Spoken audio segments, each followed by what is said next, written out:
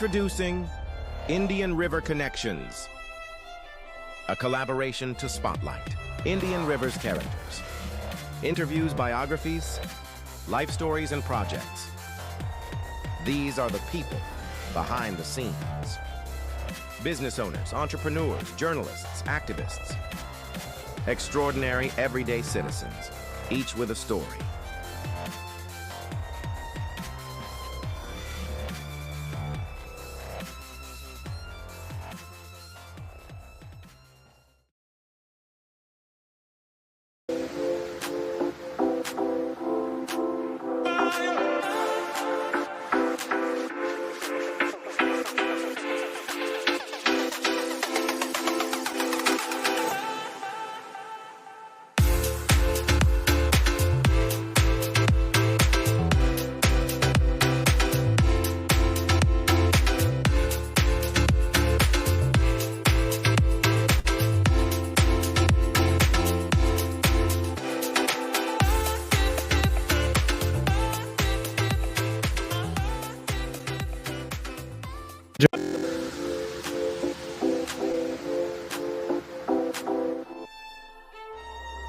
Introducing Indian River Connections, a collaboration to spotlight Indian River's characters. Interviews, biographies, life stories, and projects. These are the people behind the scenes. Business owners, entrepreneurs, journalists, activists. Extraordinary everyday citizens, each with a story.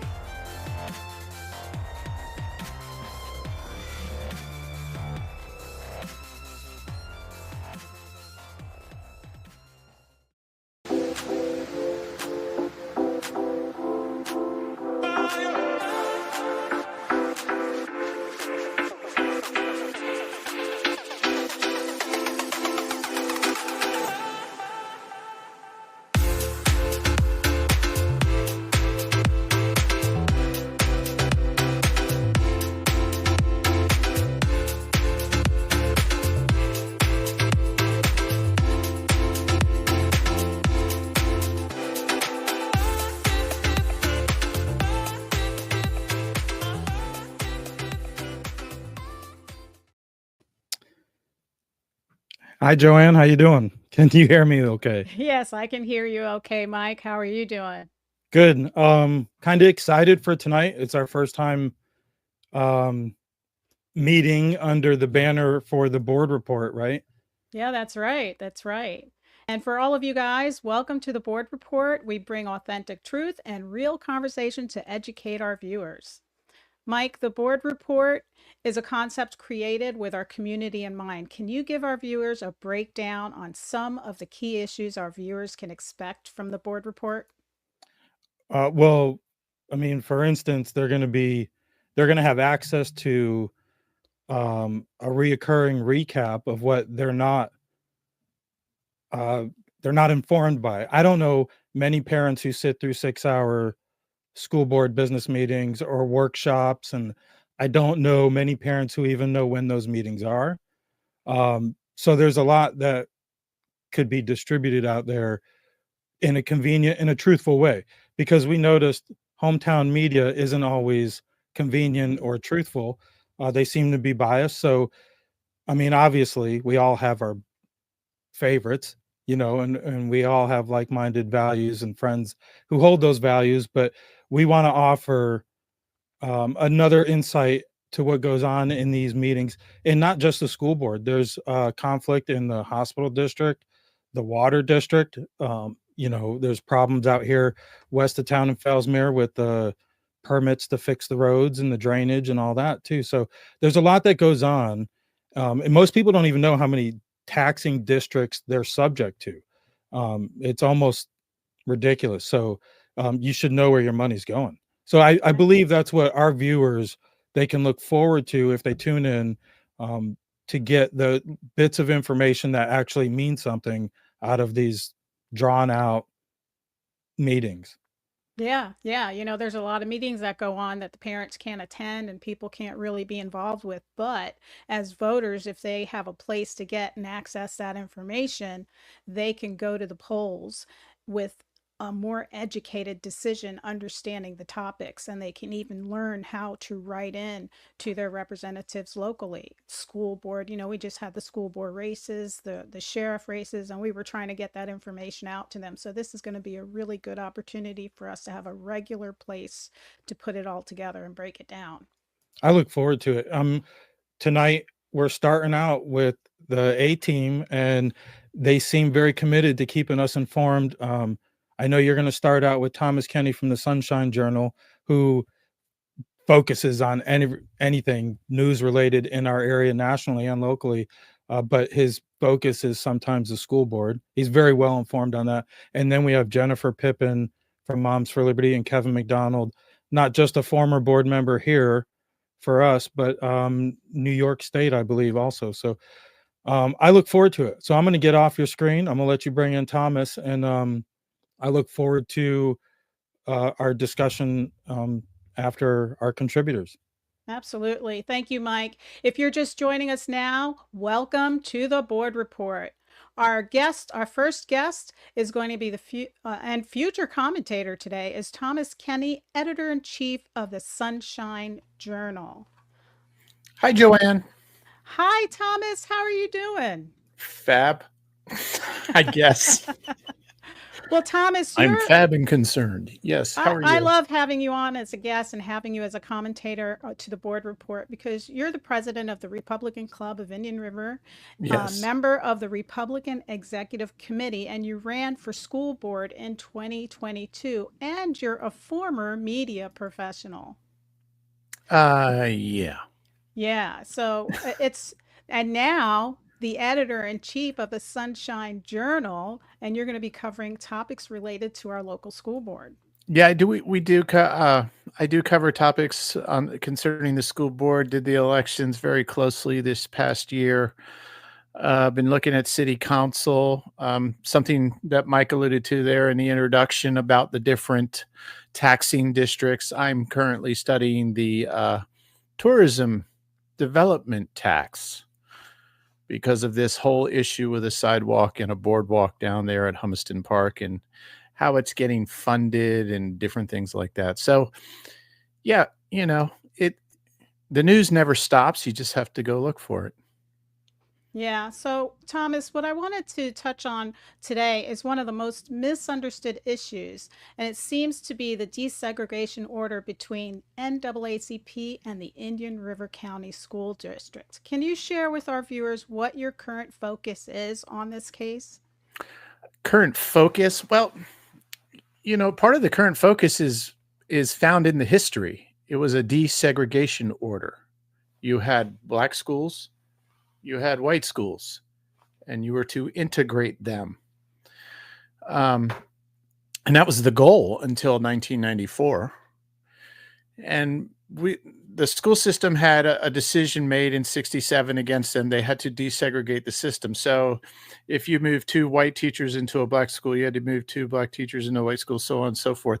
It was actually the origins of school choice in the state of Florida, because kids could go to any school. All they had to do was choose where to go, and then transportation had to be provided and all these different things. So a lot of the stuff that we have in our school system today with transportation stuff was almost born out of the idea of desegregating school systems, particularly in the South. There are different factors that the U.S. Government or the federal courts want you to have. I don't want to get into all that, but the gist of it was, let's integrate. Today, most of your school system, especially in Indian River County, I could say without a doubt, is integrated. It's fully integrated. So why are we still under a desegregation order? Well, in 94, things changed.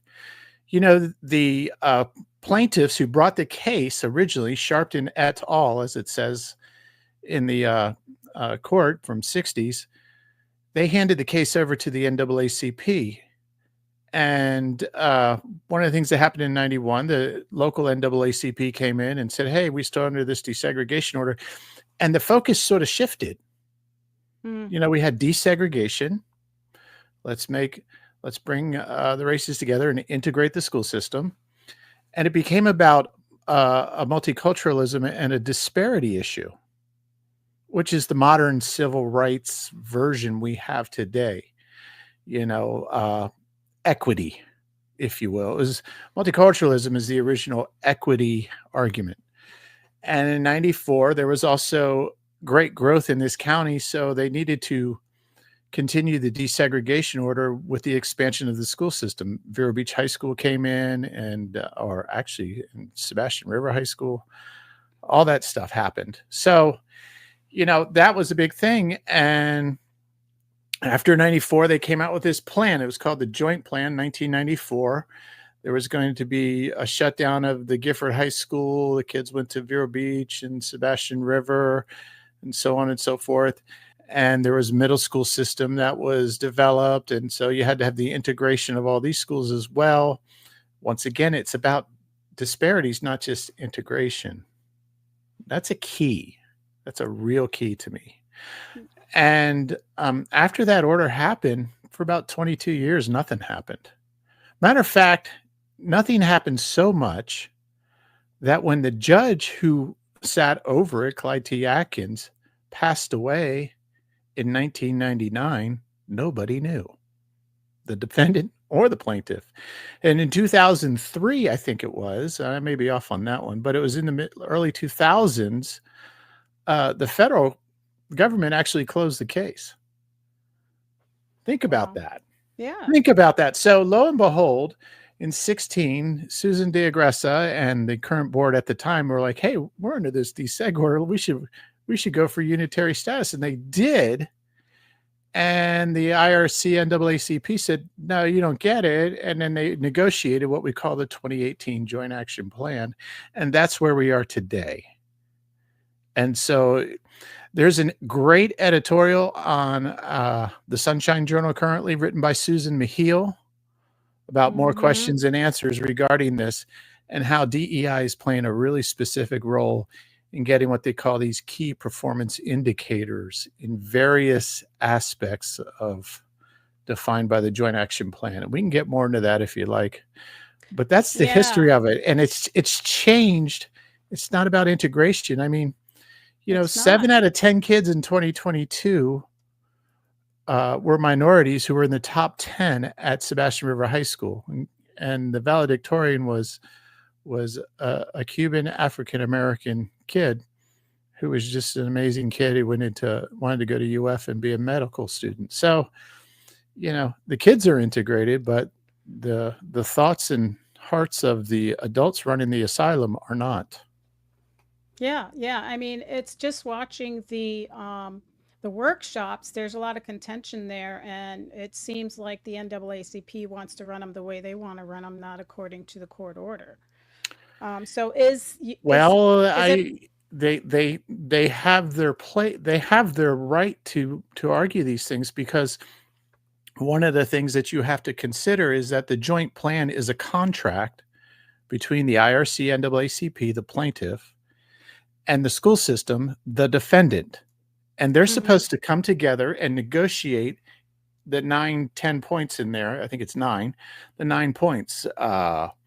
There's mentoring for teachers. There's transportation, all these different things that make the desegregation order, the points of the desegregation order, to give you unitary status. And so they negotiate those things.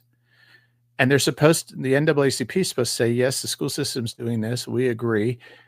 And then they grant. If they come to an impasse on those 9 points, the judge doesn't want them coming into the courtroom.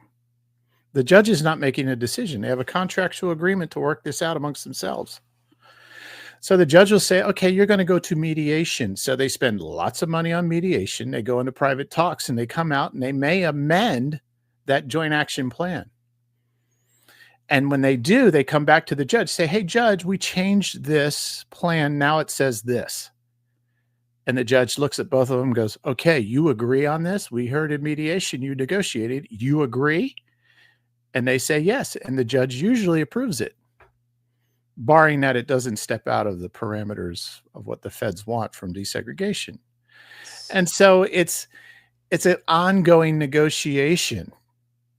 Actually, it's a contract, and the judge doesn't make a decision. So that can they ever meet unitary status then? Because all they have That's to do is the bring up a new topic and change it. I mean, just with the goals that they've got set, all the data, like white people and African Americans have to equalize really. If they're taking, they have um, academic classes, honors classes, but that's all individualized. It depends on the student, and there are a lot of outside factors that have to do with how well that student's going to do. You can't and force a that's student to be as smart as another student. yes, and that's the beauty of, and that's why I can encourage everyone to read Susan Mejiel's editorial, because she speaks to that issue directly. She points out how there are certain the key performance indicators are trying to federally get that federal backing of a court here in our county to manage outcomes and Yeah. not individual success, and not bring about equal opportunity and individual success based on equal opportunity. One of the things I've pointed out in writing about this is that, since the 2018 Joint Action Plan, and I would say even before this, there hasn't been one case of discrimination filed by a teacher or instructional staff or student at our school system. Because Mm-hmm. Because we don't have we don't have that. discrimination. Yeah, we don't have No. that. And we have policy for instructional staff, students, support staff, administrative staff. We have equal opportunity for each section of employment in the school system. And it's policy 22. There's employee, and there's a very specific way. It's all federal on how to file those complaints and whatever. And so, with instructional staff and students, there's never been a complaint. And you got to ask yourself, okay, the school system behaves perfectly integrated, because it is. It is. But this case does not. The people on this are not. And it's so evident in the fact that you have the minority school board representative on there right now, and the minorities don't want her. Well, that's one of the issues that they're having at this one workshop, and I have some footage on it where they're discussing the litigation is kind of it's like a big salad. They're mixing the litigation with the work group, because the work group's not really speaking for itself. The attorneys are, but Well, and that's another thing. So if you go and read in that report, that editorial by Susan Mejiel, she has linked 3. Every year they give a status report on where they are. And so if you go 2 meetings without making progress, you can go to mediation. And there is the possibility that may occur here real soon, because I think they've gone 3 meetings and there hasn't been any progress. But here's the thing. It's in that you read those status reports and it gives you the members of the committee or the work group. It shows them very clearly. And if you notice, no lawyers are members. no, the attorneys Because they are never not on there. have been. And, they like to use their lawyer to run the meeting for them. You got to understand. And so, and she's pretty efficient, I have to admit. But the reality of it is you're supposed to, this is the opportunity for the sides to come together and work out real quickly. This should have been done. The original 2018 plan was supposed to last 3 years, and this should have been done already. It's now, we're in our 7th year. Yeah, it's too many years. I want to play that little clip where the attorney is explaining what's going on with the litigation in the work group. Do Sure. you mind? No, go right ahead. All right, let's do that. Yay or nay? Let's find it. Here it is.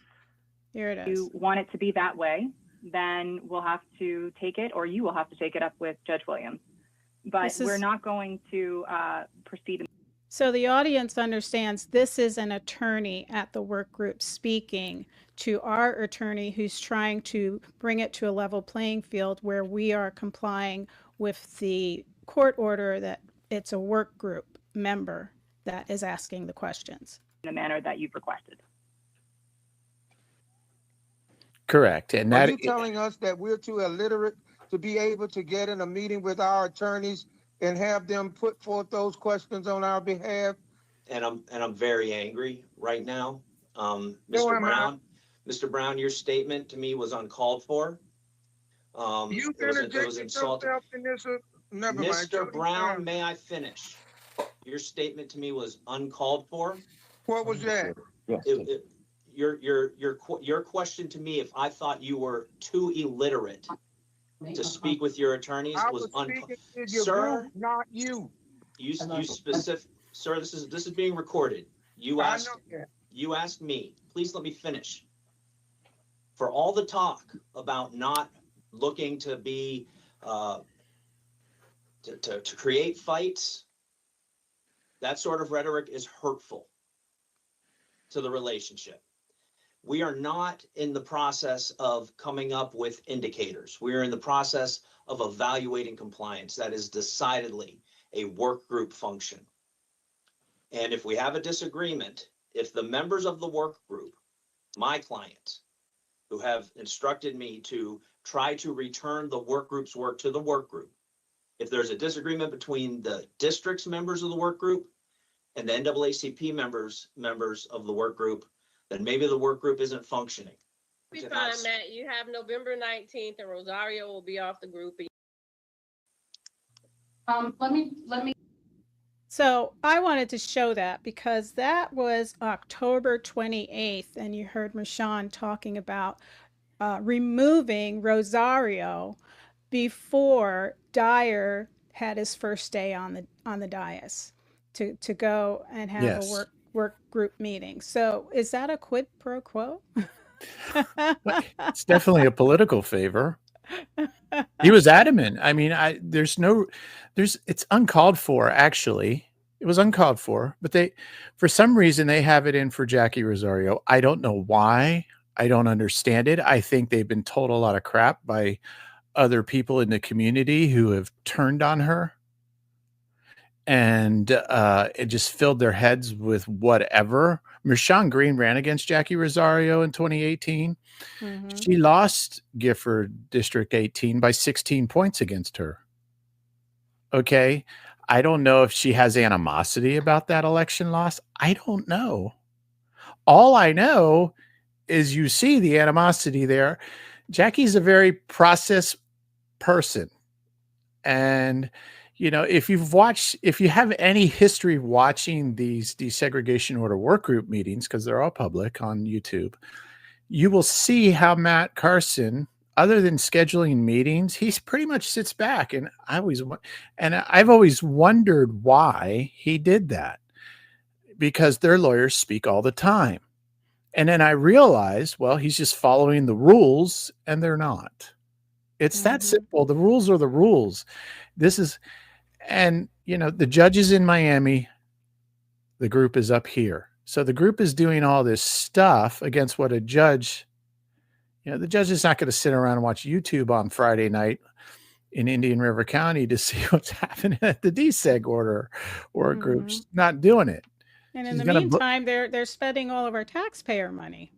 Well, yeah. I mean, for us, it's what, $105,000 to $150,000 annually. I think Jennifer Pippin, who you'll have on in a moment, will bring up the idea. The reality of it is she did a study on it. It over 8 years averaged over $105,000. It's now up to about $150,000. I mean, last year in 2023,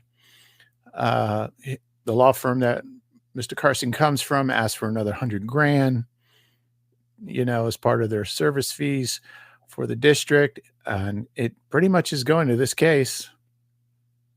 So There you are. Well, Thomas, I want to thank you for coming on as a commentator. Could you tell everybody how to get a hold of you and how to subscribe to Sunshine Journal? And we'll see you in a little bit. Yeah, we have the Sunshine Journal page on Facebook and also on X, Thomas Augustus Sunshine Journal on X at Thomas Augustus. and sunshinejournal.com. Actually, Substack /@the-Sunshine-Journal. That's how you get the Substack. You can subscribe for free or paid, so I can continue to write, or I'm going to go get another job. Well, thank you so much, Thomas, for joining us, and we look forward to more of your commentary in the future. Thank you. Thank you. Have a good evening. You too.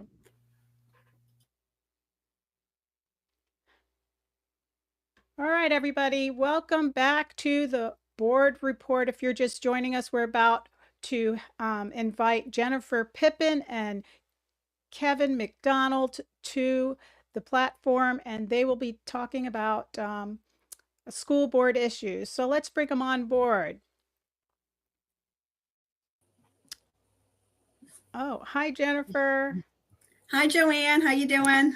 Doing great. Hi, Kevin. How are you doing? Joanne. I'm great. Yes, I was so glad to have you guys. This is going to be a very informative. Can you help me out here? Informative Podcast for our community. And you heard us talking about the desegregation order and everything that's going on. What else can you tell us about that, Jennifer?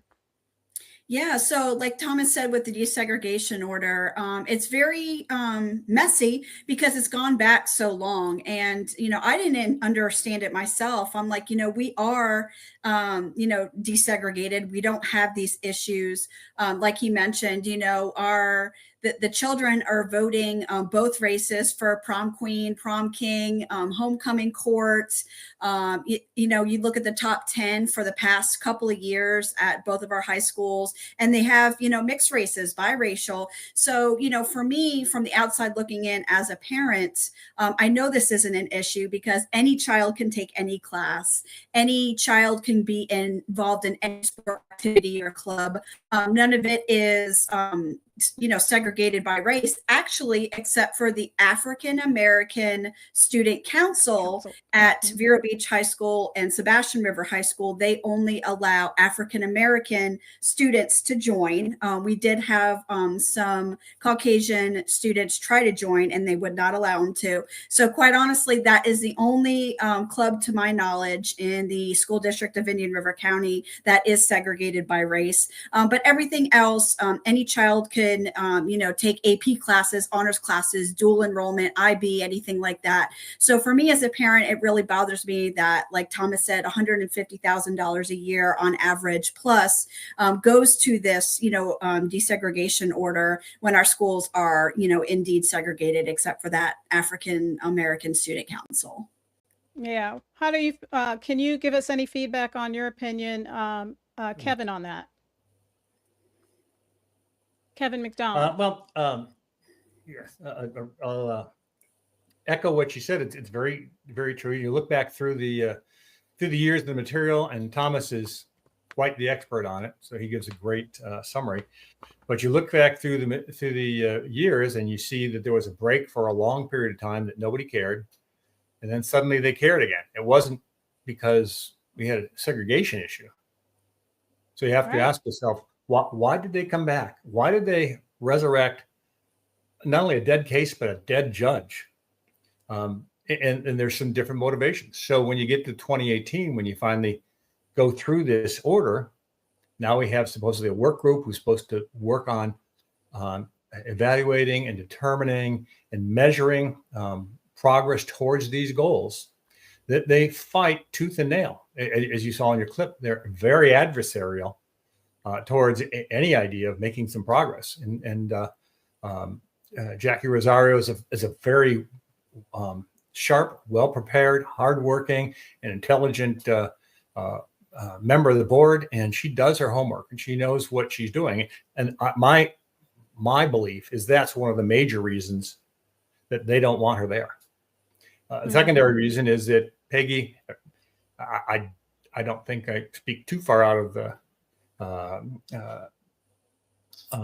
box in saying that Peggy's primary voting bloc and the NAACP and the teachers union, and she works them and they work her very well. So she's going to do their bidding. She has done their bidding, and So this is all about, you can't know what's in somebody's head. So all you can do is observe. But when you observe, you realize that they're not about solving something. If anything, they're about not solving something. And they're not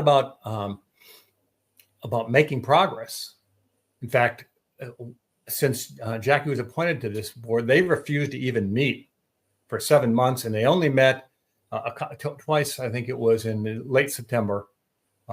They met by a Zoom call because a lot of pressure came on them earlier in September due to some of the actions that we took.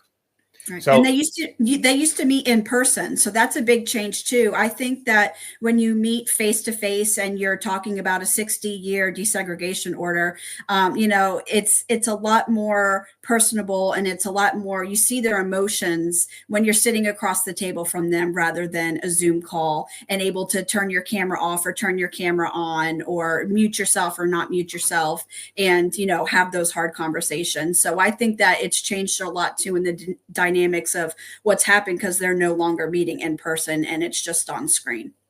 All right. And I think that ultimately, as Thomas said, they're not making progress. So this probably goes back to court. They probably get a court order to go to arbitration, and they go in and arbitrate. One of the difficulties is, what is the probability that that judge, or most any other judge, they tend to be liberal, particularly as you go south, what's the chance of any of them wanting to stick their finger in the light socket? They don't want to make a decision. They don't want to be the reason that they've done it this way is they don't want to be responsible for the outcome, because they don't want to turn the NAACP down or do something that upsets them because it's politically difficult. Right. Sure. And it definitely seems like the gap demands is specifically, the expectations don't take into account the individual needs of each student, let alone each student's individual interests, abilities, and the outside forces that influence the decisions that the students make or how the students are able to access these activities. I mean, they talk about acceleration courses, and you don't reach unitary status until you're within either 4 points of each in the gap of a white student. And to me, when I was reading through it, I'm like, it sounds very racist to me, and it shouldn't. It shouldn't be white student. What about all those Puerto Rican people that are white? They're still minorities, but you're going to classify them with this race. Why not just say students? And I'm wondering, how are we ever going to reach unitary status if we don't have a judge that's going to take up the case? Because as you saw how contentious that video was, and there's more footage on it, and they're already, pinpointing Jackie Rosario, like, we want her out, so we're going to get her out. Well, and you make a couple of good points. Not only are some of these objectives scholastically based, but a lot of them are based on after-school activities or AP classes or dual enrollment. Right. So they have turned the Black for their own purposes. They've turned the Black as well as white students into statistics and data. Yeah. And they're just using it. Now, what happens if 15% of the Black students do not want to be dual enrolled, do not want to participate in particular after school activities, do not want to be in AP classes? It's purely communist, because it doesn't matter what they want. It doesn't matter what's good for them. It doesn't matter who they are, what they are. They're basically saying that these Black children, these African-American children, must be stack ranked against white children. Yeah, And that's what it and feels like. That's what it is. It's saying you've got to achieve this for them to achieve it in mass. They have to achieve it through individuals. So ultimately, that means some African-American students are going to have to submit to and be involved in things that they have no interest in. Exactly. And some white students who are interested in that are ultimately going to need to be stepped back or excluded so that the numbers work. And the saddest thing is they don't mind either the first scenario nor the second scenario. They don't mind that the Black students are put upon, nor that the white students are pressured or disadvantaged. I mean, I grew up. I'm 70 years old. Almost virtually my entire life has been about white people taking a step aside for Black people, and we did it without complaining or anything because we understood that, given the history that happened long before I was born, that they might need help. I was driving down the highway this afternoon. I stopped because the person trying to pull in wasn't going to get in if me or somebody didn't stop and let them in. So in the 60s, in the 70s, in the 80s, our perspective was, yes, it's the right thing to do to stop and let them in. But now it's gone well past that, and they pull out, they stop traffic, they want all their friends to come out, and they never let traffic go. They don't want white people. They don't want them second in line. They really don't want them in line, ultimately. And it's sad to think that. It is, because the sad thing is that it's not helping the students. No, they're not providing the students with equal educational resources and opportunities. What they're doing is they're saying, well, we don't care what your ability is. We want you to be put in this program because we want you to be equally as smart as that person. And the only way they're going to be able to do that is to dumb down the program. right. And it's smart. You know? In order to do that Black student has to be measured against that white student. It can't be about improving that Black student. It has to be that Black student has to be constantly measured against that white student. Which is promoting racism. Yeah. That's promoting desegregation right there. They're separating you by your skin color. Mm-hmm. And what's even crazy too is not many people realize our discipline policy for the entire district. For example, if a white student gets into a fight with an African-American student, the white student is disciplined at the school level, and the African-American student is disciplined at the district level, because they have to meet that desegregation order. And if they've already had too many African-American students disciplined, they will not discipline the African-American student to be able to meet that desegregation order. So again, that is something that is just based on race. If they were both fighting, or if they were both vaping, or if they were both having, a problem, with something that they were doing in the bathroom that was inappropriate, they're dividing the discipline by either school district or, the school, and it depends on their race. And, another thing that I never seen, what about the biracial children? Like, what, you never see that. So it's like, where do they kind of fit in, and how would they get disciplined? So it's so messy. And, like you guys both said, the children are the ones that suffer for this, because, for example, if they get in a fight, one of them could be in class the next day, and then the next one's getting, detention or in-school suspension for the next 3 days for fighting. And it's all based on race. Yeah. So, I mean, it's just no accountability, no equal accountability. They're not looking at you as a person. They're just separating you by your skin color. And it's really DEI on steroids. Mm-hmm. Well, and ultimately, so what's the ultimate impact? They are in through this process and through this approach, they are seeking to continue racial division. Is seeking to continue desegregation, segregation. They have a Black only after school club. That's segregation. The fact that they can choose it rather than force it makes it seem good, but it's segregation of them, and it's discrimination against anyone who would like to be in that group and can't be in that group. So they set not only set a bad example, but they really reveal that their morals and principles are not aligned at all with the whole concept of desegregation, and the concept of unity, and the concept of race not being a factor, because they've gotten individual uniqueness. Everybody is a unique person. They've achieved the problem, and this happened not just with them. Every organization, after a while, they achieve their goal, and then where do they go? Well, they've got jobs, they've got responsibilities, they've got power, they've got identity in it. So they have to continue past having accomplished their goal. Now, what is the American Cancer Society going to do when cancer is cured? Well, either have to keep cancer from being cured, or they're going to have to extend themselves in some way, because organizations do not say, victory, we're going to close the organization up.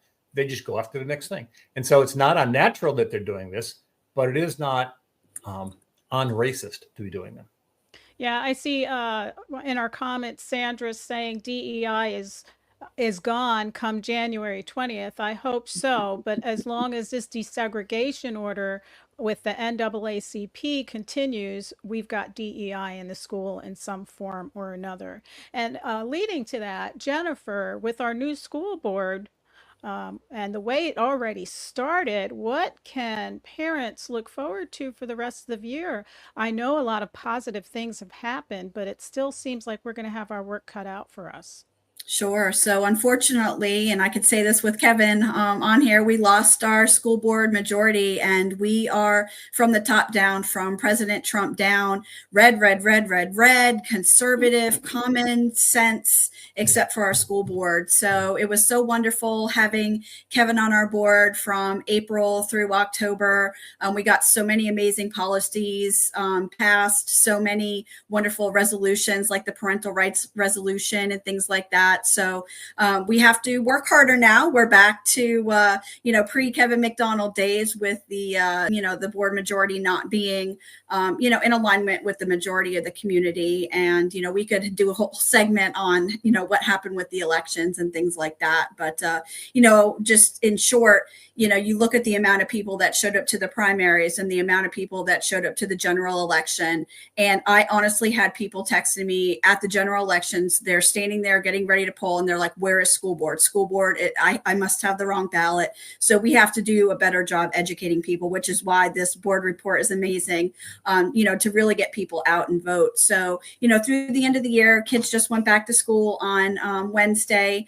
We're going to have graduations coming up. We are going to have a lot of testing coming up. Our new science curriculum adoption process is going at the next superintendent workshop. They're talking about the calendar and all of these really important things. And, the superintendent workshops are kind of the meat and potatoes of what's going on. And then they kind of summarize it at the board meeting. And that's where you can have citizen comments. So the best thing for parents, grandparents, and community members to do is just be engaged, watch your board report, and get involved. And if there's something that you can help with or volunteer with, or you see an issue, good, bad, or indifferent, get involved, because it really does make a difference for children. Yep. Nice. Yeah. Oh, I wanted to ask you, there was a book, Perfectly Normal. Where is that book now? Is it ever coming out, or is it gone for good? Sure. So It's Perfectly Normal is not in any school in the school district of Indian River County.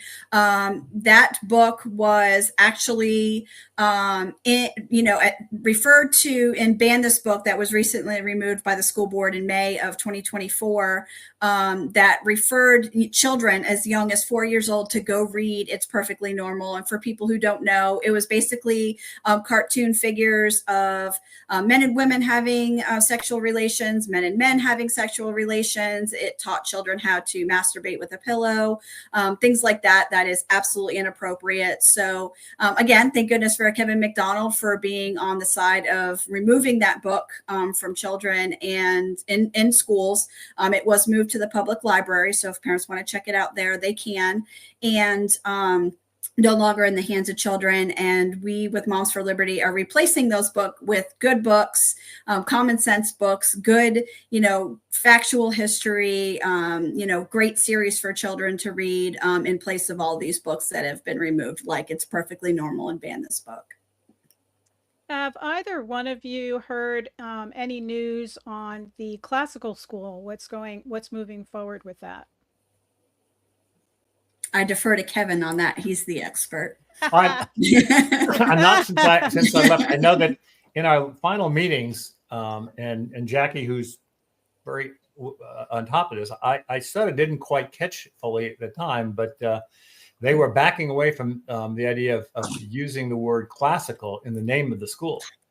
And I didn't really catch the nuances of what political gyrations were going on, but basically it very much seems like they are trying to pull away from having classical education as part of that endeavor. And I think the next weeks, months will tell. If they do that, if I was a parent, I would grab my kids and head for the doors. That would be an extremely, extremely bad signal to send to the community that says they know it's popular. I just talked today with a friend about a new school that's got a K-2, and they're looking to expand and build a building and with a classroom curriculum. It's very popular. It's very successful. It teaches things, all the things that apparently the school district doesn't want to have happen, apparently, or they would utilize it. They were very enthusiastic about it. My opponent actually ran, stating he was in favor of a classical school. So we'll see if what he says in campaign trail is what he follows through on. So far, that hasn't been the case, but hopefully it will be. But they lost, I think it's 400 some students this last year. Mm-hmm. When I was meeting with that's Dr. a lot Moore, of students. it's a lot of students, having lost 1,650 over the prior 4 years. So now they're down to 2,000. They've got 2 schools, Pelican and the other one up in that area, were at half capacity. So part of the reason of doing this was to utilize the capacity of those empty schools. If they can't make this come together, the school board is going to be faced with the challenge of selling off one or more of those buildings as parents grab their children, head for the hills, and evacuate the public school system. So this is very much. I don't want to say it's an existential threat, because they'll continue to exist. It's paid for by taxes. They can tax people, but they're going to lose students. There's going to be pressure to reduce the taxes, and there's hopefully going to be pressure to make the education system good and solid, and not political, not racial, and not atheist skewed religion as well. I see Dr. Moore as being a real competitive person, and with him just receiving accolades this year, he's going to want to keep moving forward. So I think I would suggest parents to reach out to the school district and let them know how they feel about keeping that word classical in there and moving forward with a classical school, because a lot of parents need choice. That's why they lost 400 plus students, because parents want something else. And I think Dr. Moore is competitive enough to key into that and want to make sure if he hears from enough parents, he's going to want to favor what the parents are, because private schools are going to be opening up. People will prefer to pay for school rather than go to free school if their kids are going to get a better education. So either he's going to get on the playing game and do what parents want, or schools are not going to continue to progress, because people are starting to talk now, even homeschooling parents, on how they can collaborate to make homeschooling a bigger homeschool, something parents can rely on. And parents are pretty powerful, as you can see. Moms for Liberty, when they set their mind to it, they will make it happen. So either he's going to win over the parents or he's going to lose them, and that's not going to be a good thing for him. Sure. Anytime that there's an issue, some local media call it culture issues. I call them real issues, because, the parents, grandparents, and community members find these issues. Every time that there's an issue, more people leave the school system. And, with school choice now and the money following the backpack through legislation in 2023, parents aren't having to pay that entire tuition, to go to a private school, another classical school, a religious school, anything like that.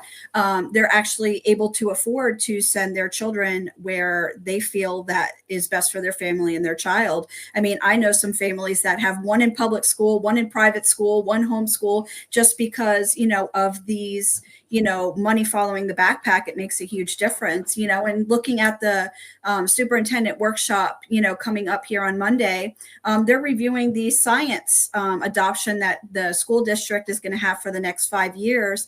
And, you know, the couple of programs that were approved by the Department of Education, I was on the committee as a parent volunteer, and there is so much information in there riddled about COVID, and, you know, vaccination is the only way to eradicate disease. There's information just liberal on, you know, climate change, on, you know, so many things, and so much disinformation in there that, you know, we've challenged it. And we actually have a Zoom meeting with the Department of Education next week because of this. And, you know, you'll probably see it come out in the local news that, you know, Moms for Liberty, culture issue, but, you know, they only had one view of these things, and we don't need to indoctrinate children. We need to educate children.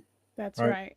I will say that Dr. Moore has a lot of great skills, and he's an impressive person in many ways. I actually wrote a very glowing letter for him to help get him selected as the superintendent of the year. I think the potential weak spot is his cultural political outlook, and his personal perspective, but also the board's. And if the board is pressing him in that direction, he's going to lean in the direction he's being pressed. Now, I don't know how much of that he personally aligns with or doesn't align with. If he aligns with it personally, he's going to lean much easier and lean much further. But that's neither here nor there. Parents want a balanced and an intelligent and a culturally appropriate implementation of the school system, and they don't want a lot of this DEI stuff. We voted that out. They don't want a lot of this political nuance to be woven into what they're being taught. And since COVID happened, a lot of parents saw what was happening. They didn't realize, they may not know, but now they see what's happening. And Moms for Liberty is one of the responses to that. Is that they realize we have to either take control of the school district again, or we have to get our children out. And so the next several months, particularly with the classical school launch, if they don't follow through with that, if they don't follow through with some of the other things, like I say, parents are going to have to grab their kids and run. I heard, in fact, you mentioned one of the options I was discussing today. There's at least one school in Vero. It has a tuition of $95. Oh, you froze on us. Uh-oh. He started talking about money. Sort of hybrids that may fit.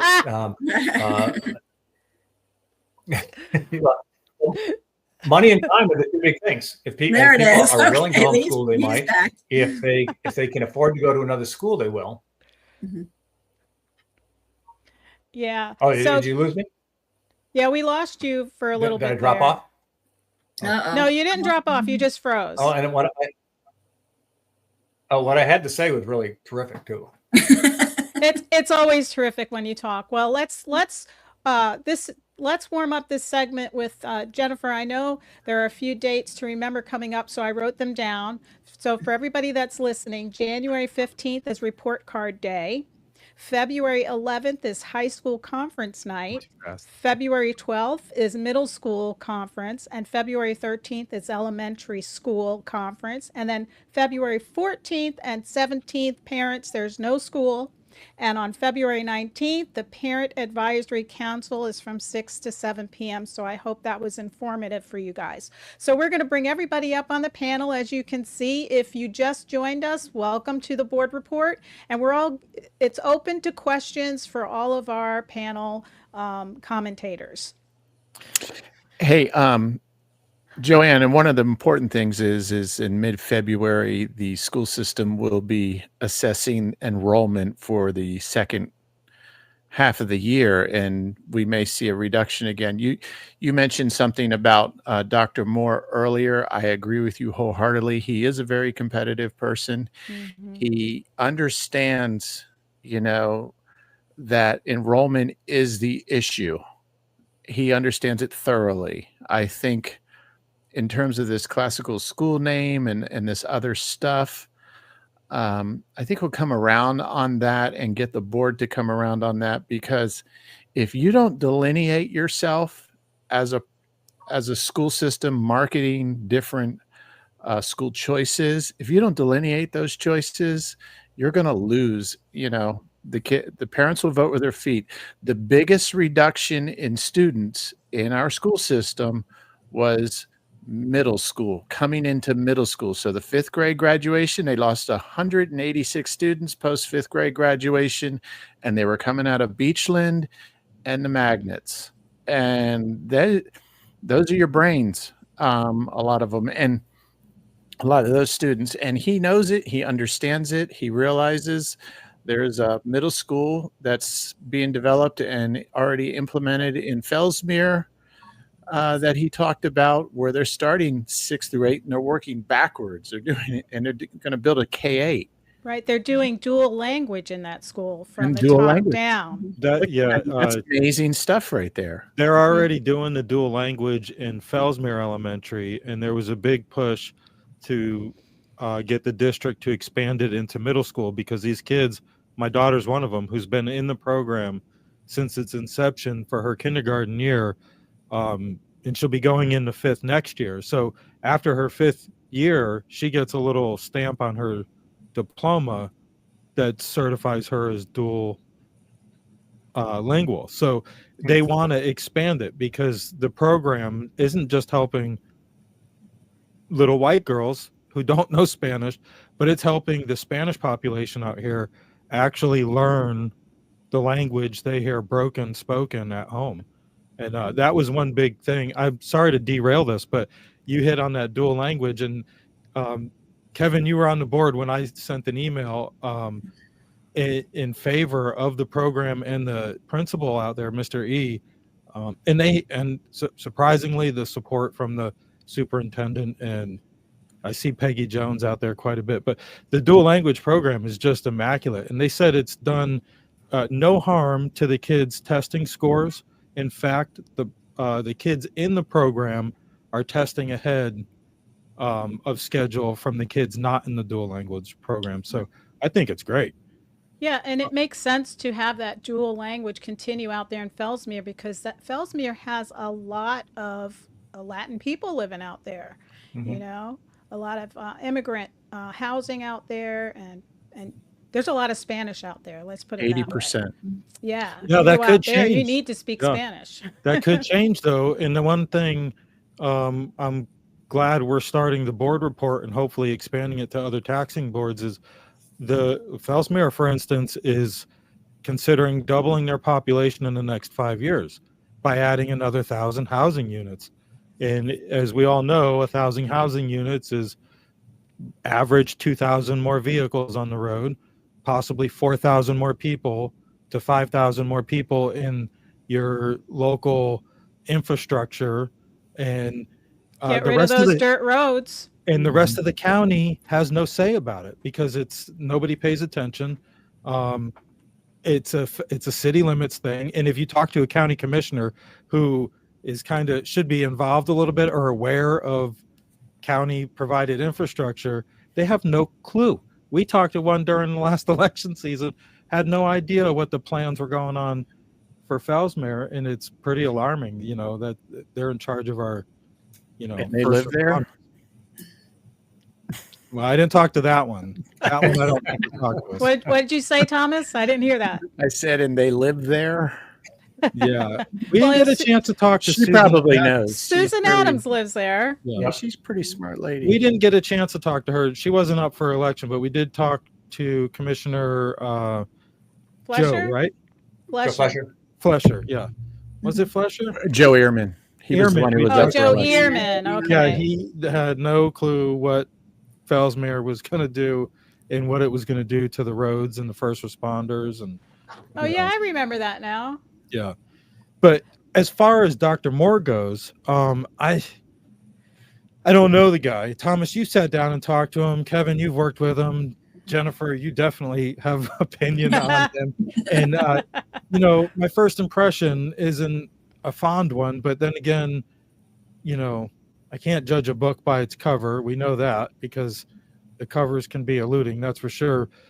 But like you alluded to, his competitive spirit, I don't doubt he wants to do good for our district.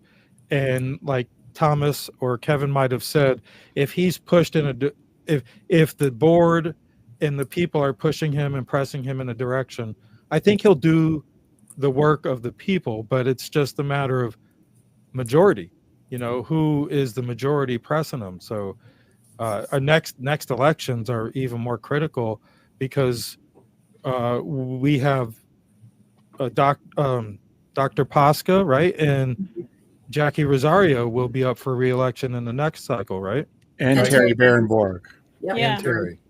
Mhm. The board. That's right, the trifecta.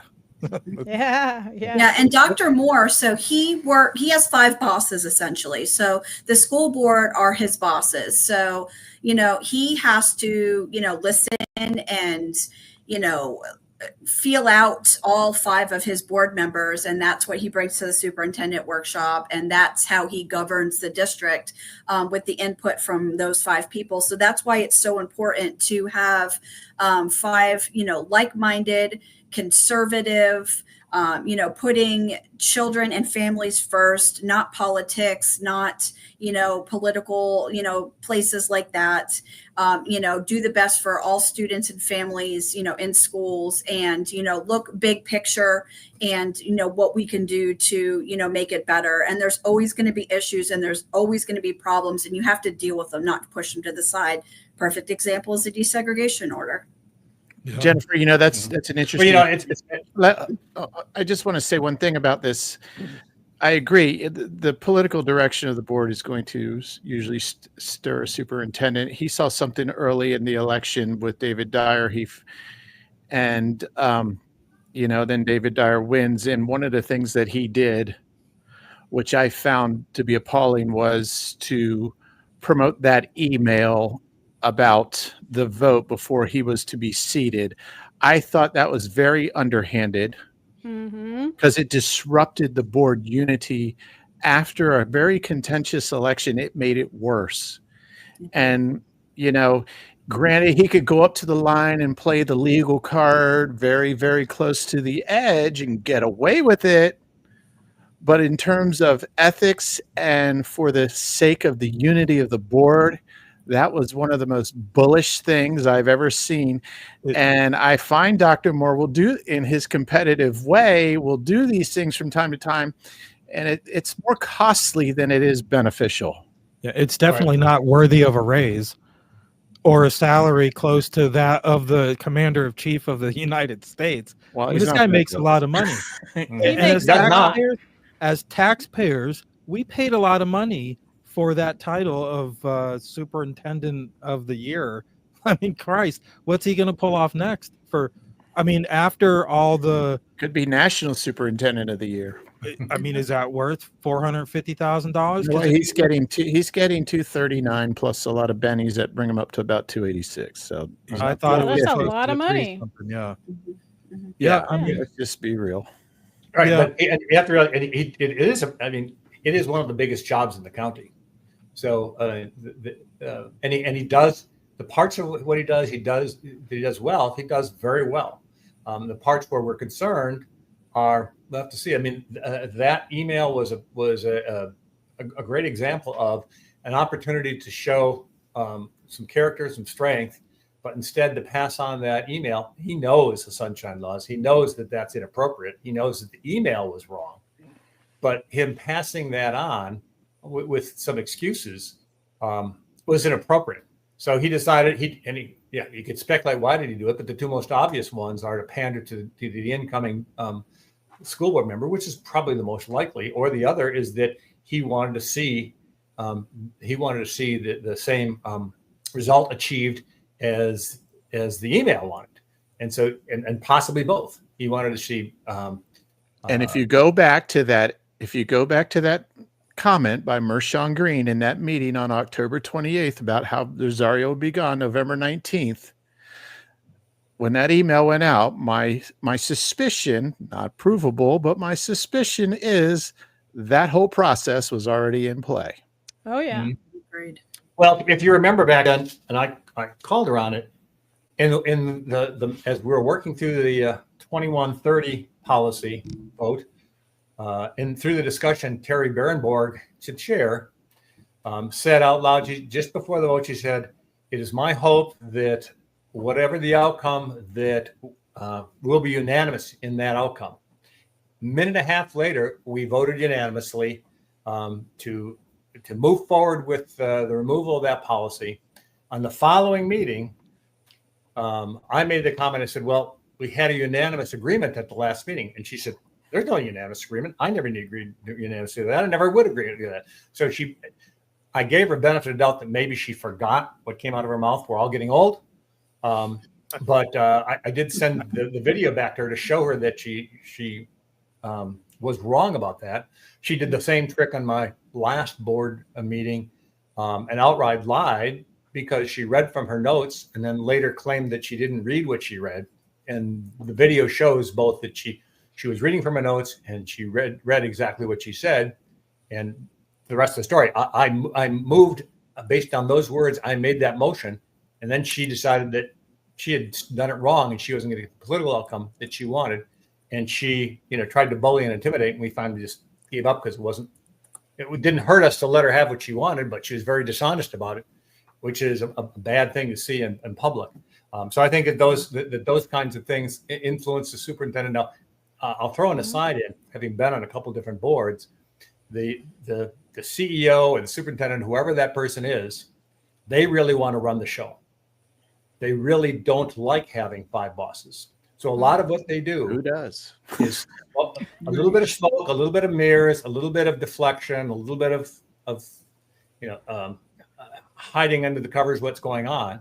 He's no different than anyone else, but that's really the undercurrent that goes on in the actual operations. So the board, no matter who they are and their intention, it's often very difficult to maintain visibility and control and drive the results that you've already directed that person to do.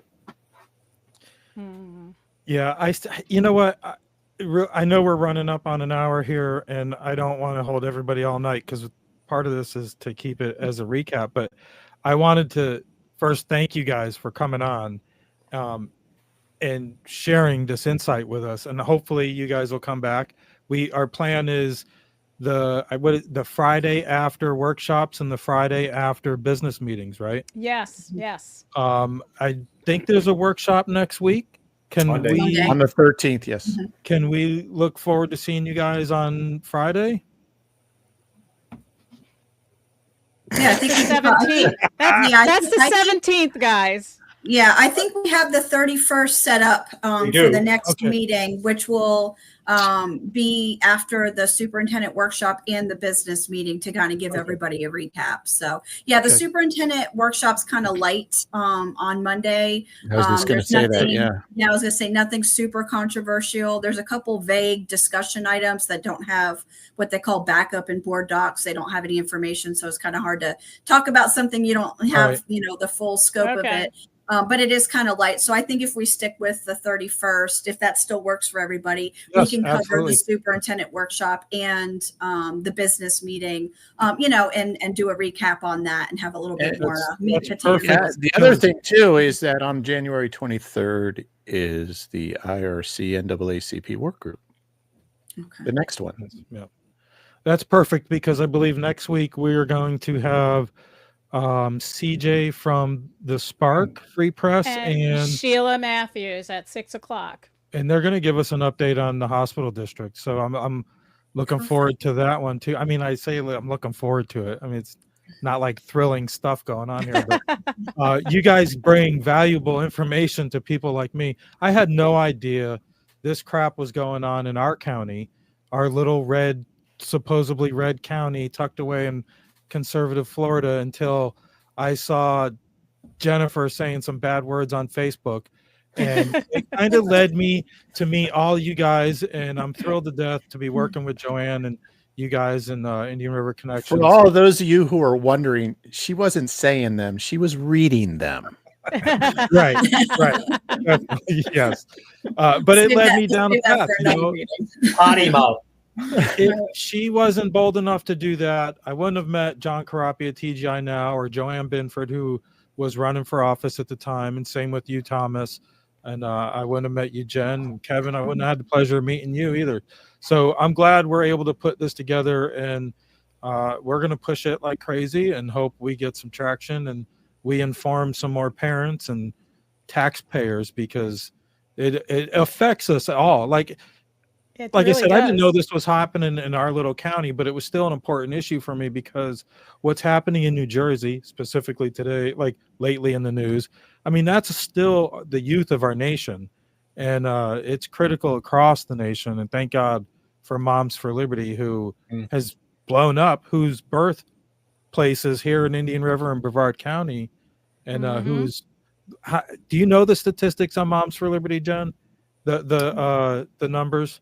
Sure, where we're at now. So since the Title IX issue came about and we won the case, and it's still in the news, we're at over 300,000 members. We are in 49 states, and we have almost 400 chapters, which is 400 counties across the United States. And so that's kind of the latest numbers as of January 1. But we also have so many chapter chairs that are now state representatives, House representatives, senators, city council, so many elected officials across the country. It's just absolutely outstanding, on top of, what we advocate for a school board.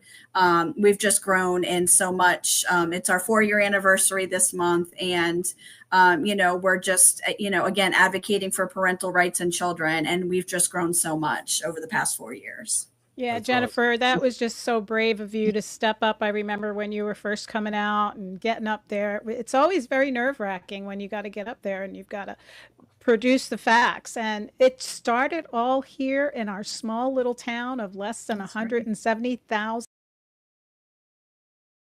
people. Amazing.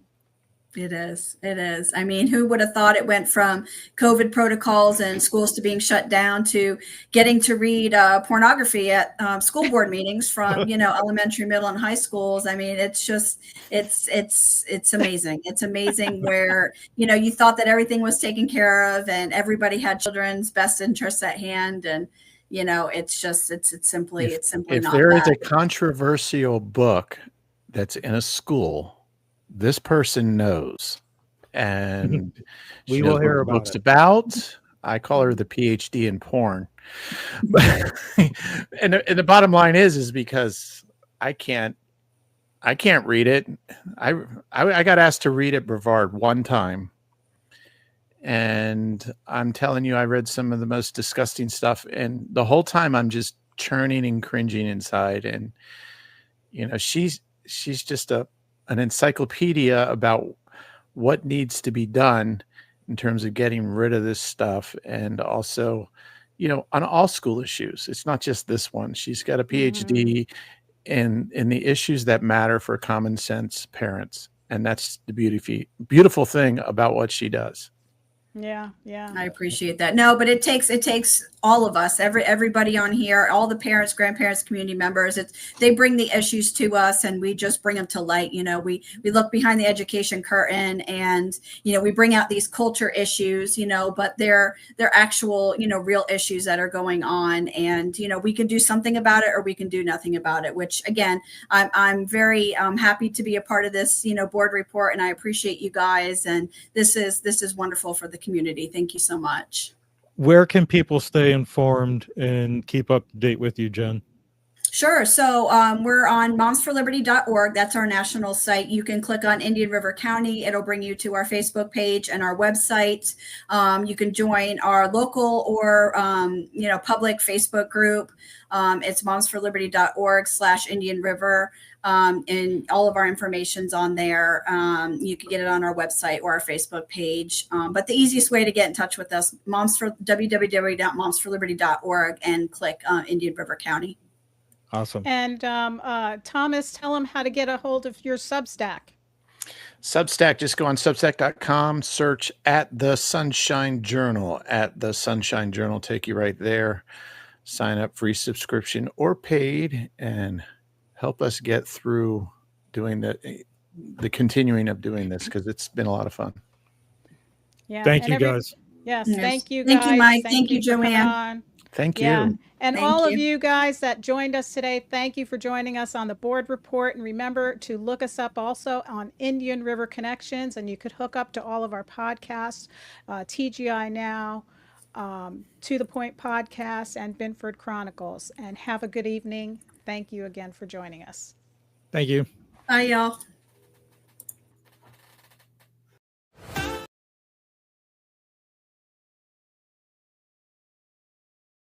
Scene in this country. So, you know, big tech has had a grip on free speech until Elon Musk. So yeah, we get tons of pushback, but you know, we're going to tell the truth and we're going to get to the bottom of the story, no matter what, what the result is with the pushback.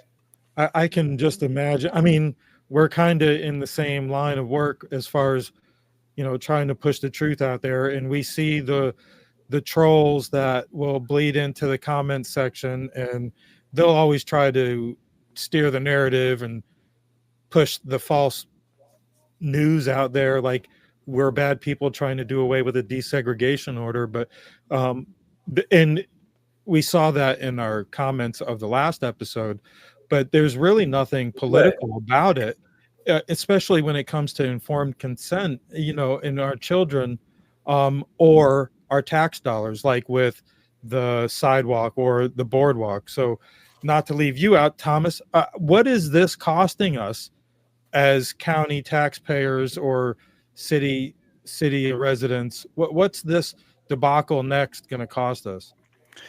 Well, it's not really a debacle. It is what it is, but it's how it's, you know, there's this thing called a tourist development tax. And it basically, the county's divided up into two districts: the city, which is 13 square miles, and the rest of it, which is 617 square miles. Okay. The city provides 48% of the revenue. The county provides the other 52%. And I think the city deserves its portion. Now, some people say, well, the city hotels get used for county events. True.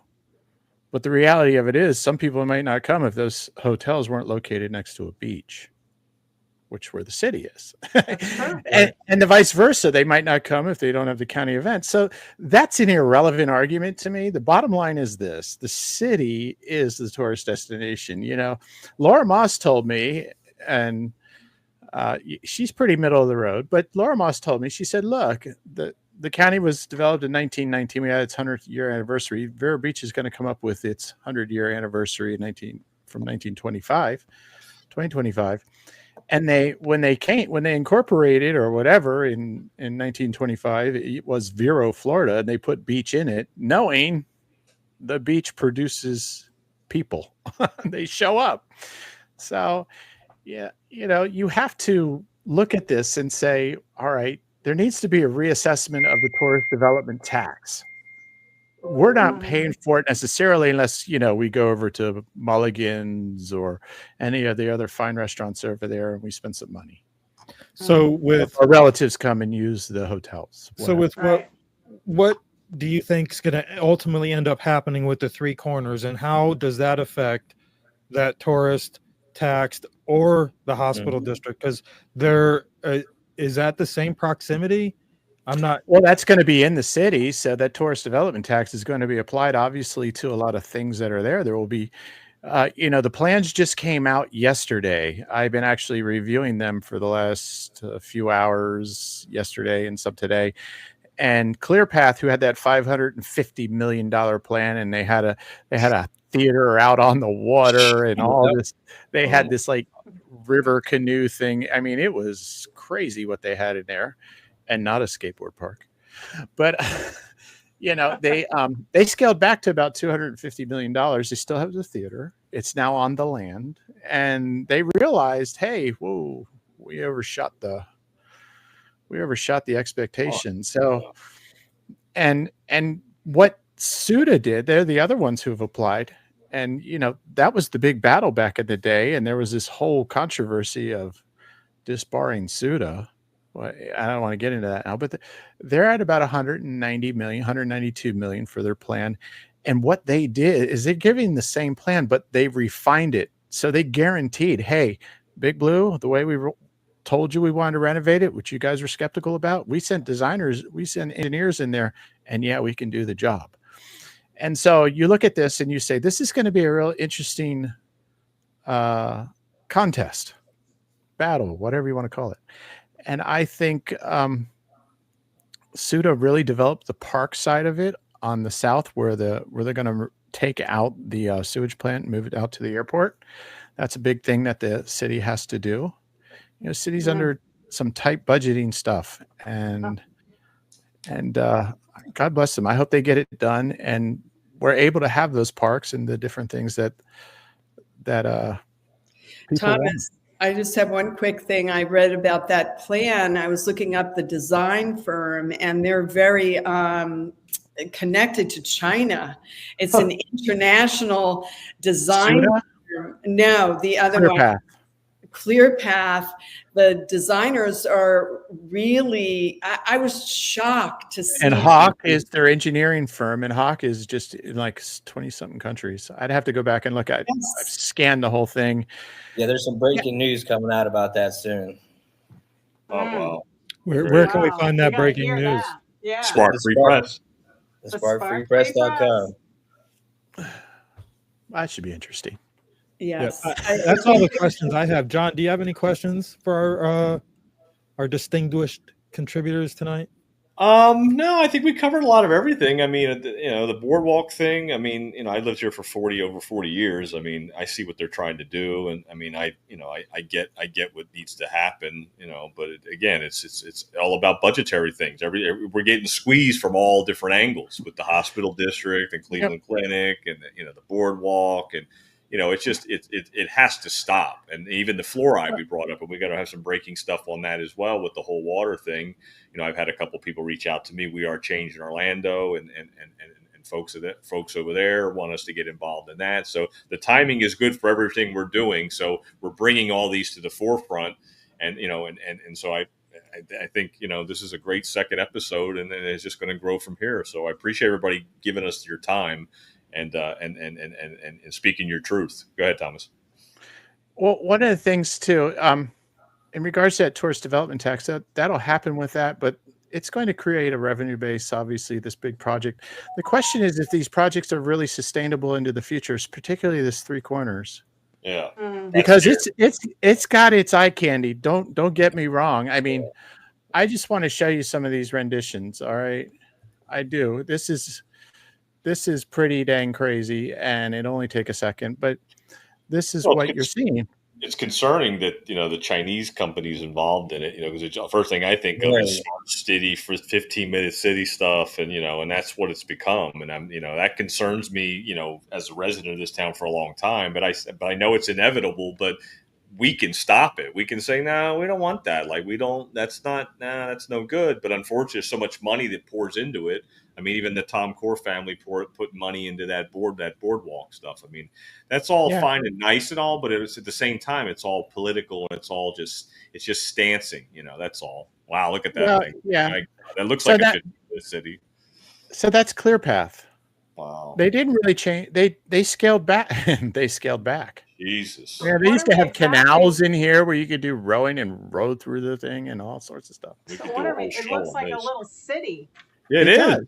That's what it is. That's exactly what it is. That's what that makes total sense that this Chinese company's involved. It makes 100. I didn't even know that. So now, again, this is why we're doing this, so that we get this information out there, so people know that there's Chinese money behind this, and our folks on the beach and the people that really benefit from what's really going on with this, they're the ones that are going to benefit from it, not us. Because I'll never step foot on that in that area. I'll never go near that place. It's not even Vero Beach. Yeah. Now this is SUDA. It's like a sore thumb. Yeah. This is SUDA. So SUDA is pretty much taken Big Blue, and they call that a breezeway, and it shoots right through it. And that to me is more interesting. It's got a little more green aesthetic and green space, but in essence, it's got pretty much the same things. And I think this is the same one. I think this is still Clearview or Clear Path. It is, because I switched personally. Maybe it'll. Oh, I see why. Okay. Yeah, you got to click that link. Oh, I gotta go to a new tab. That's what you. Sorry, people, we're learning on the fly. No, you're good. This is it's good. raw. Yeah, we gotta end live and we raw. gotta end CCP influence in Indian River County. It's just we can't have it. You know, I can't get into the idea. I don't know enough about whether or not it's direct CCP influence. I'm not going to go there right now as a reporter because that's just, that's assumptive to me at this point for myself. Yeah, but you have to find out. We have to find out. You do have to find out. You want to open it up to local architectural firms that are not, competing on a global network, level. You want to keep your jobs and everything here, but I mean, it's not like they can't bid on it, but you should know where their money is, Well, absolutely true. And I think you'll learn that along the way. So, ClearPath has pretty much kept their same, people. Sorry, it's got to get it right side up. There we go. That is beautiful. Yeah, so they've taken. Now this is a beautiful thing about Suda is that they've gone in now and this is what they proposed originally. They were like, well, you guys didn't bring it in on time, and they made all these excuses because there was a beach push for the ClearPath project. Yeah, exactly. Okay, and I'm looking into some of those things as well. The reality of this is they came in and they say in their executive summary, hey, we looked at this building from an engineering perspective because we weren't changing our designs. We're coming with what we've always come to you with, and that's something we believe is ecologically sound, sustainable. They use all the big $10 buzzwords, and that's all well and good, but one of the things they want to do is they really want to build a park on the south end that connects the north side of it and connects the sailing school and all that. And they've integrated everything, which by the way, with what did they use? A boardwalk. So, you say to yourself about these things, that's pretty cool. Now that to me is a boardwalk. It's got like ecology walks. They're going to put signs around with the floral. As you can see, some of my partiality is coming out. Yeah. I don't need Lincoln Center Arts down here all the time playing chamber music. I need it's where I can go and just clear my head and get my skull right. So this photo that you just showed us is ClearPath. The one I just showed you was the Suda with the breezeway going through, and their idea is that you see all the way to the lagoon from the parking lot. Pretty. Yeah, and it's cheaper. That's nice. Pretty. And it's aesthetically beautiful. Like it's you drive by it and you're just going to want to go there. I mean, the chimney stacks, dude, cut them things out. Put some flags on there. Yeah. There you go. I mean, that's one thing ClearPath did, right? They put the big sails on there and they would want a lookout tower. I'm thinking, Suda, put a lookout tower up there. That'd be pretty cool. That is actually a cool idea. I'm not for not having fun. Don't get me wrong. So, I like the lookout tower idea. yeah, that's one thing ClearPath got going for them is they turned one into a lookout tower. Then we can see if the Jedi are coming. Reporting on it. I'm sorry. I was just going to say I really appreciate your reporting on it, and I'm glad that you're bringing this to our attention because it is a huge part of Vero Beach. It kind of ties the mainland in with the island. Well, and one of my concerns too is, you build something like this without developing downtown and what becomes of downtown, because there's going to be a gravitational pull of people to the shiny object on the lagoon. And if it downtown could deteriorate all the more. And I think that referendum is very important. If you're going to build something of this magnitude, you're going to have to raise the game of development. And it goes back to what Joanne ran on 2 years ago, bringing in the professional people and to want to make their homes here because their careers are here. Mm-hmm. And that's important. Joanne and I were talking about this. Your top 3 employers are the schools, the hospital, the county government. In a conservative, that's true. It's just really odd. We're conservatives. Capitalism, come on, let's get on with it. And we're not allowing people to do that. Nope. Too many restrictions, too many rules, permits, whatever it is, it's turning businesses away. It is. You know, there's a beautiful theater downtown that should be open. Yeah, big time. That's, if anything, that should be the focus. Than this beautiful theater. My gosh, it's gorgeous. I agree. I totally agree with that. That'll be another story for another podcast. Because that thing is a magnet, and if it's empty, it's just polarizing people into the other direction. Yeah. So I think for another episode, we'll talk about the corners and all that too.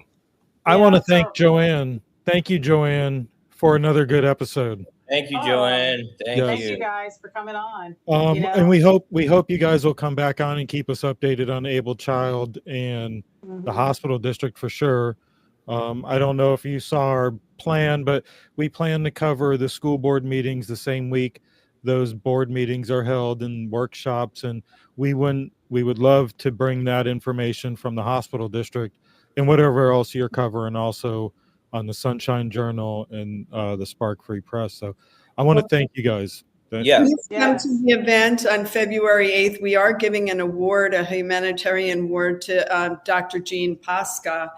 So please come. It's really going to be a great opportunity for podcasters because the Gateway Pundit's going to be there, and they're pretty powerful guys, the Hoff brothers. So thank you. That's awesome. Thank you for Able Child and what you're doing. And Thomas, as always, thank you for giving us your insight. Hey, you're welcome. Joanne, do we have anything planned for next week? Next week we've got our school district information if we have any, or I think that's not the school. It's not until the 31st. The 31st. Okay. So Yeah. So I know, just to plug some possibilities, I know John is talking to a few people in town, like from around the state about the fluoride. We're hoping to bring an interview to you with that, and another local advocate for sustainable farming. Am I saying that right, John? Yep. Yeah. Yep. So we don't have anything scheduled yet for next week, but the week after you can look forward to an update from the school board. And you guys give me a call. I'm bound to have something. Awesome. Okay. And I also wanted to plug Joanne's interview with Robert Morse. If you at home or you guys haven't checked out Joanne's interview with J6er Robert Morse, it's a really good interview. He's a great guy, and we hope to meet him in person here in Vero one day. So yeah, and on Saturday I'm having an interview with another J6er, the Florida J6er actually, and that is Barry Ramey, and we'll be doing that at 12 o'clock on Saturday. That's Saturday. This Saturday. Yeah. Tomorrow. Yeah. Tomorrow. Yep. Awesome. Hey, and then Mike, can I make a quick plug real quick? Sure, absolutely, please. We got an episode on Friday at 11 o'clock with Alex Newman with the Sparks Presents Shattering the Narrative. You can find us at Spark Free Press, Facebook, and on the internet. Yep. Awesome. Oh, pretty cool. Very cool. Love Alex Newman. And then a TGI Now podcast, we're going to have Glenn Baker on our show from Finish This Fight, A Diary of a Pissed Off American Soldier. So we'll have him on TGI Now on Tuesday at 8 p.m. Eastern live. So that should be a good show too. Check his stuff out. FinishThisFight.com or .us. And guys, by the way, I mean, we talk about government and it's either competent or not. There's a great editorial by Dale Glading up at the Sunshine Journal, The Incompetence Electing Incompetence, and it's quite a story of local Jersey politics where he's from. He ran for Congress back in 2010, I believe, and in and around Camden, New Jersey, and it goes into the state houses and talks about governors and things like that. It's a really interesting piece. I think that's great. This is incompetence, and this is the what they've been saying. They've been telling us is incompetence, but I want to come at it with a different angle. That maybe this isn't incompetence. Maybe it's intentional. Maybe it's intentional destruction. Well, when you look at California, just took a poll in the Daily Mail. 52% of the people think that the mayor of Los Angeles did no wrong, and 51% or 53%, I forget what it was, think Governor Newsom is not in the wrong either. Think Well, about I that. think these are maybe skewed, but As this it, is like they shouldn't be blamed, and you're just like, come on. But this is intentional criminal mischief and intentional administrative sabotage. Yeah. You guys are Well, awesome. guys, You guys I are don't live in awesome. I'm so California. I glad live we- in Florida. Yeah. So, guys, I think this is a wrap. I want to just remind everybody, thank you for joining us here on the board report. Sheila Matthews, our contributors include Sheila Matthews, founder of Able Child, CJ, editor-in-chief of the Spark Free Press, and Thomas Kenny. I am not a Kennedy. Chief of the Sunshine Journal, Thomas Kenny. I love you. Sorry about that. I know. Thank you again for joining us today at the board report, and we'll see you every Friday at 7 p.m. Thanks, folks. Thank you.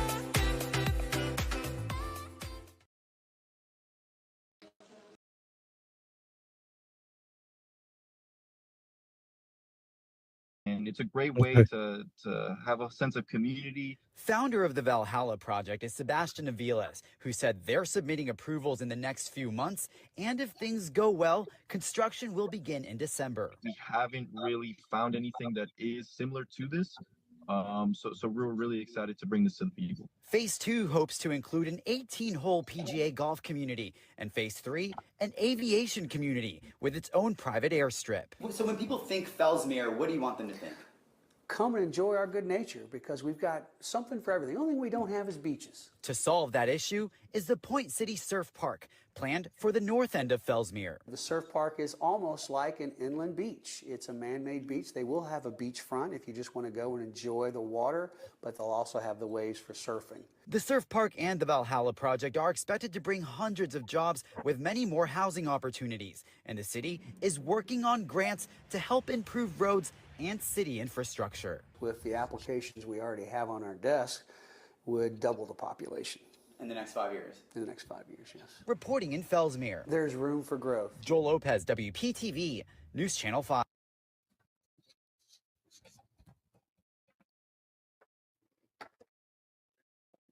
How are you doing, Jed? Can we hear you? You still down?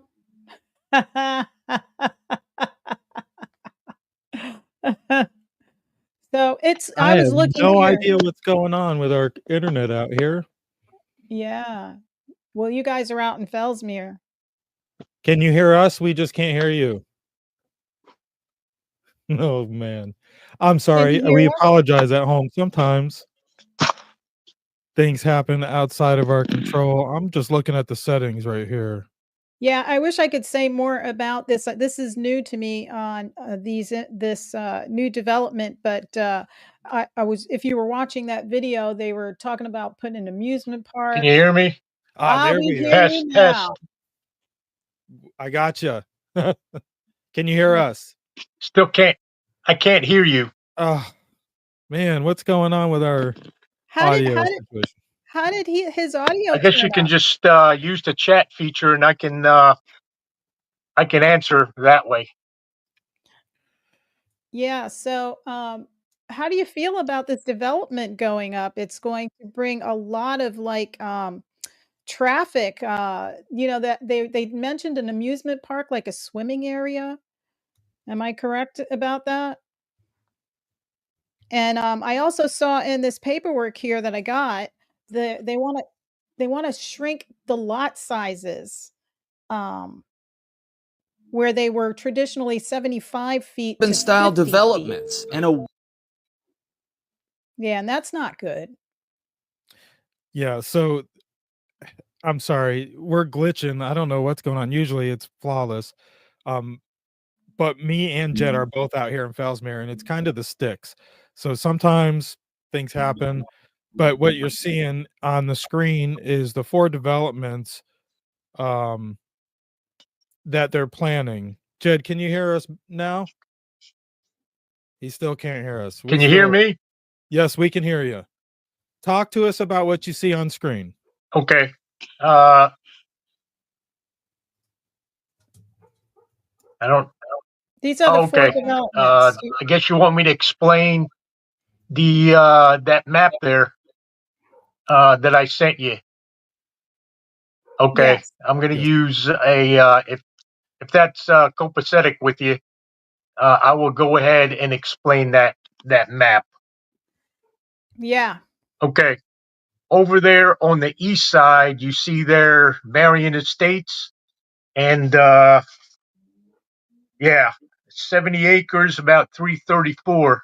If I use a football analogy, since we're in the playoffs now for the NFL, that project, as far as getting approved by council, is at the 1 yard line. So all it needs is a tush push for it to start shovel the dirt, which they're telling me, or at least at the city council meetings, we're talking about probably March that they'll go ahead and get that started. What's interesting about that is that's one of the first. That is one of the first of about. You see 4 arrows on there. One of about 5. I guess the 5th one would be the surf park. But again, in about, I guess in about 20 years, that's the first one that's gonna happen here in Fellsmere. That and the concerns for me, even though I don't live in Fellsmere proper, there is the traffic. Everybody that lives here knows because it's 1 lane each way, and if there's an accident further north on 95, they all get diverted to St. John's, and then obviously down Babcock, and then into 512. So that's not very conducive. What the city council has required is that before they get to the 150th unit that needs to before they get to the 150th unit that's built, they need to go ahead and have the lanes expanded from basically 141st Street, aka Park Lateral, all the way to Willow Street on 512. That's part of the stipulation to go ahead and do that and get that done. So there's going to be a lot of goings on there once that starts. Like I said, probably March or April, or I take that back. March is probably when the council will go ahead and do final approval, and then maybe shovel the dirt by June. The next project, if you see there in red, Legacy Landing, 70 acres, about 210. That is just going to be to the west, or I'm sorry, to the east of the Dollar General, and they're also in the midst of finishing up the O'Reilly auto parts store that's also right next to it to the east, or I'm sorry, to the west. So that's 100 and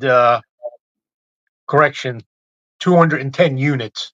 Now, the stipulation for that, as far as traffic is concerned, is that they will go ahead and also the developer has to go and build a bypass, a northern bypass, basically from where the health clinic is, north to 97th Street, to alleviate the bottleneck that happens between 512 and Willow Street. The other interesting part about that, when we're talking about traffic, is that I guess we were not even in the top 10 priority for traffic priority with Indian River County. But I learned last night at the council meeting that Commissioner Adams has gotten us to the top of that. So they're going to go ahead and advocate to go ahead and get that. I guess there's a Treasure Coast Transportation Council that that priority goes to, and then because it's regional, I don't know where we are on the pecking order for that. So that's all tied to that Legacy Landing right there. Now, Legacy Landing, if we go ahead and use the football analogy, they're in the red zone between the goal line and 20-yard line.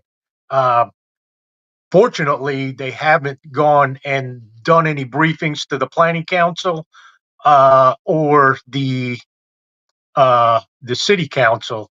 So none of that has happened.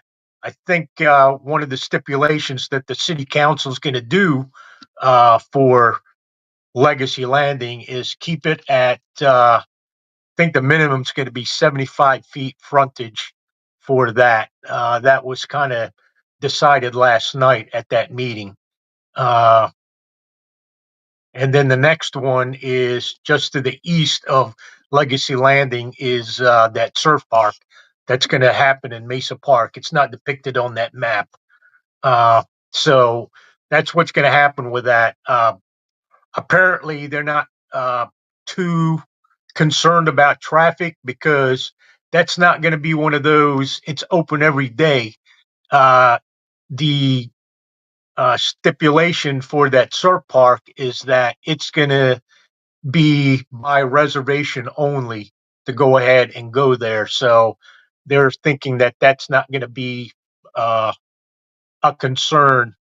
Unfortunately, there's going to be the construction traffic, obviously, going back and forth in 512. Now, even though we are at the top now of the IRC priority for getting that road 512 from Willow to I-95 widened to 4 lanes. The city council here also wants to hire its own traffic engineer to go ahead and do the study, because the study that was, I guess, done by the county before, I forget what it was called, they stated that there was no problem with traffic going back and forth. I don't think they put into their criteria there going ahead with these 4 development that you see there on the map. So basically, Marion Estates, Legacy Landing, and the surf park are same thing. 20 in the red zone.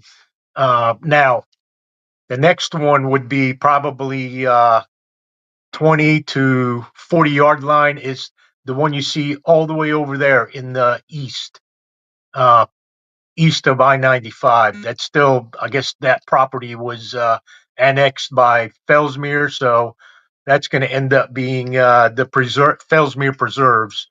Now, the interesting part about that is the planner stipulated that they're going to try and do the they're going to try to do commercial first on there, because it's going to have a commercial strip on that Fellsmere Preserve. They're going to do that first, and then after that's done, then they'll go ahead and do shovel to dirt to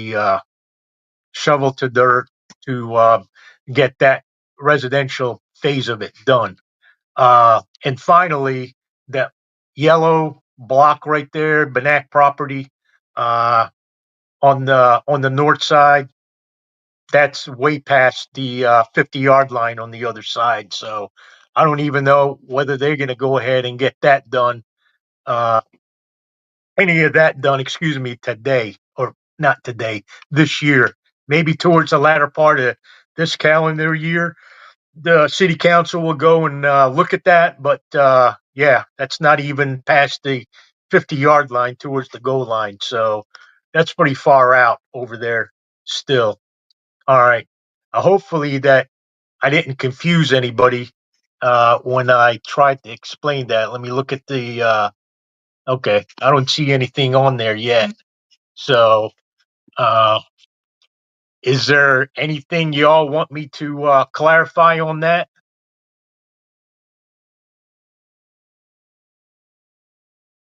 Okay. The other part of the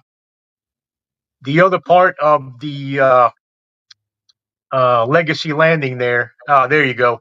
You see there that it's going to end up being about 1,100 homes within the next 5 years to go ahead and with those developments there, not including obviously the surf park, because that's just like one of those special things that they want to do. Apparently, that surf park, talking to the developer, is a going to be advertised worldwide for all the surfers out there. So just like Headwaters Lake there for bass fishermen, I guess this surf park is going to be one tourist attraction that is going to attract a lot of surfers out there, because you can dial up how big the waves are as far as what they told us about it. I'll try to look for the briefing on that surf park and probably forward it to you all on your email. All right. I guess what's the capacity of the park? I think the capacity of the park is going to end up being about, when you say capacity, parking wise, or what?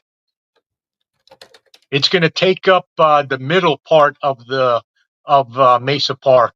You still have the motocross over there to the north part of Mesa Park, but this ends up being in the middle part of it. If that kind of gives you an idea of how this looks. Like I said, we're talking about that park, and I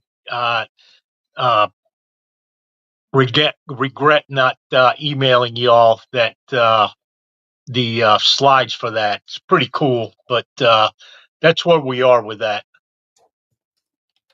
I guess I'll pause here for any more questions that you all have.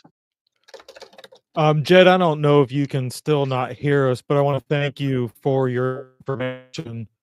I'm gonna have you back on if you'll give us a second chance, because I think your experience, just life experience, and being in tune with what's going on with our government is valuable. One thing I'd point out is that's pretty much it as far as that slide and this slide is concerned. For the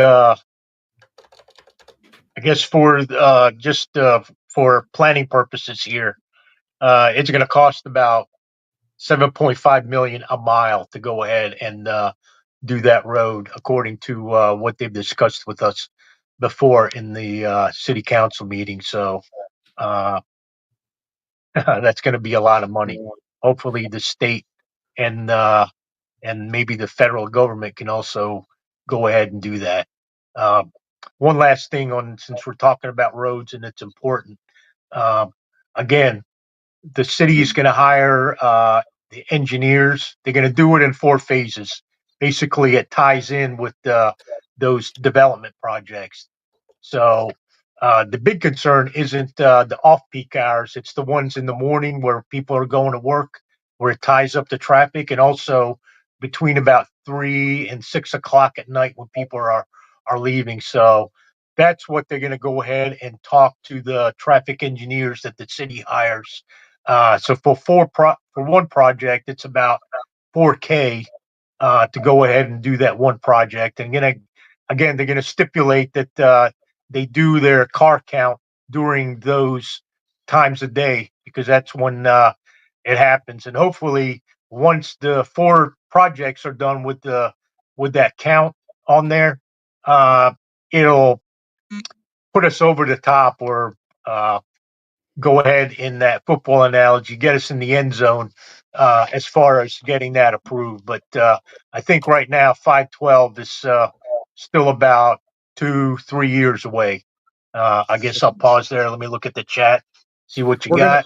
We're gonna go All ahead right, and take we'll a do a we're gonna break. take a quick break, guys, and we'll be back for a quick discussion, and hopefully maybe we'll get lucky with some audio. Okay, we'll be right back, guys. No. We're all kinds of glitches.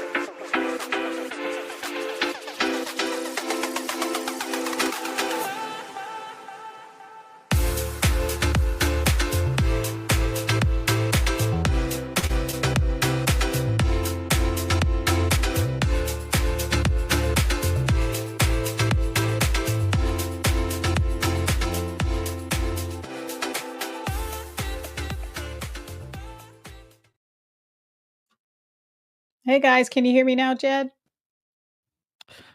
I don't know if Jed's still not having any luck. Let's bring the panel on. Jed, it's really a bummer we don't have a better audio patch. Hopefully you understand that I thank you and I appreciate your service for our country. And I don't want to string you along any longer. If maybe somebody can send Jed that message. And we can also, we can take some questions and try to keep it going. But I think, like I was saying earlier, a whole county involvement is critical when it comes to all these municipalities expanding uncontrollably. When we were doing the Twitter spaces, Joanne, with candidates for county commission, none of them even knew of any of these plans. Nobody even knew of any of these plans going out in little old Fellsmere. And that was a little concerning because, that's traffic. That's let me throw our banner back up here. That's the traffic. That's the fire and ambulance. That's the county sheriff's department. That's utilities. That's that has a lot to do with it. And everybody's concerned with these developments Sebastian's been doing, but nobody is looking at the largest opportunity in the county for development is the largest by landmass, and that's Fellsmere, who, with the right people in charge in the city, just see more income. And they're like, yeah, 100, 200 units here, 200 here, but like those numbers we were looking at. Okay. So you're talking about if you're talking about another 2,500 adults, you can almost guarantee another 2,000 vehicles on the road. Mm-hmm. And when it comes to 4 and 5 o'clock traffic, I travel out here every day and it's horrible. Like sometimes, I don't know if you've been out here lately, but from 95 to the first light in Fellsmere is only, I think, 5 or 6 miles. And sometimes the traffic is backed all the way up to 95. Yeah, that's because you only have a 2-lane road. Yeah. And then it took them forever to fix the washout on the other end of 512 that is your exit out of town if there's an emergency that goes to 60. And that was because nobody could figure out who was responsible first for fixing the road, whether it was Fellsmere, the county, or St. John's Water River or Water District. So it was a debacle there. And then they figured they're all responsible, but one was going to do the work, but they needed to pull permits for all three. And the one holding it up obviously was the water district. So county involvement. Did you run into a rare fish trying to fix the road? It was a small smelt. There's Yeah, no I smell smelt out it. It reminds me of what's going on down in Fort Pierce too, where Midway Road goes to 95. Even though they're not building west of Midway Road, they're just now starting to widen that now after all these years. So that's coming there too. So what they're doing it backwards in Fellsmere. They're going to do all the development, and they're going to widen the road like they're doing it in Fort Pierce and Midway Road. It's the same thing, and it's a total mess right now. Like they're trying to widen it, and it's a mess. This is already a mess, and they were talking about to alleviate some backed up traffic on 510, they were going to put the roundabout there. That hasn't even started, and that's just as bad. Like, God forbid you got to go to the high school or that elementary school over there, or just get by to go to work. Like if there's a wreck on 95, it's Mike, hard. hey, Mike. Yeah, Mike, let me ask you a question about this report from Fox with the Valhalla. I mean, that looked like traditions on steroids, and I'm like, what? I know. You got an 18-hole PGA golf course. That's going to have you got a racetrack. Over 1,000. You're going to have a motor speedway. I know there's someone out there. There's a big chunk of land where there was an old racetrack that someone had it's purchased. still there. It's that's what he was referring to as Mesa Park. That is Mesa Park. Okay. Yeah, and I've heard about that development a long time ago. Oh yeah, that was a big deal. They were going to do a big amphitheater out there, yes, and then they never did. It kept crashing. The ownership and management kept folding, and somebody's been managing it now. And there's a lot of dirt bike activity, like a lot of motocross going on over there. But all this land, like Pro-Am and stuff like that, motocross. I'm not positive. I don't attend, so I'm not entirely sure. But do you have that short video teed up too, Mike? That one. Yeah, that we had let's play that real quick. That this is from overview. People just put it in now. Yeah, Beyond Florida. This is what our segment with Jed was about. Wave pool. You're looking at Fellsmere, Florida, founded way back in 19. Let me start that over. This charming small Florida town says it's going to double in size thanks to suburban-style developments and a wave pool. You're looking at Fellsmere, Florida, founded way back in 1911 as an agricultural hub. They farmed sugarcane and vegetables down here. Now, over the years, this charming little Indian River County town has held on to those small town roots with events like the Frog Lake Festival, celebrating community and tradition while funding local causes.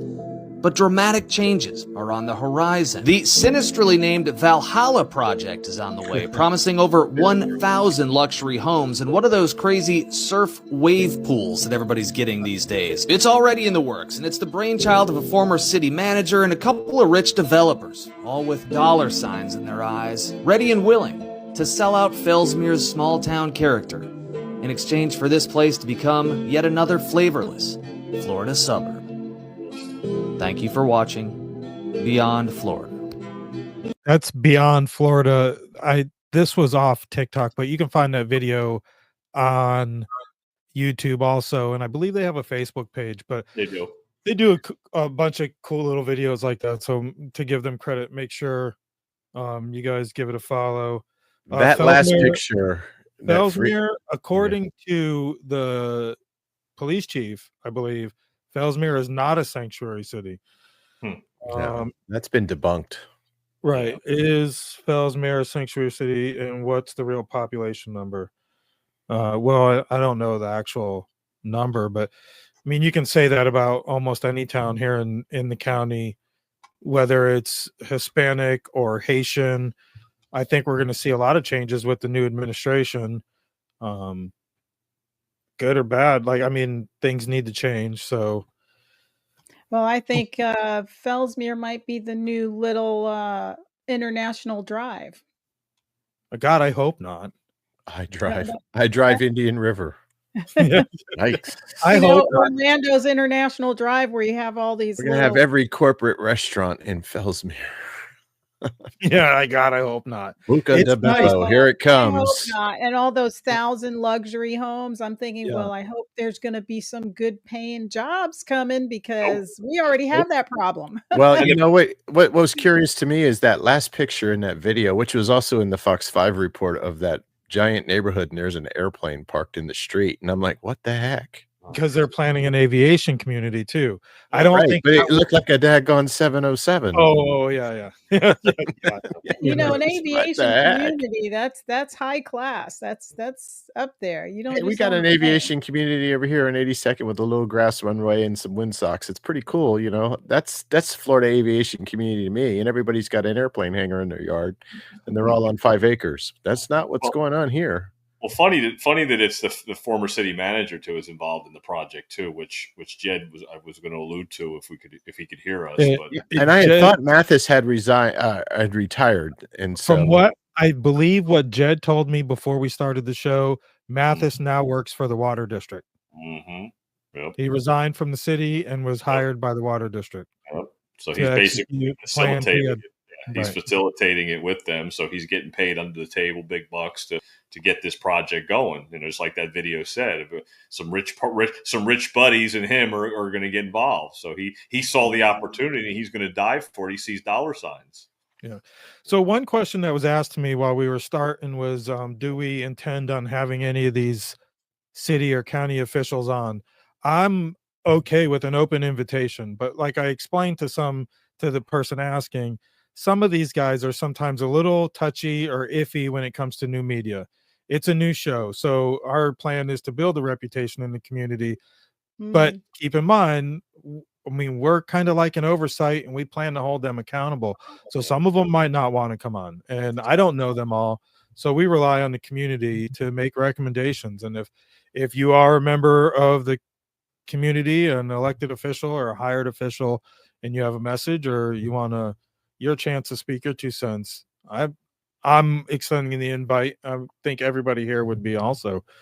But besides that, I just don't want it to seem like we are targeting some of these boards because they work for us. We want to work with them. You know, we want to know what's going on, and we want to support them if they deserve the support. So we had somebody lined up to give us some information for the hospital district, and they were kind of afraid they would be seen working with the enemy, as if we have enemies. I know. There's no enemies in the county, you know. Perception. So not to break away from the subject, but back to the development in the county, we talked about the 510, 512. They're still working on a 95 ramp off Indrio, right? Yep. Yeah, it's in 2027 that'll be That's done. right where we're at down here. Yeah. Indrio and Oslo. They're going to do an Oslo ramp coming next by my house. And the Indrio Road is Indrio Road. They're going to have that's where they're going to have the new Buc-ee's. Yep. 5 miles from my house. I'm going to be going to get Buc-ee whatever nuggets, and you know, some pork and some fudge. And then from there, you know, the Oslo Road's supposed to be done in 2027. Yeah. So the whole It's already extension. So that one's not started yet, right? Oslo is it's underway. They're running it 4 lanes all the way out from basically where it stopped. It was 58th Avenue. So they're running that all the way out. They've widened it up, and they've gotten one side of it sort of done, you know, to route the traffic. But they got to build the bridge and all that stuff, and it's supposed to be done in 2027. So. Yeah, so there'll be a lot of traffic going that way too. So, but they'll all be going to the Buc-ee's. Next week, we'll just be hang on a little longer. Go to Buc-ee's in 40B. Yeah. Yeah, So next next Friday week- is after the school. The school district meeting is on Monday. Yep. Yes. School Do you district meetings on Monday. Think we have anything to look forward to? Anything exciting or pretty mediocre? Just informational? No, it will be actually pretty exciting. I will pull up the agenda here momentarily. There's a public hearing on the adoption of the revisions of Board Policy 165. For those of you playing at home, that is how the meetings are conducted. So a lot of times we've talked about things where they've had cameras, they had the cameras on and they had the cameras off. There was a while there where all they showed was our backs at the podium. And now, you know, all of that got taken care of once again, and you get updates of everybody. But this policy 165, this one of the main clauses that they're going to amend it with is this one: the superintendent maintains the discretion to direct staff to alter camera angles for video recordings to address acute concerns related to the safety and decorum of the meeting. Oh my God. So we're leaving that up to the What superintendent. does that mean? It's just a generic way of saying we're in absolute control by the superintendent. So, you know, I sort of get it. One of the things that happened a couple months ago was back when the cameras, before they got turned around, all we saw was our backs. That guy came in with that shirt that was addressed directly at Jennifer Pippin, and it said FAFO, you know, F around and find out, Pippin. Yep. And it was a threatening shirt. Yep. And Jackie was made aware of it. She spoke to Dr. Moore about it. And as soon as he got up there, Dr. Moore shut him down and said, "Sir, you're not sorry." He's like, "What?" He says, "Turn around, show us your shirt." So this is all on camera. I personally love the camera. The camera produces stuff like this and gives you direct evidence of things happening. Right. You know, This isn't the sheriff's. This is the sheriff's new best buddy, right? Yep. Sure is. This is we're talking about the same guy. He wore that same shirt. No. This is not that guy. He came from Brevard, actually, the guy who did this. Oh, that was a different guy. And when he walked up to the podium, I mean, Jennifer left her seat because we were sitting in the front row. She was nearest to the podium, and she got up and stood behind the deputy that's already there just until he was done, because this guy's literally threatening her, you know, verbally on a T-shirt, nonetheless. And he's doing it for the camera. Right. And you need to let people do that in front of a camera. A board meeting is an evidentiary proceeding. This is what bugs me. You know, when that gavel goes down, it's everything. John, you and I have discussed this before. You came in 2022 of March, and you told them about the practical joke of the kids putting the for whites only sign over the and the next month the superintendent took what you gave him, and the next month the superintendent came back with a report about how they took care of that situation, and he thanked you for doing that.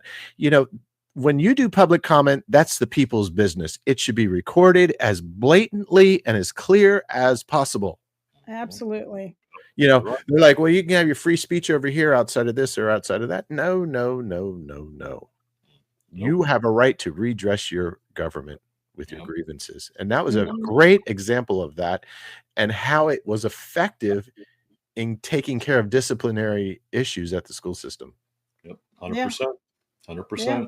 That's why we did this. That's why we started the board report, you know, to bring these soft topics up so people are informed of what's happening, and then they can show up at the meeting if they want and see for themselves. You know, that's it. And so the other thing that's going to happen is they're going to vote on these expansions of the K-8 elementary schools to the K-8. So you have Rosewood Magnet, you have Osceola Magnet, you have Pelican Island, which is going to become the classical school, and Fellsmere Elementary, which is the dual language. Go ahead. Thomas, the Pelican Island, are they going to call it classical school? I would hope so. That whole process of naming, with getting the community together and all that other stuff that they do and whatever is going on right now. So I would think they would if they were smart. You know, if you're innovating, you got to be clear about your marketing choices. So that's the best way to do it. But, you know, you never know with the public school system. The big one is that K-8 issue. Mike and I discussed this. He's actually interviewed him for our article coming out in Sunshine Journal here probably tomorrow morning, so people can get it. And about this K-8 issue, because they'll continue the dual language like at Fellsmere into 8th grade. They'll add a grade each year, just like they always do. They'll do the classical school, of course, at Pelican Island. And in the magnet schools, they'll do the same thing. And it's really, I've been talking to some people on background in the school system, and it's really the four that were chosen are basically because their facilities could probably handle it at this time. It's just logical. And, you know, the magnet schools, the communities with the parents having to be there and making those commitments, they have a really tight community. So to continue that community into 8th grade is great. I did learn a few things, Mike, and you know, you can talk to your son about this, but They can still play soccer.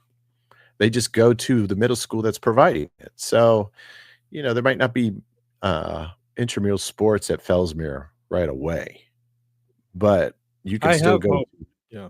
Sebastian River Middle and the students can participate there on the intramural stuff and anything else. See, now some people have pushed back a little because there's things like band classes. So, and that's important.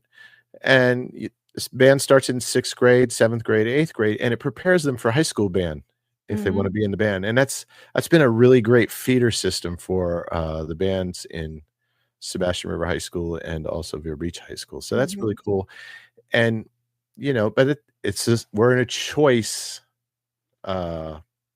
system. So people have to make that choice to go to those schools that have the band if they want to do that. But as far as those other things, people can also make choices to do the intramural sports. Should be real easy. It's going to be modeled like the way a lot of the other counties have been doing this, like St. Lucie. It allows people the flexibility to use the whole school system for different activities and after school things that kids do when they're in school. Nice. Yeah, they should have that too, because homeschool parents do the same thing. They homeschool, but their kids can apply for the sports at the high school and at the middle school. Yeah, and you wonder about now with school choice and the way the tax dollars move and follow the backpack, maybe that's an option again. You never know. Yeah. Yeah, that would be a good option. Because if you're getting those fees, then you can pay those fees for those intramurals. Right? You can budget them rather than the school do it for you. Well, guys, what do you think, Mike? We've made it to the hour with our little quirks. I think it was a great show. I think Jed did awesome. Yeah. I hope to get him back on. I hope we didn't scare him away. It happens. Last week we had the same issue with CJ. I think it's just luck of the draw, but it gets better all the time, and we're getting more information out than we did last week. So every week is more, I think, in the right direction. And I appreciate you, Thomas, for helping us put this together. And everybody at home, if you're watching, if you're new to watching, make sure you hit that like and subscribe. Make sure you follow Thomas Augustus at the Sunshine Journal and Indian River News. Make sure you subscribe to his Substack, because that's how he gets his information out. So that is substack.com/@ the Sunshine Journal. Substack.com, the @ Sunshine Journal. We'll get it out there. We'll get it right one of these times.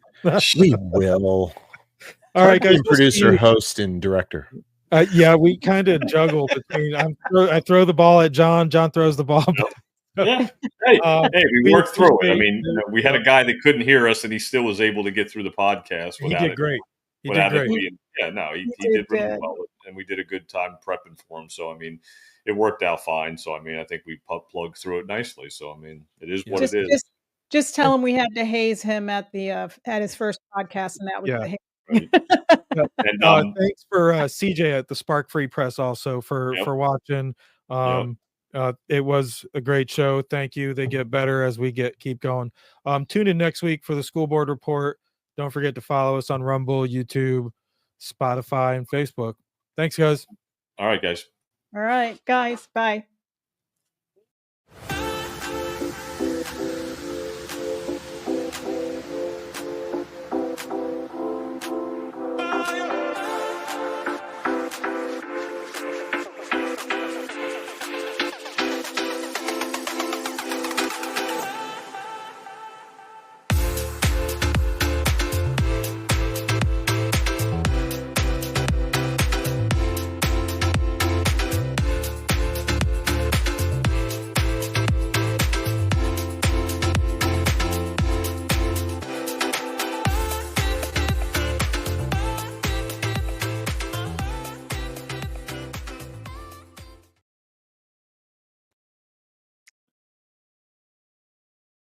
And farms and dirt.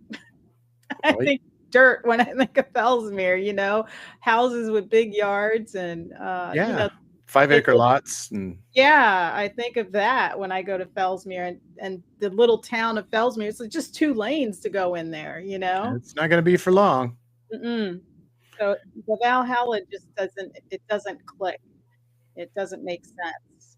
and it's Right. so far from the beach. It's like turning a little. It's like making a little Miami in a little section of country.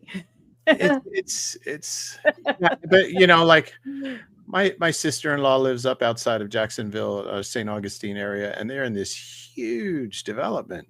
Huge. I mean, it's got golf courses with clubhouses, and you know, there's all these options in these types of communities that you as a family can take advantage of. And there's actually a guy across the street from me because he loves America, so he's flying his American flag, and well, the HOA is upset with him. So he built a 50-foot pole and he pays the fine. And he's got this flag just flying high. But is that Fellsmere? No, it's not. The Rebel, maybe, but not No, you know, is that Fellsmere? And that's what's happening. People are coming to Florida. What it was like 1,500 a day at one point during the COVID exodus and all that, and people are coming here and they're just of different culture and different backgrounds and big cities and all that other stuff, and they want their amenities. And I get it. It's fine. There's plenty of places in Florida to go to do that. But, you know, changing the whole culture of Fellsmere and Western Indian River County is a bit of a shock. I don't know. I mean, and at least the county does projects and they get some of their projects done. But like with the city and the boardwalk and Three Corners, I mean, to me, some of their projects just never take off. They just sit and sit and sit. So I'm curious if they're going to be able to do this boardwalk in a good amount of time. I know they did the wood boardwalk down JC Park and they replaced that and they did a good job with that. But I'm curious to see what they're going to do because they're so undecisive. It feels like when they're talking about the boardwalk there at Humison Park. But hey, it's the public outcry after the vote. You know, the city was just trying to do their due diligence. They didn't think the people were. I guess they didn't think the people were paying much attention. There were people who said, "Yeah, it should be a boardwalk," but they're looking at their wallet going, we budgeted $1 million, and that's also to get our shade areas and our lifeguard stands and all those other little things that got destroyed in that storm. And they're like, you know, we only have $800,000, and this is what we have. And I admire them for doing that. I really do. That's smart government. You know, doesn't present you with the most picturesque development plan, but hey, it's what we can afford. And then the people came back, well, we'll put money into it. Okay, fine. And then they've got the county kicking in. Yeah, but you know, the JC Park has always been the park to go to.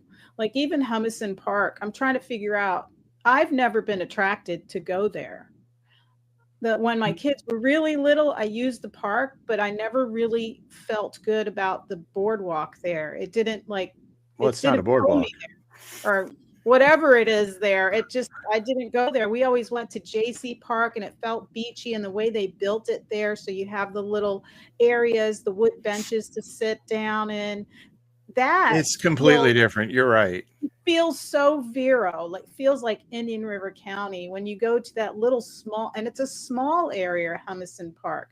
And it feels like, I don't know. It feels like a city. It feels too much like a city. It is, and it is. It's the downtown beach side, really. And you know, JC Park has got the little stand, got the ice cream shop over there, got a little set of stores, and then you just walk out of the stores. Hey, let's go stroll on the boardwalk, and it's actually wood and plankton and all that stuff. But you go over to Humiston. It's in the middle of the town, and it's a cute little park, but it does what it's supposed to do in Vero Beach. And Vero Beach is a place where families can come, people can relax. There's not stressy beaches. There's not any of this stuff. There's just good old-fashioned, you know, family fun. And that's great. And so to have a little place where people can sit in Humiston, I get it. The city did what they could. The people were like, hey, we could help you do more. And that's where we're at. And it's a cool thing. I'm all for it. And the county chipped in their $400,000 just like they were in the other one. Well, now they stopped letting dogs in the park too.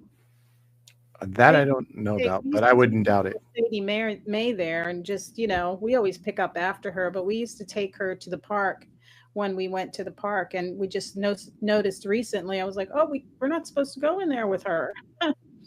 So well, you can play dumb for so long, right? Yeah.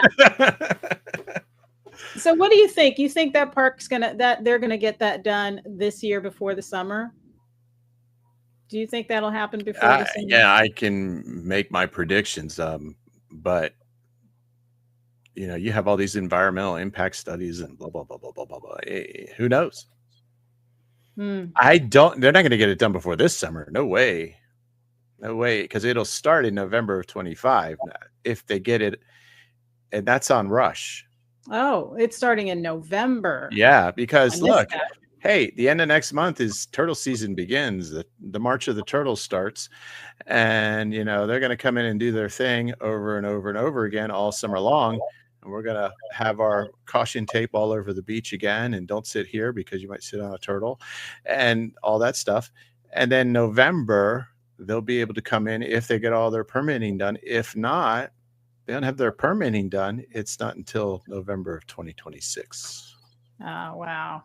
Yeah, it takes a long time for stuff to get done. It really does. The lights will be out all summer long until the turtles go away, and then they'll do their thing in the ocean, and we'll be able to hopefully put in a boardwalk.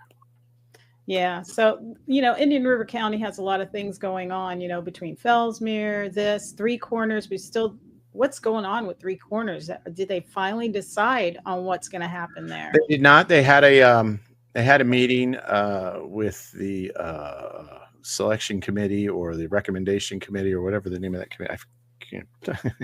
Anyway, and they basically explained the RFP to the public, and it's interesting. This time around, they have PFM, which is their financial firm that audits all of the proposals, and so PFM did all that last time. But now they also have this. They have an engineering firm, which this is going to be interesting.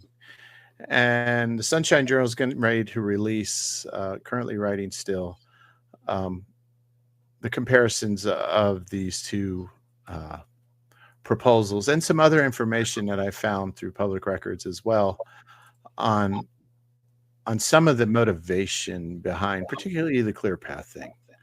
So I just want to put that out there. It's going to be out in the next day or two. A lot of stuff going on personally over here that is just sort of slowed down production of news for a momentary time. And but yeah, we'll be back at it here real shortly. And that's going to be our first story. So that's where I'm at. And the thing about this is that they're going to have an engineering firm score these proposals as well. That's different.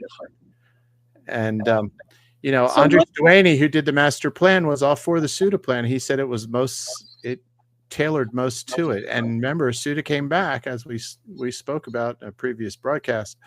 SUDA came back and they didn't change their plan, but what they did is they went out and got engineers into Big Blue for what they wanted to do with it and all of that stuff.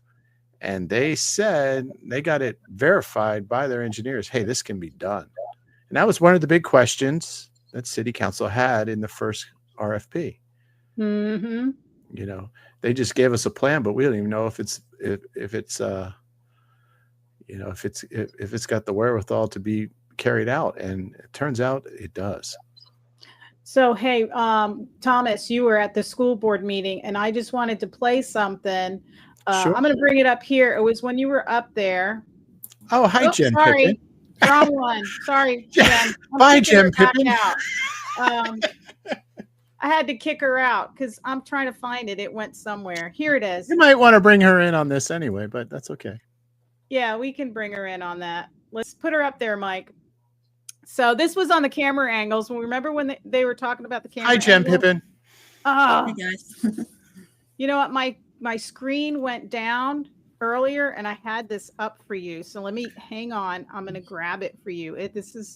I wanted to ask you about this. So let me find it. Is this on the camera stuff? Policy 0165? Yeah, when we were working on that, when we went over there and they were talking about it, I got to find it. How ironic, are we talking about screens and views and you're trying to figure it out on your screens and views, how to pull up the video? Well, I had it all set up, but I had to download and bring it back up. So I had to close everything out, and I had it because I wanted to ask you about this, and now I got to find where it is. Let's see if I can. Do you remember what your question was? We could probably answer it without even. It was something I wanted to show you that was happening Okay. up there for you, and I want to see if this one's it. That's not it.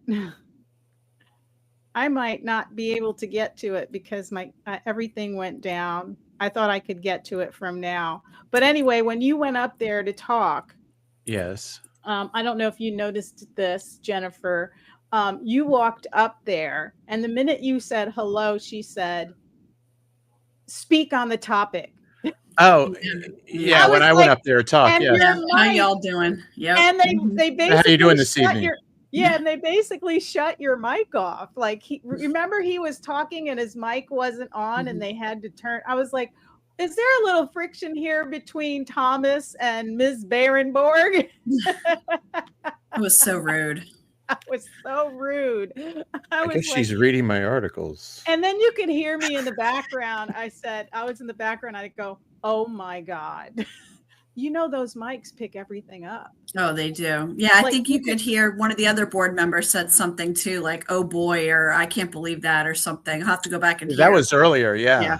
Well, yeah, that was Jean with the oh boy to public comment. But during that time too, when that happened with you, well, I want her to play the clip because then we can listen again and see who it was that said something. I know. I was like, was- I'll see if I could find the clip. It's just hilarious because I'll find it for you. You guys chat about what you guys I was chat like, there did about she what you want to talk to Jennifer about, and I'll bring it up for you. How Well, about let's go to a commercial and we can go to do that. Okay. So everybody stand by. We're going to go to a commercial and we'll be right back.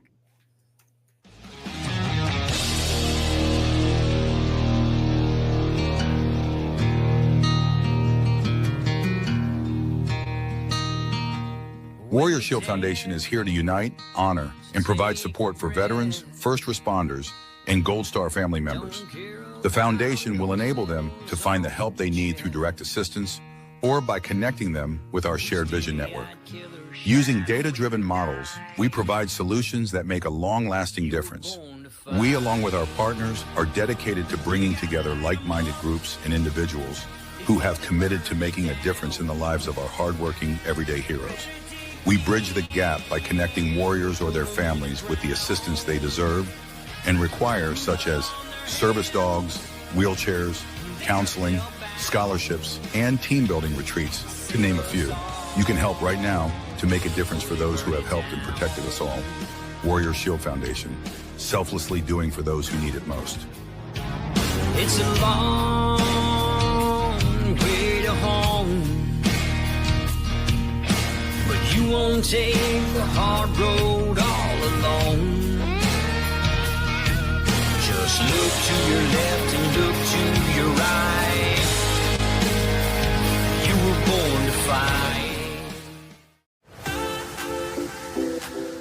Indian River Connections brings you the first source you can watch for truth on board decisions in Indian River County.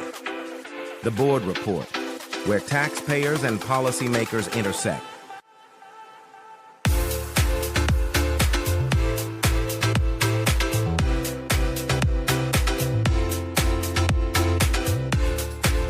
Be sure to subscribe on your favorite platform to get notified when we go live on Fridays at 7 p.m.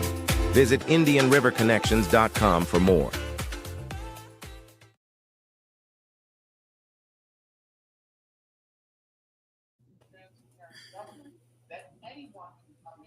Where is that coming from? 5:30? Where's what coming from? Oh my God, it was already playing. So hang on. Okay. I found it for you if you like. Can I share? Hang on. I'm going to put you up here. Here we go. You're going to love this. Okay. Hang on. All right, Right so if you there. guys are just coming back to us, this is the board report where you get authentic truth and conversation to educate our viewers. We've got a clip of Monday's meeting coming up, and this was, somebody's got to shut their video down in the background. Is that you? Maybe you, Thomas. Hey, Kevin, how you doing? All right, so are you guys ready for this play? I keep hearing somebody playing in the background. It's not I, said the fox. Okay, so here we go.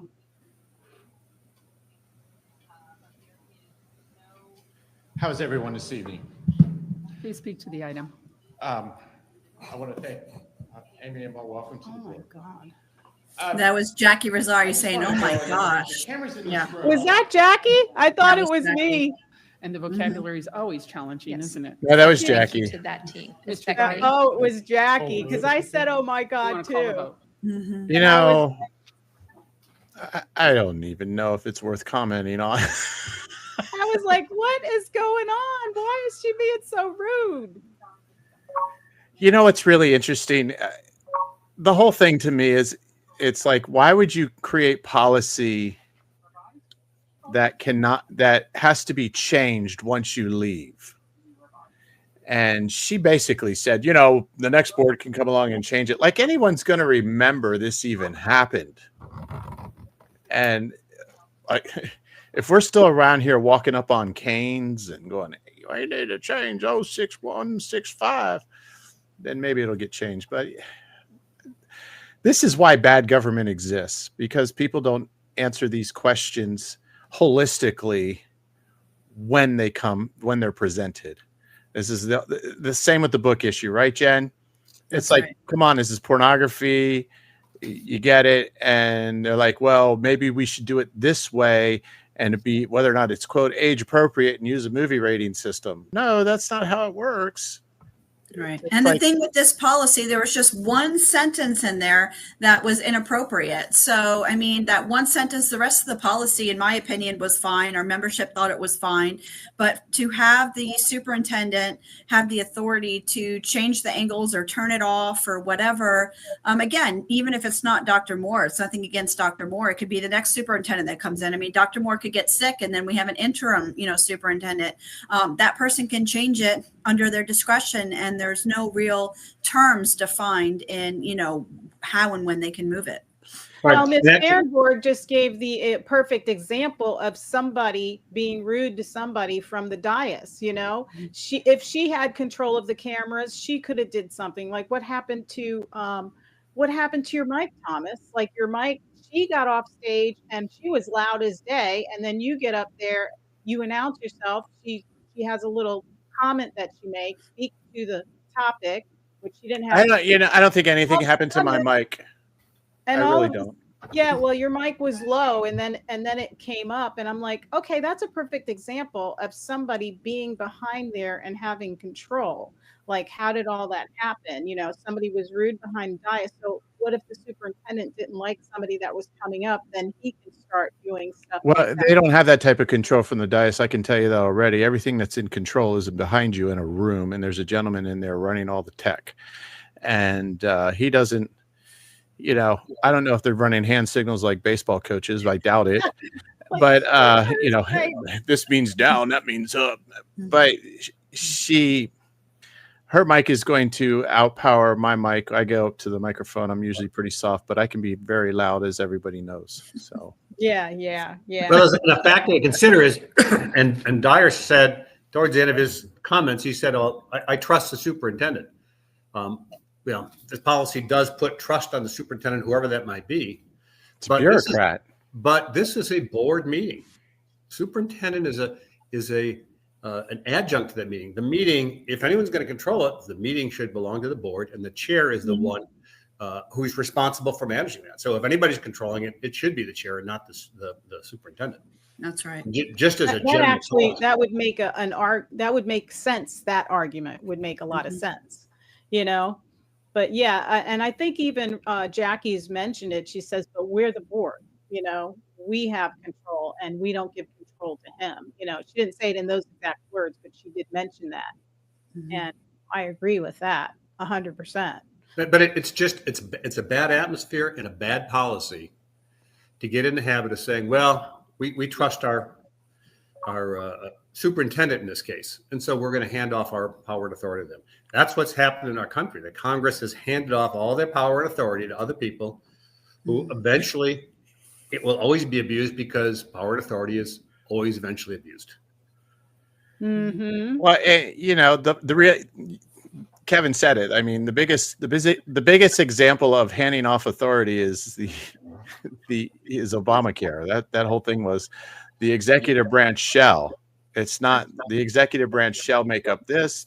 How it was done, Congress couldn't have cared when they passed that thing. And this is like the bureaucrat, superintendent in this case, shall. You know, the superintendent's there to do what? Educate the kids and lead the education effort. He's not there to run microphones. Right. Yeah. You know, there were two topics that they brought up that I thought were really important topics. And that was when Jackie Rosario brought up the bands and the, what do you call them? The extracurricular.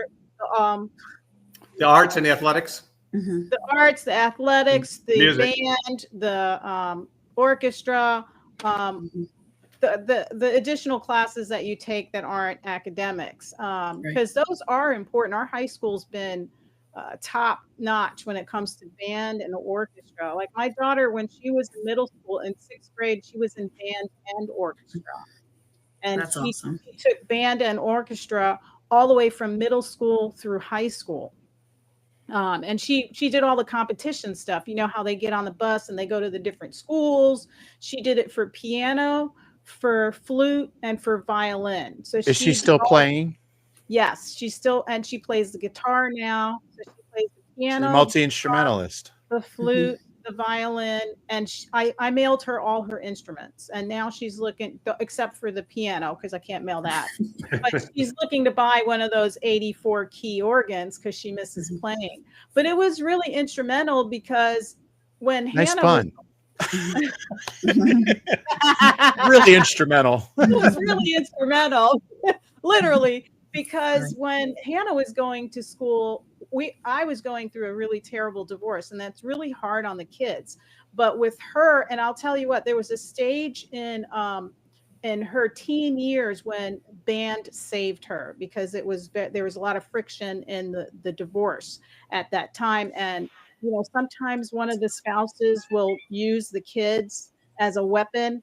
And she happened to be in the middle there, and I was trying to protect her, but some shit was going on. So Salmons literally took her and made sure that she was protected and she was focused on band. And band is a rigorous club It is. part of. And she kept up. She was an AP class. I mean, my daughter graduated with honors and scholars.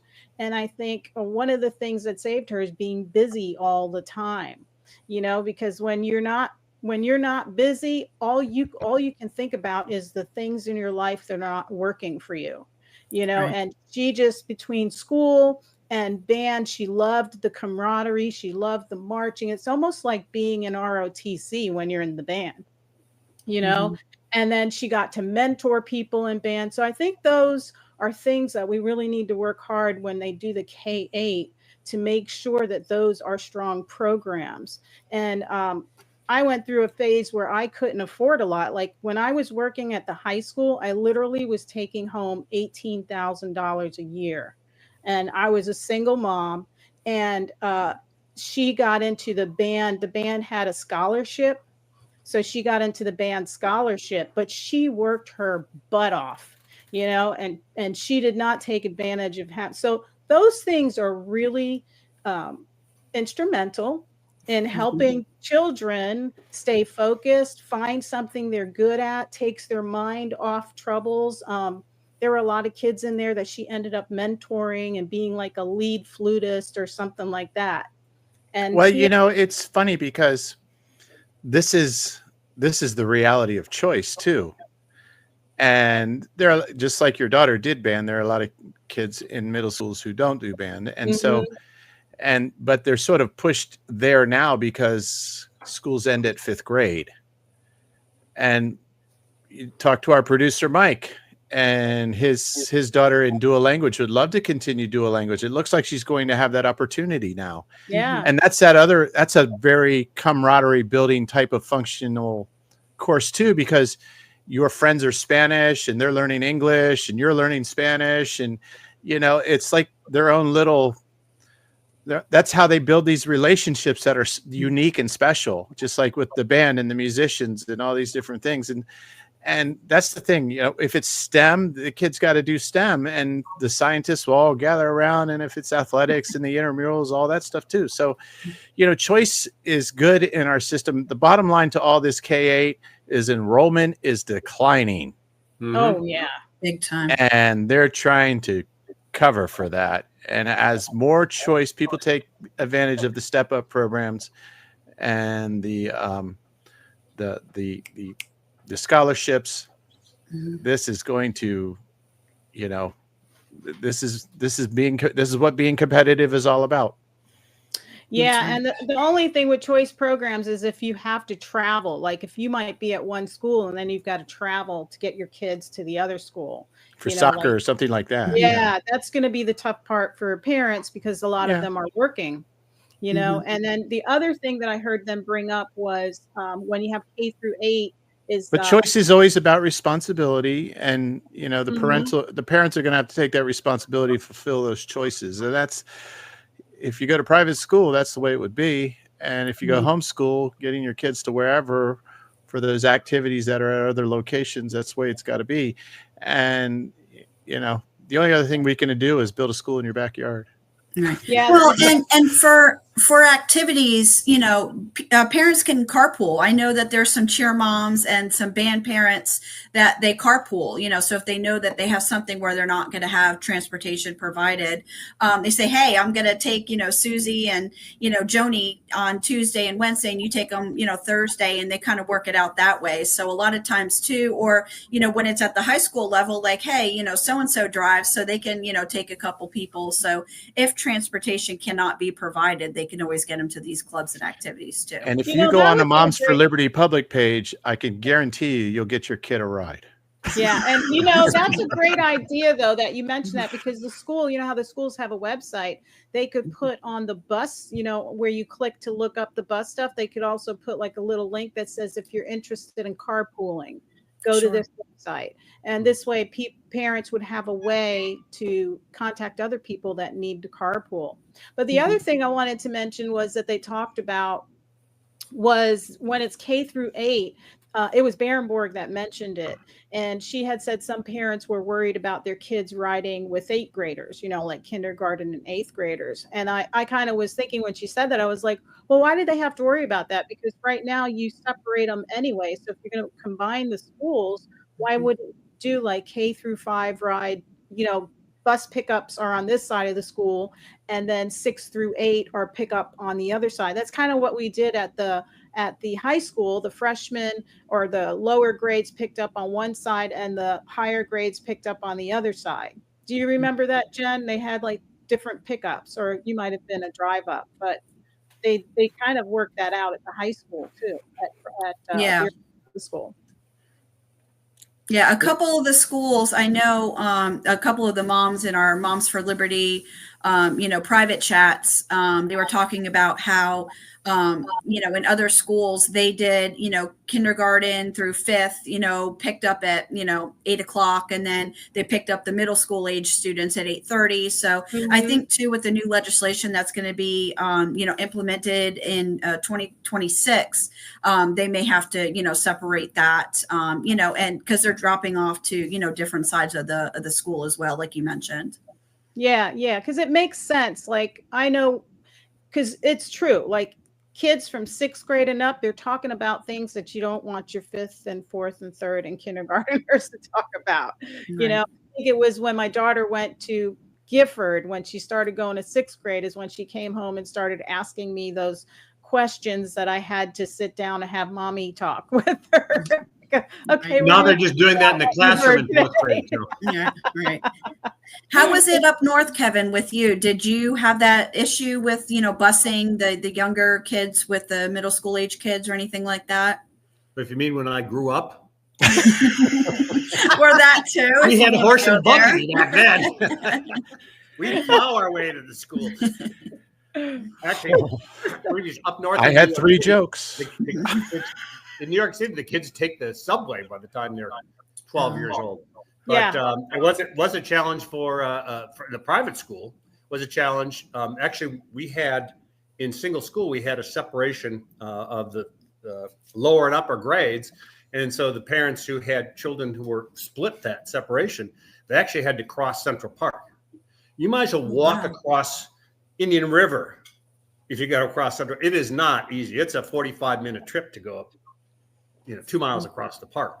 So it was a real burden for them. And even if people had to go north and south, traffic is horrendous. So even if you had the luxury of a parent who could do it and the car available, it was still a major challenge. Wow. Yeah. But I think that the school will do a pretty good job of dealing with these logistic things. They're going to pay attention to them. They got the resources. I think those are good. The real question, the underlying question, which Thomas alluded to, is the reason they're doing this is not because they think that parents want this. The reason they're doing this is that they've lost 400 more students. Exactly. Yeah. Is this the fix?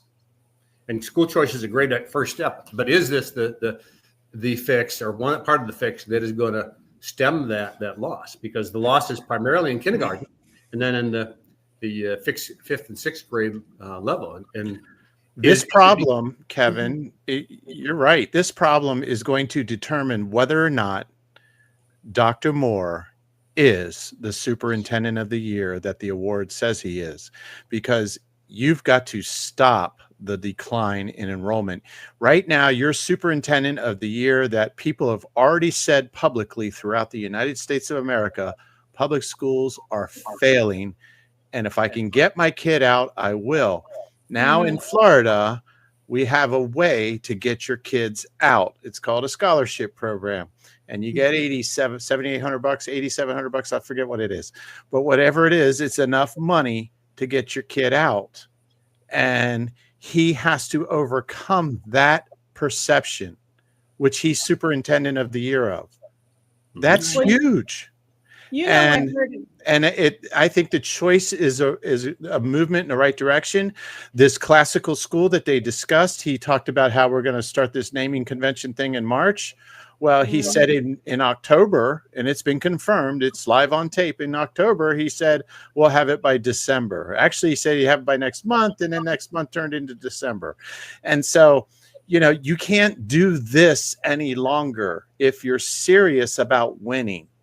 And I don't know how serious they are. Well, you're actually right. You have to. A theory is taking facts and trying to find an explanation for them.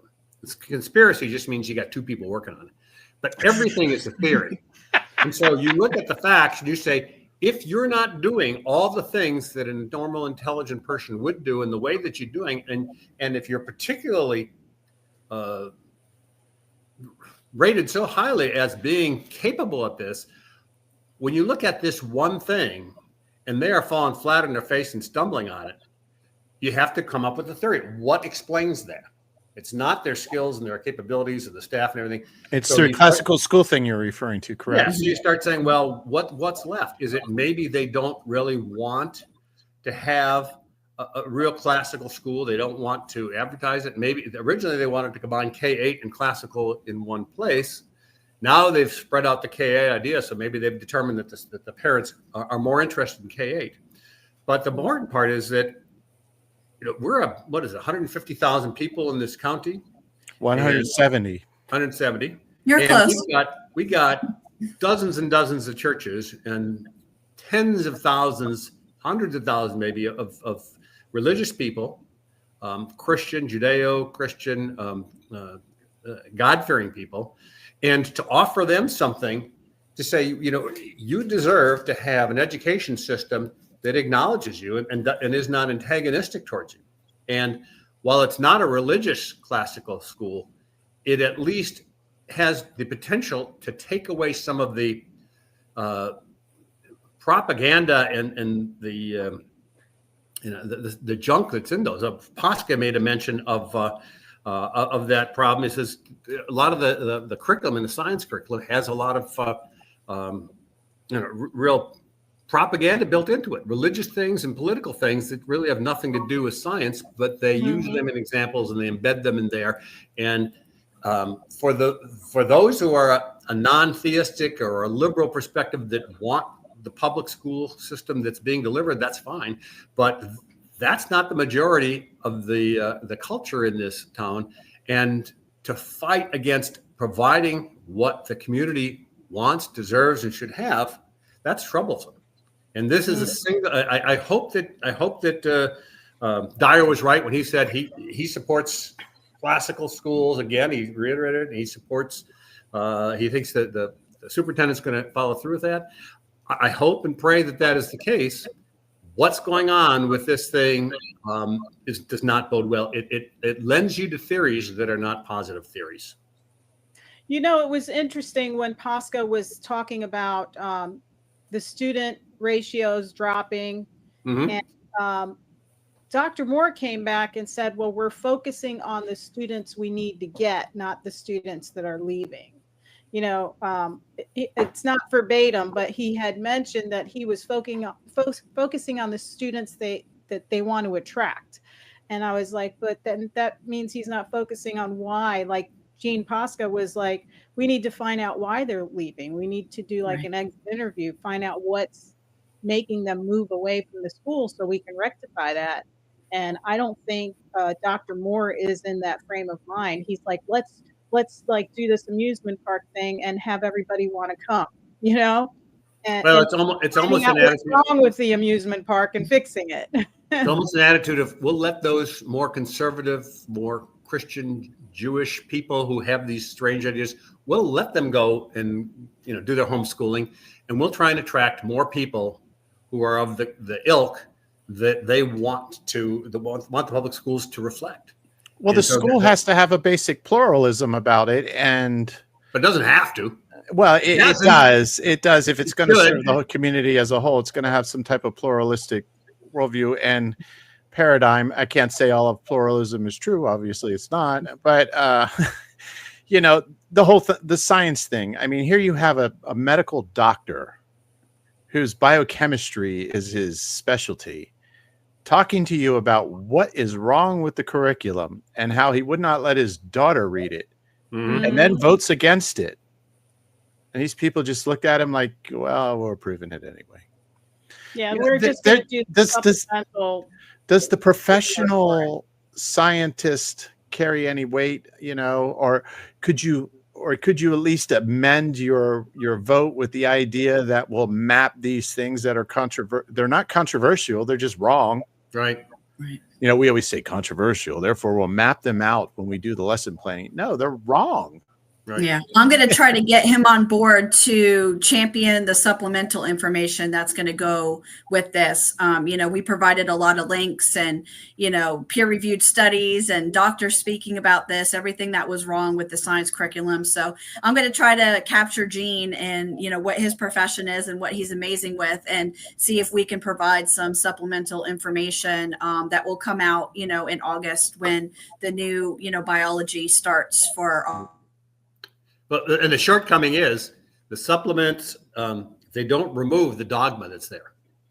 And so you can put the supplements on, they don't remove the dogma, and then ultimately you really don't know or have much control of what actually goes on and is taught in the classroom. So if you have a dogmatic teacher, it's hard to control that. We don't have a mechanism to say, are they actually doing what they're supposed to be doing? Hey guys, look like Hollywood Squares. I guess it's panel time. Here's a story of a man named Brady. Thanks for joining us again, guys. I kind of like learned our generation. Yeah, right. I like this section. I like hearing from you guys individually, but I like this part because hopefully this is where we'll have some feedback from the community to bring to you guys from your experiences going to these meetings. So the K through 8 thing. I'm going to jump right to it. Sorry, John, if I'm jumping over you, good. but I feel like it's good news. I mean, It is good. maybe not for both my kids, maybe not for every kid, but I mean, the work around the intermingling of the 5th graders and 8th graders, or 8th graders and kindergartens, I think that could be established with separate transportation times. I don't know if you want to move that many more kids through pickup loops and bus loops at the same time anyways. I think we experience that now at some of the high schools, if I'm not mistaken. I know we did in Brevard County, but I think that's a workaround in some areas like that. What else was I going to say? Oh, I went to a K-8 school. We never had that issue. I can tell you this: the 7th and 8th graders are usually on a wing of their own. Right. It's my elementary was K6, and so I think we're probably that's going to be a little different, and it's I don't think it's the biggest issue going forward. The biggest issue going forward is, will this school system have even 10,000 kids in it in 5 years? Right. I You think see the it only- declining that much? Yeah, I do. Well, if you've gone from 15 something to 14, under 14,000 this year, and we'll find out when these enrollment numbers come in February. This is what this is all about. I don't see it being any other way. There's a demand for this, keeping their kids consistently with the kids they grow up with. You got to understand, when you have a 5th grader going into 6th grade in an elementary school, it's just another kindergarten class, but everyone else has been there since 1st grade. And they're familiar with the kids within their own school, whether they hang out with them daily or not.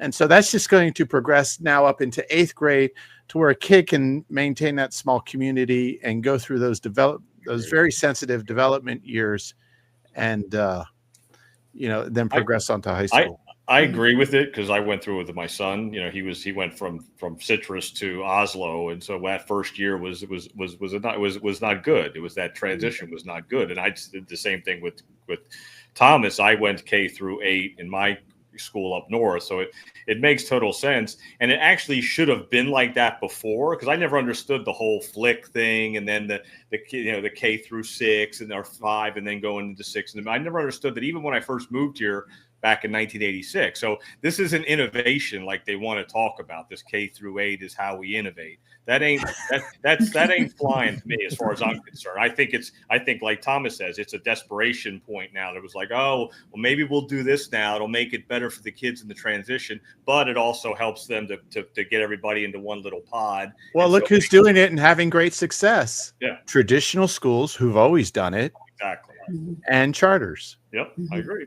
Yeah. And ultimately, if this school system is going to compete, it's got to measure up to where people are going. Yeah, that's right. Yeah, my experience was totally different. We had K through 5, 6 through 8, and 9 through 12. That's how I grew up. K through 5, 6 through 8, 9 through 12. Okay. And there's it was plenty of ways to totally do different. Yeah. I had K through 6, and then I went into a school that was K for middle school, but it was one private. other thing So I got wanted pulled to bring already. up when it comes to that K through 8 in our school choice system. I do think it's unfortunate only Fellsmere offers the dual language program, and even considering charter schools and the opportunity, they'll bus you to the other school for sports and stuff like that. Which is great. IRSA is trying to do something with Fellsmere where they'll bus the kids from the school to the sports complex. I'm not sure where. Over on 81st, yeah. I believe so, yeah. So it looks like Fairgrounds. they're trying to do some accommodations, but like you brought up like band and stuff like that. These schools are going to need an investment in those programs that are in every school. Miss Courtney at Fellsmere, she's great, but she's not a miracle worker. I know all these schools, the 4 that are going to be doing it, can probably use a substantial investment just in those types of programs that get those kids ready for high school, and whether it's and beyond. Yep. Right. Yeah, because when my daughter was taking band, actually, her band teacher was doing part-time at the middle school and then part-time at the high school. Oh, wow. Actually, that was orchestra. I'm sorry, I'm wrong. That was orchestra. They had a separate band teacher at the middle school, and then they had Salmons at the high school. But the orchestra, they shared schools. And even when I worked at Oslo, the Oslo teacher worked at Oslo, but he also went to Gifford. I do want to give a shout out to the resource officer out here in Fellsmere, Deputy Ian McKay. I think he played a substantial role in getting IRSA in the program going, because they do this pro camp to help the kids bring up their grades. They can work with Coach Javi after school, and it's pretty cool what they're trying to do for these kids. Comparing our great grades for our district, did you guys see that national report card that the press secretary had brought out this morning? I believe it was this morning. I saw one a day or two ago. I think, Jennifer, you set that out? Yeah, I put it's on our Moms for Liberty public page and private page. Yeah, the NAEP results. Yeah, that's not looking very good. And this is what your superintendent is up against on a marketing level. Well, as I Like, said you're to the Thomas- best of average. As I said to Thomas, we're the best house on a bad block in a really bad neighborhood. Yes, no doubt about that. Yeah, We have so much we have to improve on. I mean, we're doing this K-8 and all of these things, but we have to improve the fundamentals. Your reading, your writing, your true history. We really have to, focus on that and get our kids' scores up on every level from K through, when they stop testing, with the NAEP at 10th grade. So it's like, maybe we need to increase this to 11th and 12th grade. So we're not having a 96 or whatever it is percentage graduation rate, but these kids are not doing math and reading on level and having to go, when they do go into college, doing the remedial courses. I mean, that's something that nobody wants to talk about, and wants to talk about the rainbows and the butterflies of the district. But when you really look at the grades, they need to be improved so much at a county level, state level, and a national level. And I think the math assessments stop at 8th grade or 9th grade. 8th, I think. I think it's 8th. Yeah. And then, You're like, okay. but the thing to remember that is that you don't have you don't really have a good measure if you're just saying we got this number of kids out of school. I mean, you get kids out of school at 3:30, just ring a bell.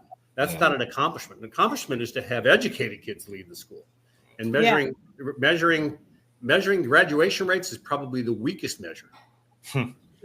Well, and measuring state rankings is the other one, because back in the day when the big thing was the ELA scores jumped from 24th to 7th in the state, at 17 state rankings. I ran an assessment on it in the Sunshine Journal and found that our grades for the last 5 years were 60, 60, 58, 60. Meanwhile, the state plummeted. Right. So our grades never moved for 5 years. The state plummets overall average. We go up 17 spaces. So we had, and then it was like, well, we maintained during a pandemic. Well, no, you didn't. You showed no improvement. That's where it all started. And to me, that's government grading on a curve, and everybody knows it. And this is, once again, this is what the superintendent of the year is up against. I want to get he's up against. That's what he's superintendent of the year over this. It's got to be a tough job, and I want to get your opinion on another hot topic, not for our school district, but one very close to us. If you've been paying attention to the news, you saw that principal of, I think, Roosevelt Middle School, was it, in Brevard County? Elementary. Was arrested for throwing a house party with over 100 kids in attendance, and they got their attention because there was one with alcohol poisoning in the front of the yard. What do you think is going through? Like, I'm not very familiar with Brevard County school system. That just blows my mind. You don't want to be critical of our educators. Right. Mhm.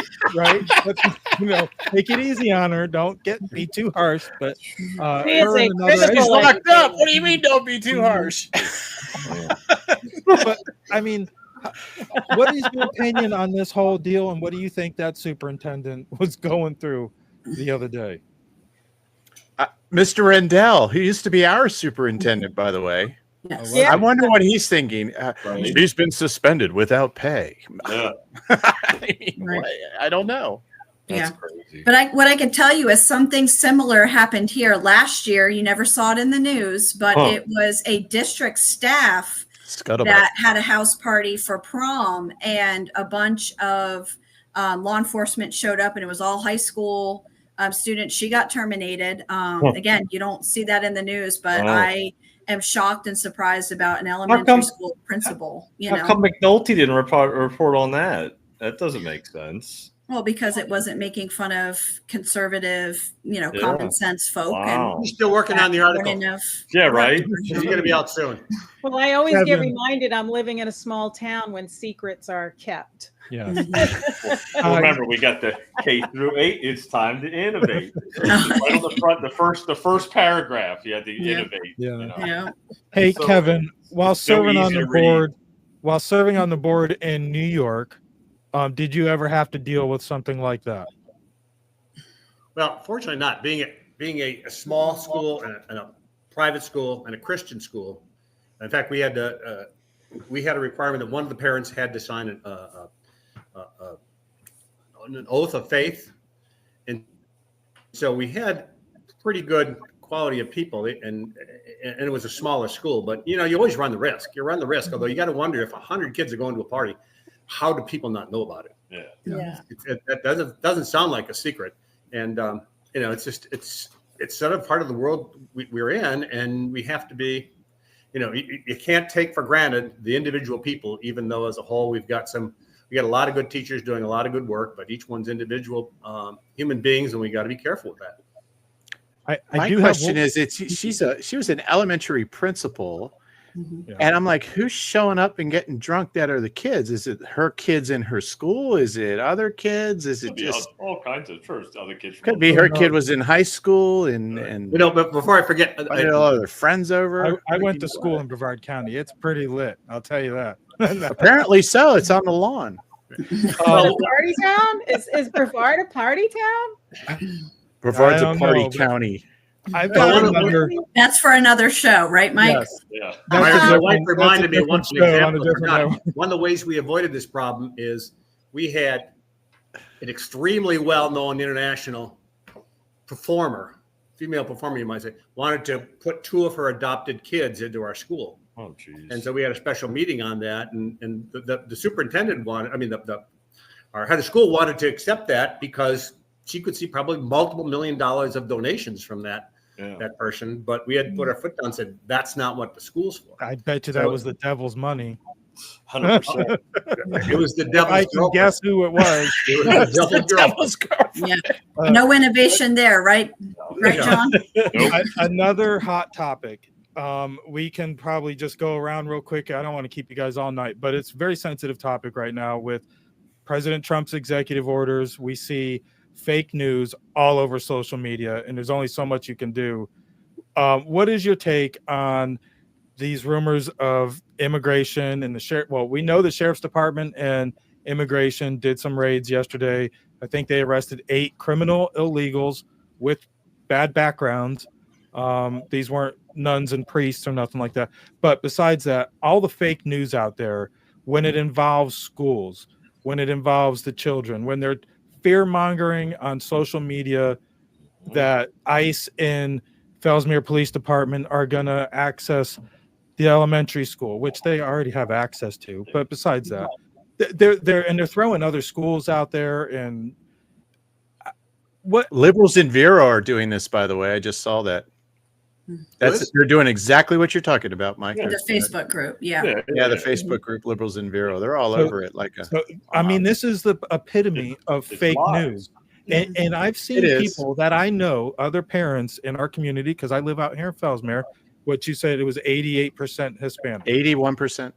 81% Hispanic. It's still quite a bit. But so I see some of these parents posting this stuff that's fake news, and I at first I get angry with them, but then I realize that these people are just ignorant, and they're regurgitating something they're seeing somewhere else. That's what I want to know. I want to know where they're seeing it, who is putting it in front of them and putting this out there. And some of these pages, they don't care, which, I mean, great for free speech, but this is literally the epitome of fake news. What is your take on that? I mean, we can start with Kevin and go across the bottom if you guys want to take a turn. Well, it's pretty hard to deal with false information, other than just to have forums like this where we can get good, honest information on different perspectives.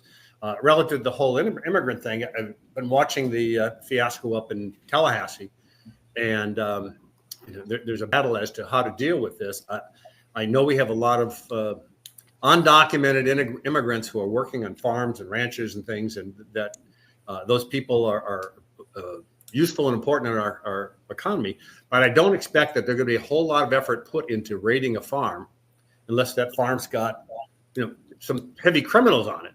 And if you've got people that are by and large not causing problems, we don't have enough room to round everybody up. We just have enough room to round some of the bad people up. So you got to be smart and not be, if you're here illegally, don't hang around with somebody who's got multiple felony arrests. Because don't get caught up in it. Yeah, they're going to come after them, and if you're there, they should be taking you, but they don't want to take you. They don't want to take you off the farm. Yeah. They want to not having a driver's license could get you in a lot of trouble if you're hanging out with a bad guy. Exactly.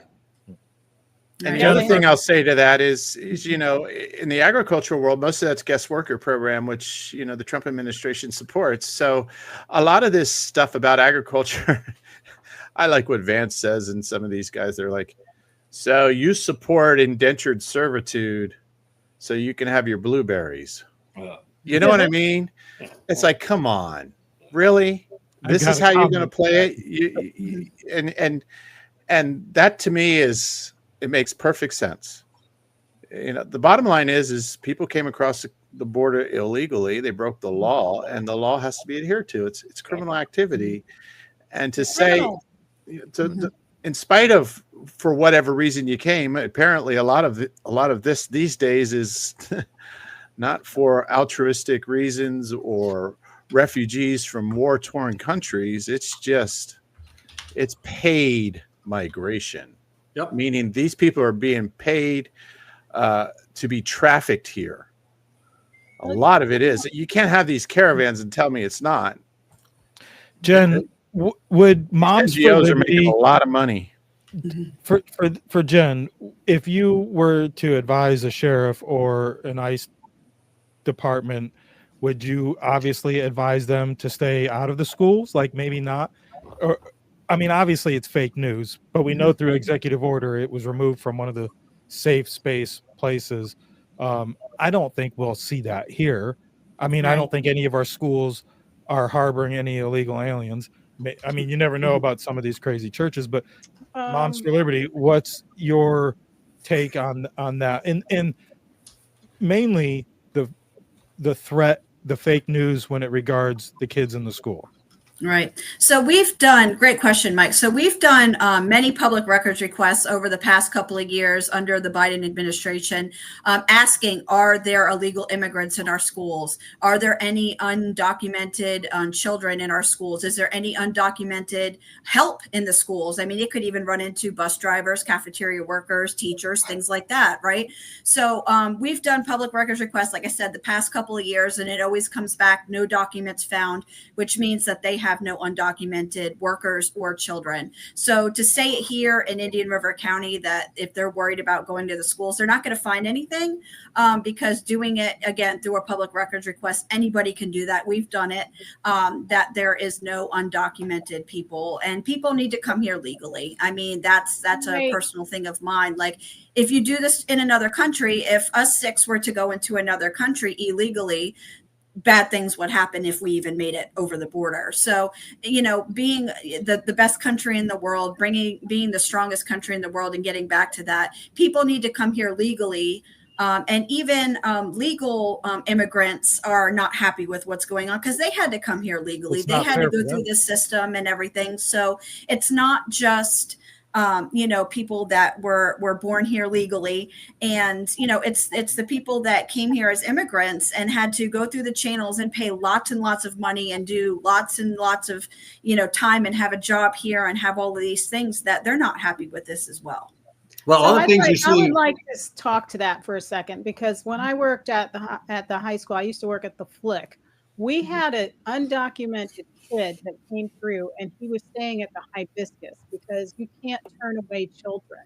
And he was totally Spanish, no English, told me in Spanish how he got here. He was like 14 years old, or he said he was. I couldn't tell if he really was 14, but he told me that he crossed the border. I said, "How did you get here?" He said he stayed with families.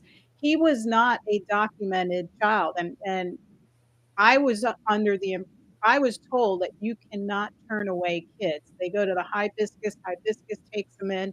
However they fill the paper out with them, I don't know, but this kid, I would have to translate with him because I worked in discipline, and he ended up in discipline because he was threatening teachers. And he was telling me this story. So I was like, I don't know. And when I worked at the front desk, there were people that came over that had Colombia, they used their visas to show me. They didn't have like a, an American ID. They would drop their kids off and their visas. When I asked them for ID, you had to put in the Raptor.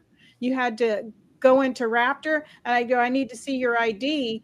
And they give you a visa from like Colombia or Cuba or Argentina, and it's not even an American visa. So I don't know. I just have to wonder about that public records request and how they're putting the kids in the system, because obviously these people that were picking up the kids that were saying they were their parents were not American, and they didn't have an American visa, and they didn't have a green card. They just showed me their passport. Well, So and it makes me that's wonder. one of the big issues of, you get a kid who comes through an NGO and he tells you how he gets across the border, but the NGO has already created the paperwork that he's sponsored or whatever, and the meaning of law gets just broken down in so many ways that what is legal anymore, Well, what she is said- undocumented, what is all of these things that have definition. Yeah. They don't have them anymore, and that's what's happened with our immigration system. And Trump's trying to bring definition back to the rules and how they're applied and supposed to be applied. Mm-hmm. John, what you got? Well, she said that she gave you the answer. The kid was in Hibiscus Children's Center. Well, Hibiscus Children's Center is not meant for an undocumented minor to go stay at. Number one, that place is a nonprofit organization. It's supposed to be housing abused and neglected children that have been removed from their homes due to abuse or neglect. So that's number one right there. That's where your red flag is. That kids shouldn't be there. Kids should be somewhere else with a parent. Unless the kid was removed by the authorities. So that's a problem right there. And the other answer is that this has been going on this whole time for our whole entire lives. The border's been wide open since Obama and Bush and Clinton and all the way back to whenever. So this is being exposed to show you this has been going on all this time. And they're not in these schools and taking these kids, and they're not doing all those things. It's all a crock of crap. And that's what people have to realize. And to that point, the whole issue of the social media and liberals' outrage, it's because they don't want the law to be enforced. They have never believed in the law. Exactly. Now that it's being enforced, they're screaming because they don't want the law to. They want to pick which laws get enforced. Exactly. And I call that selective outrage. And we see it at the board meetings all the time. No, it's called democracy. Yeah, and what's going to happen is if it does happen and some kid does something, get picked up around here, it might not be at school, but he might end up going and getting deported back. You're going to hear about it, and they're going to come to the school board meeting and say, how did this kid get deported? Oh my God. And you'll have the whole room full of all these people that'll have selective outrage, and you'll see it all come out of the woodwork. And he's exactly right. Right. All right, guys, I want to let Kevin, Jen, and Thomas go, and we'll wrap up the show just after them, I want to talk about the Warrior Shield Foundation real quick and pay some homage to them. Thomas, Jen, Kevin, thank you. Thank you. We'll look Thank at the schedule and see when we're going to be back and see what else exciting. You got a visitor. Got a visitor. Hi. Hi. Say hi. This is We want Riley. to talk to her. Yeah. She'll talk. All right. Have a great night, guys. Thank you. Right. Thank you. Have a good Bye, evening. guys. Bye, A team. All right.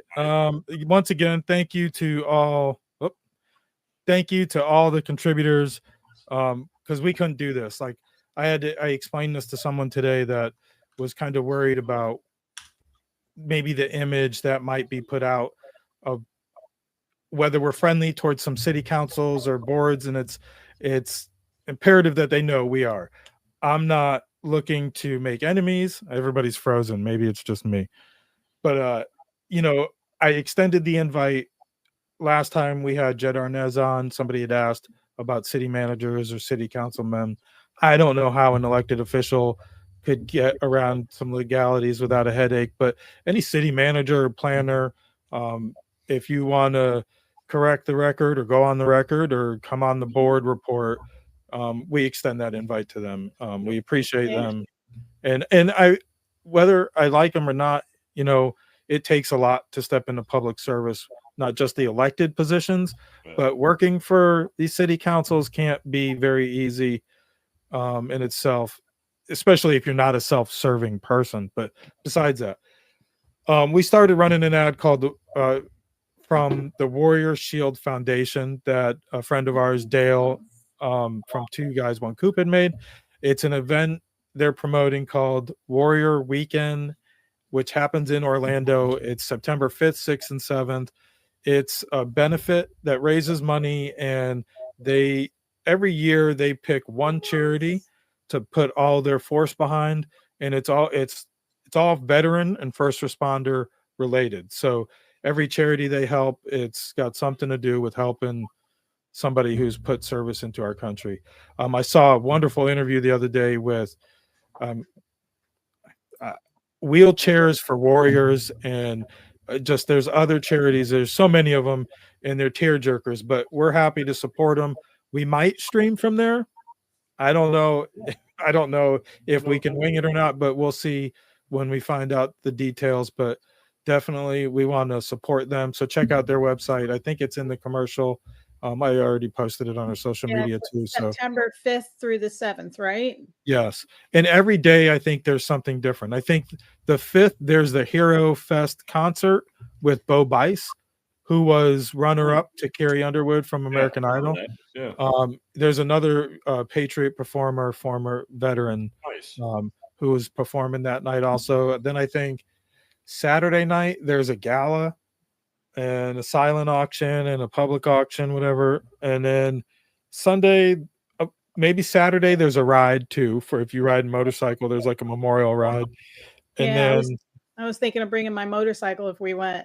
yeah, and then Sunday there is a gator hunt. I think it's by lottery, where they take like a veteran or a first responder out, and I think you can pay to go along also. So it's pretty interesting. I paid attention to the guys last year when they were streaming from there, and I got to know Rich from Grit Gear, who's the treasurer for Warrior Shield Foundation, just from the screen. I don't know him personally, but I started talking to him, and I asked him if we can help plug it because of with our plans to be there. So I wanted to throw that out there, and it's something positive among all that negative we're seeing on social media right now. But and then thanks to you guys for bringing us another board report.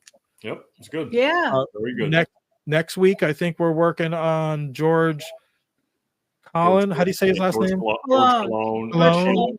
And possibly Sheila. Have we reached out to Sheila? Gala. Well, did you reach out to her, or Not yet, should I no. just call I her? got I'll give her George, a call. so yeah, I got George. Yeah, because I think they both bring a lot to the table when it comes to getting down to the pharmaceuticals and addiction, the schools, all the mental health and all that. Yeah, so it'll be good, and we can follow up on her event she's having too. And of course, CJ, if you're watching, I know you like to watch. You're invited to join us again next week to give us little tidbits of what you're working on again. So Yep. That's all I got. You guys got anything else? I'll shoot him a text. That's it. Just if you get a chance, check out the TGI Now podcast. We had Robert Morris, the J6er. We got a really good response on that. So check that out. And then Joanne, you had your last interview. Very excellent interview. Yeah. Kelly Meggs and Connie Meggs, they were a couple that went to the rally. They also were security for Trump's rally at the podium where he was at, and then they walked down to the Capitol. So they're part of the Oath Keepers, but the Oath Keepers, I want people to understand, they're not like militia like everybody wants them to be. They're former police officers. Like if you've ever seen the motorcycles riding and bikers in blue, or you see them, they get together and they do fundraisers and they help people out. And that's what they do. And they've actually done security for like Roger Stone and people like that. All right. So they're good people. So it was really good. It was a great interview. Yeah, and while we were doing the show, I just got texted by another J6er that was reaching out to me. So I'll be reaching out to him and see if I have another interview, because I want to tell their stories, because people just look at them like they're terrorists and insurrectionists because the left media just wants to vilify them. And it's like, it's really not that. We need to hear their story and see who they are. And so far, everybody that I've met has just touched my heart, and they're people just like you and me. Just let them speak their truth. That's it. They just tell their story. That's all it is. We look forward to the next one. John, TGI Now on Tuesdays at 8. Yep. Mike, Tuesday Point Podcast, Tuesday nights at 8. Binford Chronicles, whenever I get an interview, I'm up and running. So it might be 2 a week. I'm hoping to get you some of those interviews of those the women involved around the charities with Warrior Shield. Oh, that'd be good. Yeah, that's a good idea. Yeah, that would be great. That would be great. Some amazing people, All right. Thanks, All guys. Right. Thanks for watching at home. Make sure you hit the like button, subscribe, and share with your friends. Hola, Say bye, Ryan. señorita. Hola, señorita. Bye. Thanks, guys. Oh, hold on.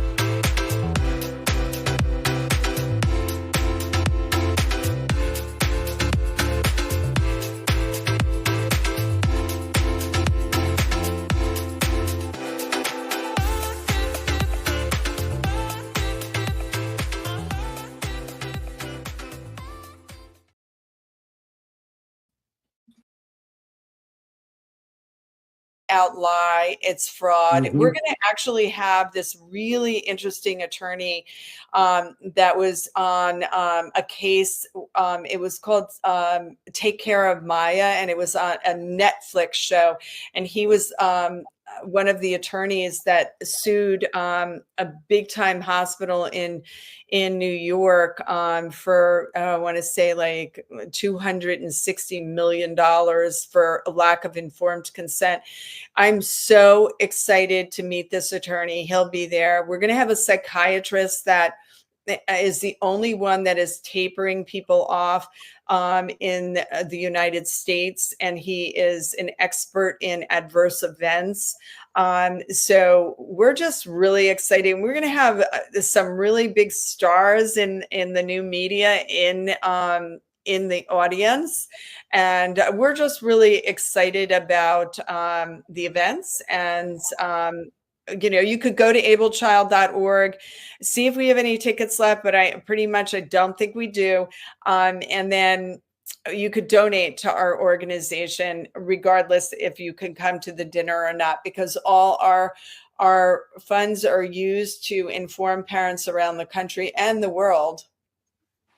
Wow. Yeah. Thank you so much, Sheila. So everybody, these are our wonderful guests, Sheila Matthews, founder of Able Child, and George Colon, recovery coach. If you will all just please stick around, we're going to take a short commercial break and we're going to come back for the panel.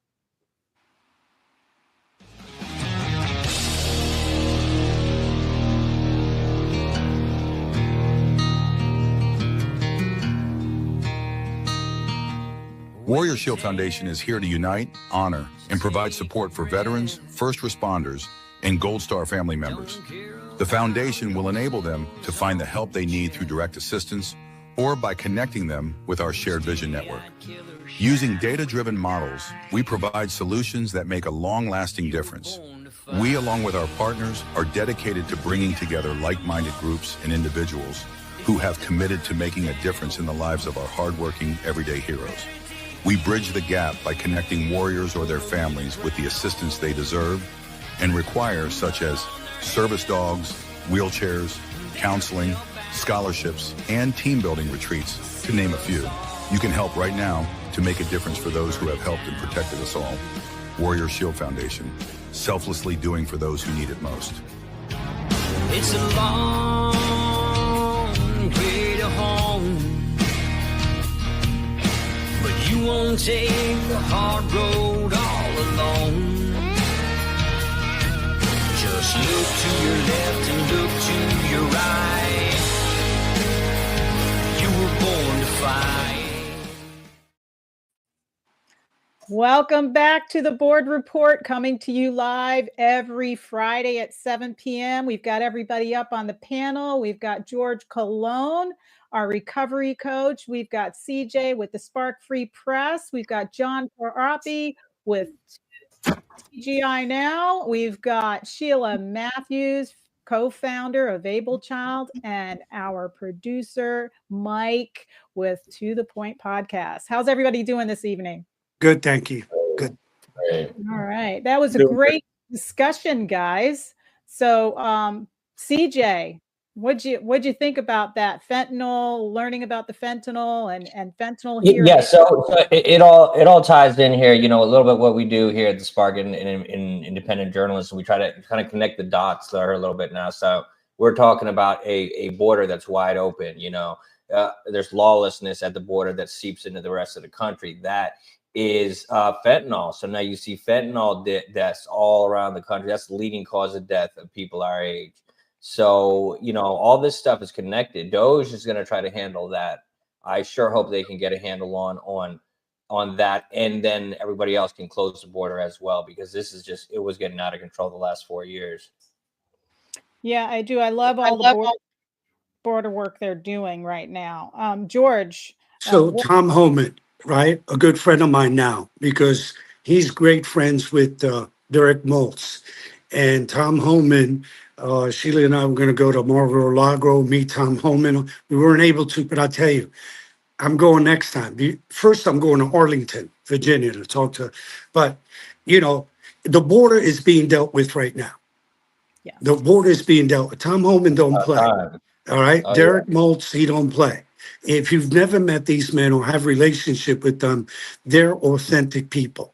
They don't go for the fluff, and they see unauthentic people, right? When I was in Washington, D.C. in 2021, we knew the border had to be addressed. 2 years after that, I met Derek Moltz in West Palm Beach. He gave me this file that he composed together this was while he was not director. No, very few people have this, which describes the CPP. You know, I could go on and on. I won't do that because there's many other people here. But few people are informed because they don't have the knowledge. And so they're not able to really address the fentanyl issue that's happening. And what happens is it was never addressed. Listen, people can be whatever they want to be, right wing, left wing. I don't really give a rat's butt. But the issue of fentanyl affects every human being, red, white, and blue. And what happens is people make it a political issue. A human life is not a political issue. It's never have been. And so, you know, right now I can tell you, DEA, ICE, DHS, there's too many agencies that are right now. It's just the beginning. I can't say much, but I'm going to tell you, it's just the beginning of what they're going to do. But these men are not to be played with. Do you think we have the resources? Do we have the resources to handle 40 million illegals, 10% of the population living here illegally? Do we have the resources in these organizations to kind of handle that? That's what I know. Or do they have to? Are they going to have to go private companies with this? So I can tell you this: that they have in Texas. they've sent military. So just see what happens. What's going to happen is the military is going to be hightailed involved. First, every other federal agency will, but these men and women are really fighting for people's life. They can only do so much. Look at Texas. They have made the Texas sheriffs that they've been federalized to arrest illegals. I don't know why everybody else is slow on that path, but it's okay because the eventuality is it's a national issue. So do I think that they can? I believe in Derek Maltz and Tom Homan, and they support Donald Trump 1,000%. And so, it just takes time for it to develop. That's true. Sheila, how do you feel about the new DEA, Tom Homan and Derek Maltz? I have everything that George says about them. It sounds promising. I think that the DEA really needs to be the gatekeeper to for the people, where they're creating these brochures again and informing the parents about the dangers, not only of fentanyl, because that's what you hear is the fentanyl. But these psychiatric drugs, it's the psychiatric industry really needs to be held to account. Nobody wants to take away people's right to use medications of any kind, but when you have foster care kids that are on a cocktail of drugs and then they end up homeless in the street, and then they're not covered anymore in Medicaid, and then they're now taking fentanyl. It's a gateway drug. And if we don't take a different approach to dealing with children and their behaviors, then we're never going to rid ourselves of this. I mean, I'm really looking forward for the DEA to really come out and say that Ritalin and Adderall, these are Schedule II narcotics. They're cocaine. And parents have a right to get other types of education. Able Child worked on the first law in the country, along with many other organizations, that prohibits a school from, believe it or not accepting a student because they choose not to use a psychiatric drug. And I never thought in this world you would get to that point. But this is a crisis, and it's a self-induced crisis by the pharmacological industry. So we're looking for change. And Able Child's been through multiple presidencies. So I never really look to the government as a god or any of these other people, whether it's Trump or Bush or Obama or Clinton. I've been through them all. And one thing our organization does is we don't take any money from the federal government. So yeah, it's good that you haven't taken any USAID or anything like that. Yeah, because they're all in trouble now for all They'd that. be coming for you real quick. So like you kept out of that range, and you're doing it locally, and you're doing it organically, and that's what needs to happen. And some of that money is going to come back to those people eventually, and that money is going to come back to the organizations that you're doing. That the money they stole from us is what's going to come back around. Because then God's going to restore everything that's coming back. So you're in the right place at the right time right now. Amen. I mean, I want to restore the children's identity, because our children are gifted and creative children. They've been told that they have these mental disorders that they just don't have. And so that's what I'm doing with my son. I went through. He was on Concerta. He was doing all that stuff.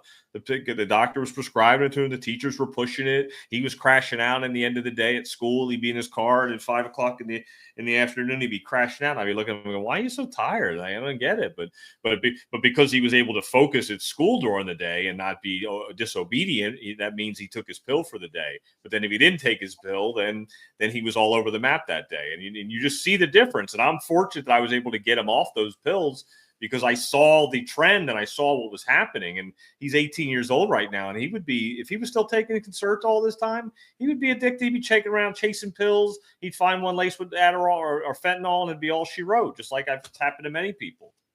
Mike, you've got kids. I'm biting off at the nail here. As far as the behavioral type prescriptions go, like fentanyl, Ritalin, I mean, I don't know one family who hasn't had to face that discussion. And 9 out of 10 times it's being instigated by the school. Yep. Amen, brother. When yeah, my nephew is now, I'm not sure where he's at or how old he is, because it got a grip of him when he was a kid in public school system in Brevard County. It was when they still did the FCATs, I believe. I think they were called the FCATs.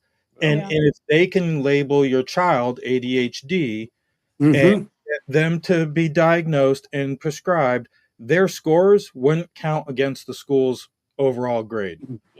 And so that's changed now. But how many kids are victim to that? How many adults are now victim to that are now in recovery or can't get through recovery or didn't even have a chance? Yep, 100%. It hit home enough to where my nephew is not the same person.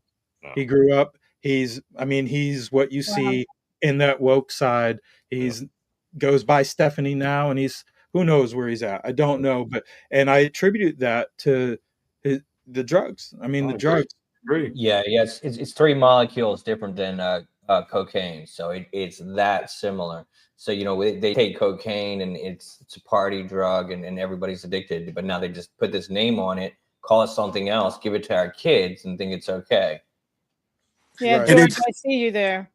And it's kind of bigger than that too. And everything y'all are saying, it's true. So what's happened is it goes back to what Sheila's saying, the pharma. It's a very lucrative money. It's about the money, right? So they're going to sell parents anything. I was poked as an 8-year-old, ADD.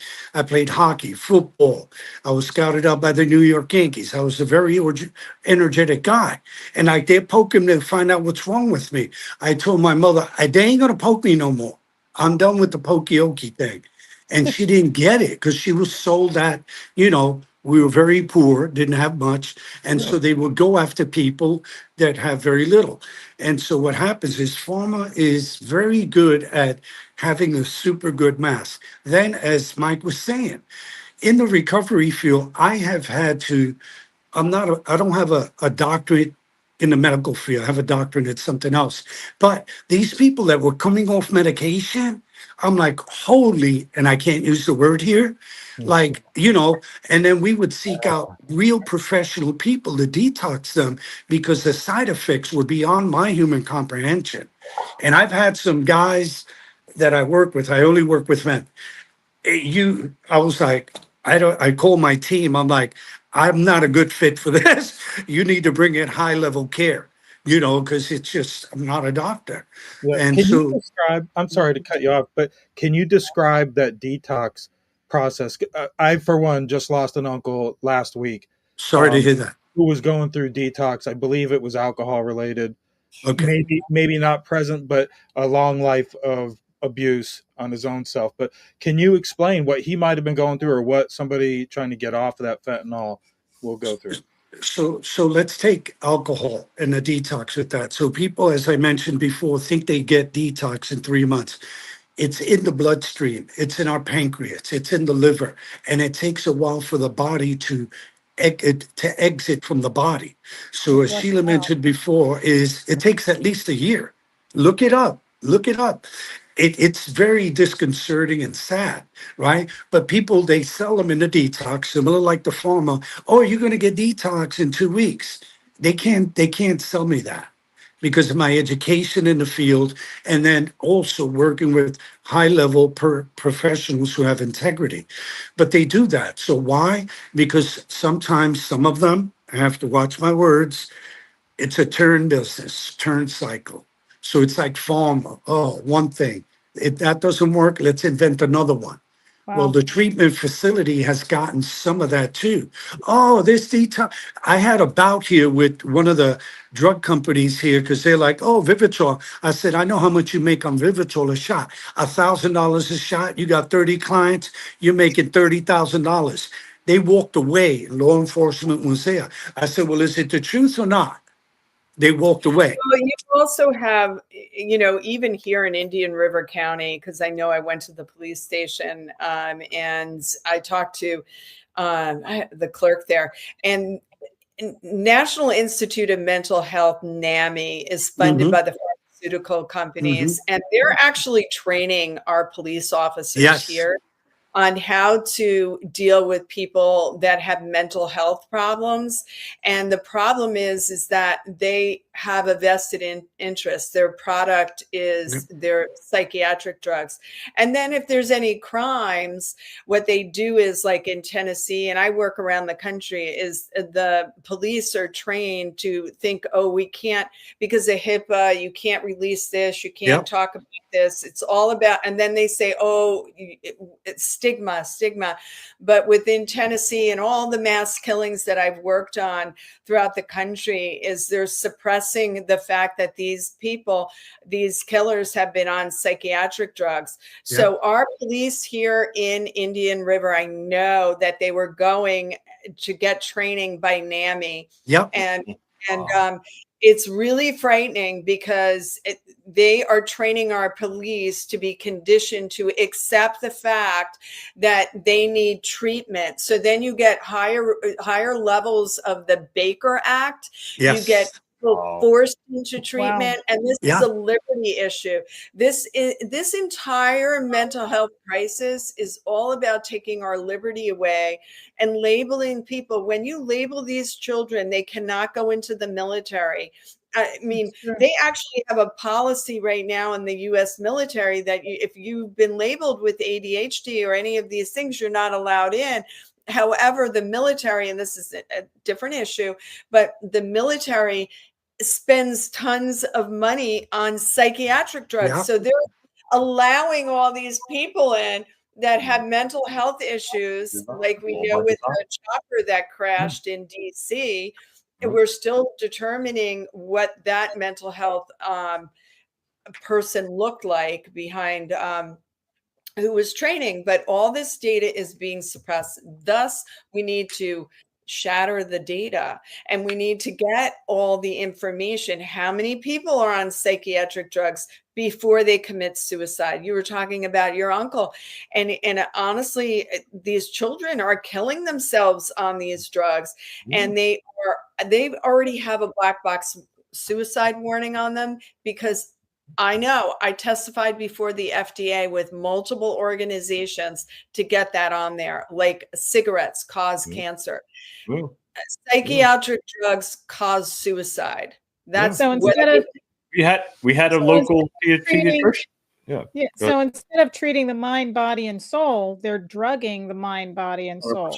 100%. To keep you it keeps you in a low frequency, a low vibration. So then you get into depressed, you get into the energy, the frequency of fear, guilt, and shame, and then you don't feel good about yourself, and then you have suicidal thoughts. A local pediatrician that was given my son Concerta, he came to a school board meeting and he told people back in April of 2021 that he wasn't treating kids for COVID. He was treating kids for depression, social anxiety, and attempted suicides, more than he ever seen in his whole career. And he'd been doing it for 25 years. And I just said, oh, wow, look at that. He sees that it's happening. He's got these kids coming in, and then he's looking at the charts going, oh, well, this one tried to commit suicide. Oh, he's taking Concerta. Oh, this one's committing suicide. Oh, this one's taking this. Like, you start to put it together and you start to realize, like, oh, there's a pattern here now.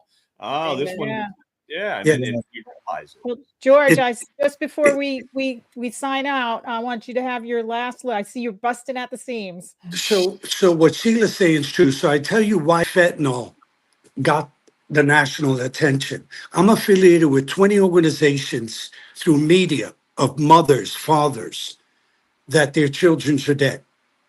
They're dead. And it all started with pharma. So what they did is they got together, and we're talking about hundreds of thousands of people. And Derek and I went to one protest. That was just one I went to. I couldn't take it emotionally. And that was in Washington, D.C. But when you're affiliated with all these people who sadly these loved ones died, it's going to get attention. And Derek would go to every other one. I couldn't emotionally take it anymore. And so that's what needs to happen with pharma. I'm going to connect Sheila with a guy who's suing Sackler and Purdue. And he's involved in another 20 organizations. And these parents, these children have all died. They're getting attention from the government, and they personally know Derek Maltz as well, because it's about the masses, because some people just don't want to hear it, which is really sad. Yep. It's crazy. CJ, before we do, I want to ask CJ, we saw the craziness locally over the immigration stuff recently. What do you say to the fake news that we saw going around local social media about they were going to raid the schools? And what about the instigators that are behind some of that? What do you think? Yeah. I mean, what's your take on all that? Yeah, I mean, like we said, I mean, it's now they're finding all these payments with the fake media, so they're just pushing out narratives to kind of, you know, and just be real, they couldn't have sold all these psych meds and all these different drugs to the kids without the media, without the commercial, without the funding. You know, I remember they used to not even be allowed to show all these drugs. Yep, we just lost CJ. Yeah, we just lost him. Anyways, we are at an hour mark, and I want to thank CJ and Sheila and George. You guys were great guests. I hope you guys all come back again, because I mean, every time it's excellent content, and I appreciate, as a parent and a taxpayer, the effort you guys are putting into our community, because I mean, it's not an honorable thing what any of us do, but without the message and without the people doing the hard work that you're doing, you know, that many more would be lost or uninformed. So let me give you the news that just happened just yesterday. Every sober home is going to have to be registered in Indian River County. It's coming soon. I met with officials and law enforcement, and we started a trend, not only here in Indian River County, for the safety of all, right? The potential clients and the neighbors, but also we have started a trend, and we're starting a nonprofit organization that this will be handled nationally now with the support of DEA, Tom Homan, and other organizations. Oh, So that's some fantastic. continuity and accountability. You got to have the right people. Yes. And thank you guys for everything you're doing, Thank because, you. you know, our society is you. more vulnerable today than it has ever been, with all the LGBTQ going on and gender dysphoria. All these people are very sensitive and emotionally, and this can lead to other conditions, other mental conditions. So it's really important what you guys are doing. And thank you. We are actually talking about fentanyl, and we're talking about drugs. We're talking about things that are hurting our children right here on the board report. And it's so important to get this out. Well, thank You guys are you. awesome. Thank you. And we appreciate your work as well. And we hope to see you tomorrow night, Joanne. Yeah. So, and we're excited to be working with CJ. We're running off to another event. So Yeah, and pay attention to. I heard Joe Hoff may have a special kind of fundraising event tomorrow, all day telethon for Tina Peters, who is currently serving in jail for trying to save the election. So just pay attention to that on the Joe Hoff podcast. he'll be doing it from Vero Beach. So Yeah, we're excited. Wow, okay. that's great. Thank you, guys. Thank you, Joanne. Thank you, John. For folks at home, next week is the 14th, right? Yep. We won't be here. We're not going to bother you guys on the 14th. Enjoy your Valentine's if you have one. If not, enjoy your Friday night. We'll return on the 21st. Yep. John's going to be heading that episode up with some good information when it comes to fluoride in our drinking water, and with a great group called We Are Change Orlando. Yeah, We Are Change Orlando is who started it, but now it's spread all over the state. So it's every county in the state now. So he's the founder. So it's going to be good. Awesome. And so we look forward to Kelly Jackson, and what was his name? I got Justin Robert. Yeah. We'll get more information. And we have somebody else local too, Dina too, as well, is going to be on the show. Awesome. Yeah. So no show on the 14th, fluoride on the 21st, and we'll return the Friday after that with a school board update, hopefully. Yeah, and that's the 28th. That's February 28th. And also, everybody remember, there is the Blues Festival at the fairgrounds on Saturday the 15th. Oh, this weekend. No, It's weekend. Saturday the 15th. Yeah, next weekend. Yep. Yeah. Awesome. So thank you guys at home. Don't forget to hit the like button, subscribe, show. follow, Yep. share with your friends. If you're not a member of our Facebook group, jump on there, invite all your friends, like the page, invite all your friends. It's a mess, but just invite them all. So Yeah. Yeah.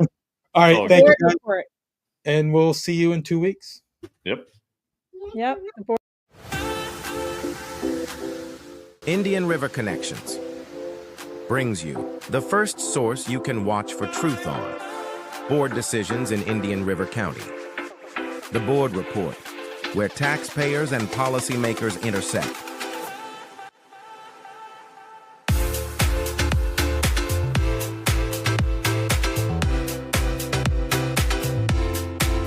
Be sure to subscribe on your favorite platform to get notified when we go live on Fridays at 7 p.m. Visit IndianRiverConnections.com for more. Sponsored by Gus Curran's House of Champions.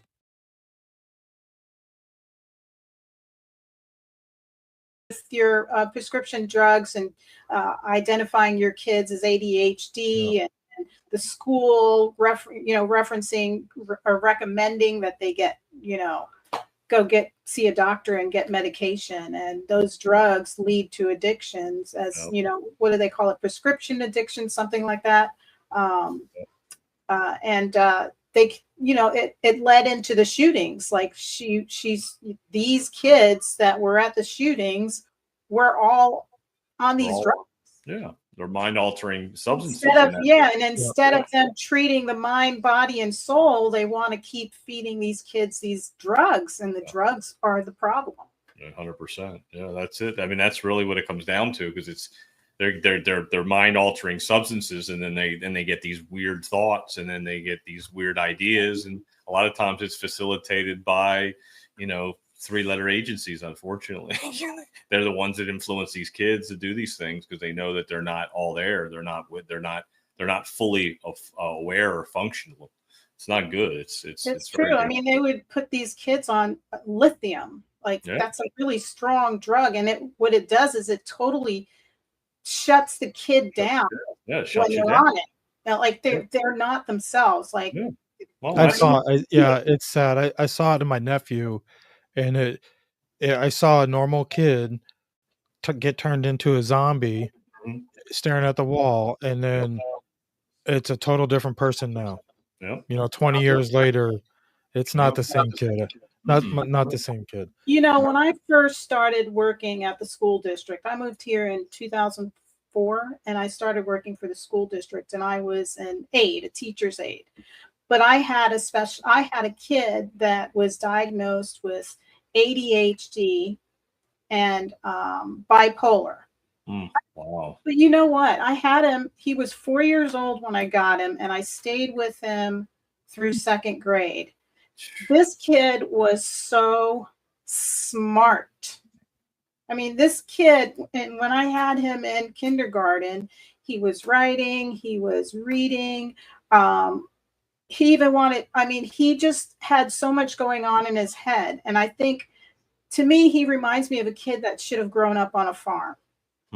Really smart, picks up on everything, but needed to be active all the time. In school, you're forcing them to sit still and learn. And then if they're fidgety, the teachers get upset. Yep. And this little boy was the cutest little boy. He had a single mom who loved him, but he was a handful. But I mean, he was just such a good kid. I mean, I remember sitting with him at a computer, and he finally said to me, he goes, "Miss B, I want to marry you." And I just was like, oh, he's opening up because I was able to work with him. Somebody took the time to understand him. And I was with him till he was in second grade. And I loved that age because this little kid was so smart, so bright, but they just put too many sit stills on him. And then if he got fidgety, so because I was his special aide, if I saw him getting fidgety, before his attitude would pick up, I'd say, I need to go check something in the hall. Why don't you come and help me?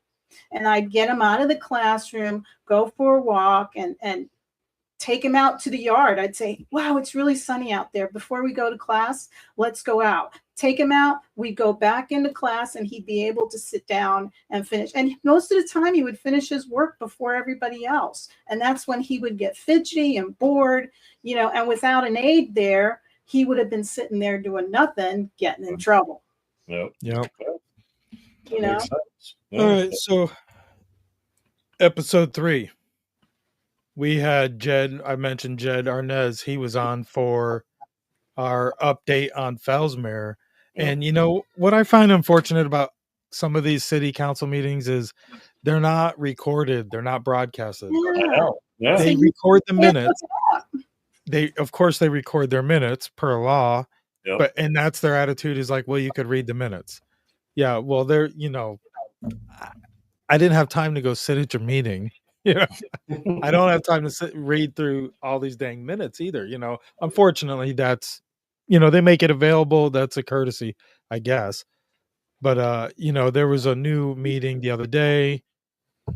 I didn't get any notes from it. If there are notes out there, I missed it. But I do know a video was circulating around social media revolving around the surf park that has broken ground this past week.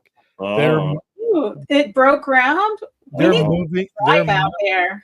They're moving dirt at this surf park, but it was odd because it was a video. It was an interview from some wave pool magazine, and they interviewed the 3 guys behind the surf park, and I think 2 of them are Hispanic, and maybe one guy's a financer. I didn't get their names.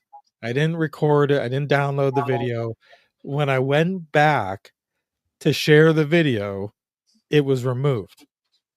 And I can't figure out anywhere why it would have been removed other than they might have gotten some bad comments. Because I saw a lot of bad comments on social media.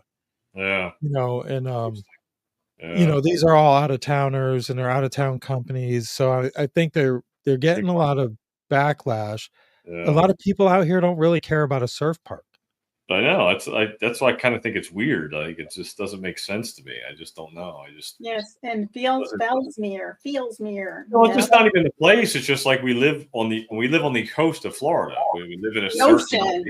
We live in a surfing area. Like the Sebastian Inlet is very popular, very world famous for surfing. Right. So I don't know why we would build a surf park in Fellsmere. That's why it just blows me away. I'm not totally against it. Yeah, I get it, but yeah, but what I didn't like is in that interview, the guy conducting the interview asked Luis, I know that's his name. He's from Brazil, and he's the construction guy behind it. Asked him if they're using local architects and local contractors, and they kind of blew it off. Yeah. You know, and what I do like is they kept circling back to ministry based. You know, they kept almost intentionally inserting God into their mission somehow. Right. I don't know. I think it was to win over some hearts and minds, maybe.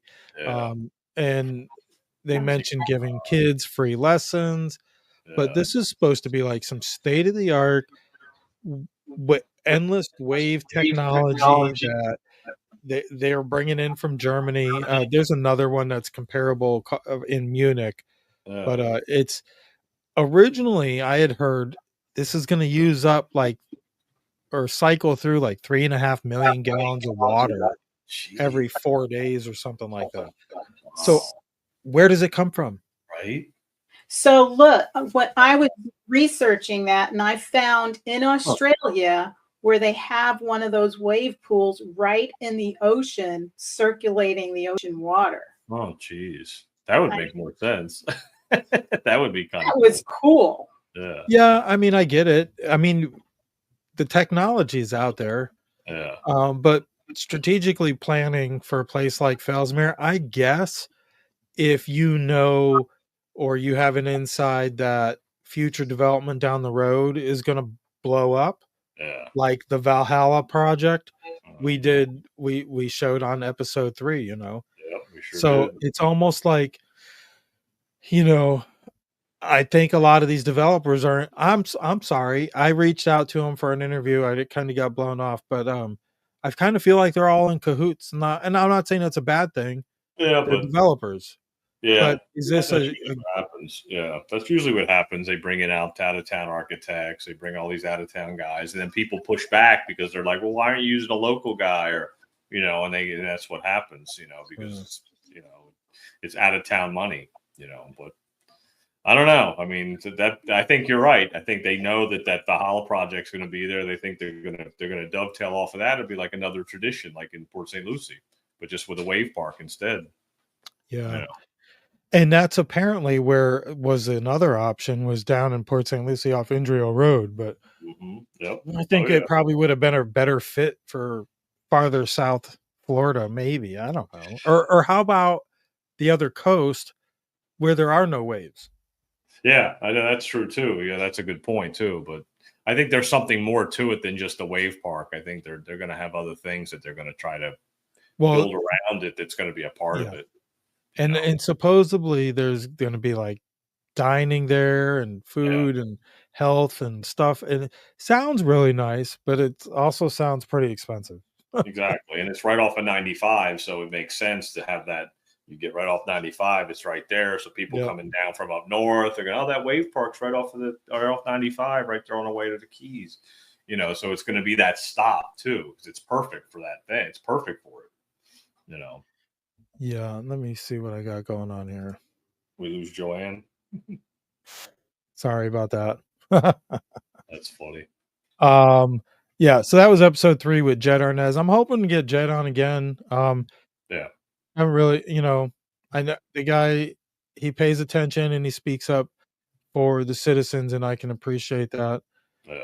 Everybody's comfortable getting on camera, so we'll see how he feels about coming back for a recap. But big things coming in Fellsmere. Yeah. Episode 3. I think episode 4 was the next board, the school board again.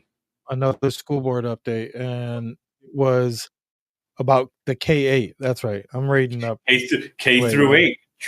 Time to innovate. If you watch the last workshop, that's what it was. They were everything was innovate. You got to innovate. That's the new word. That's the key word for 2025. K through 8.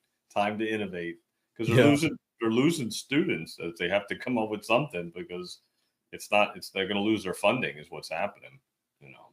Yeah, I think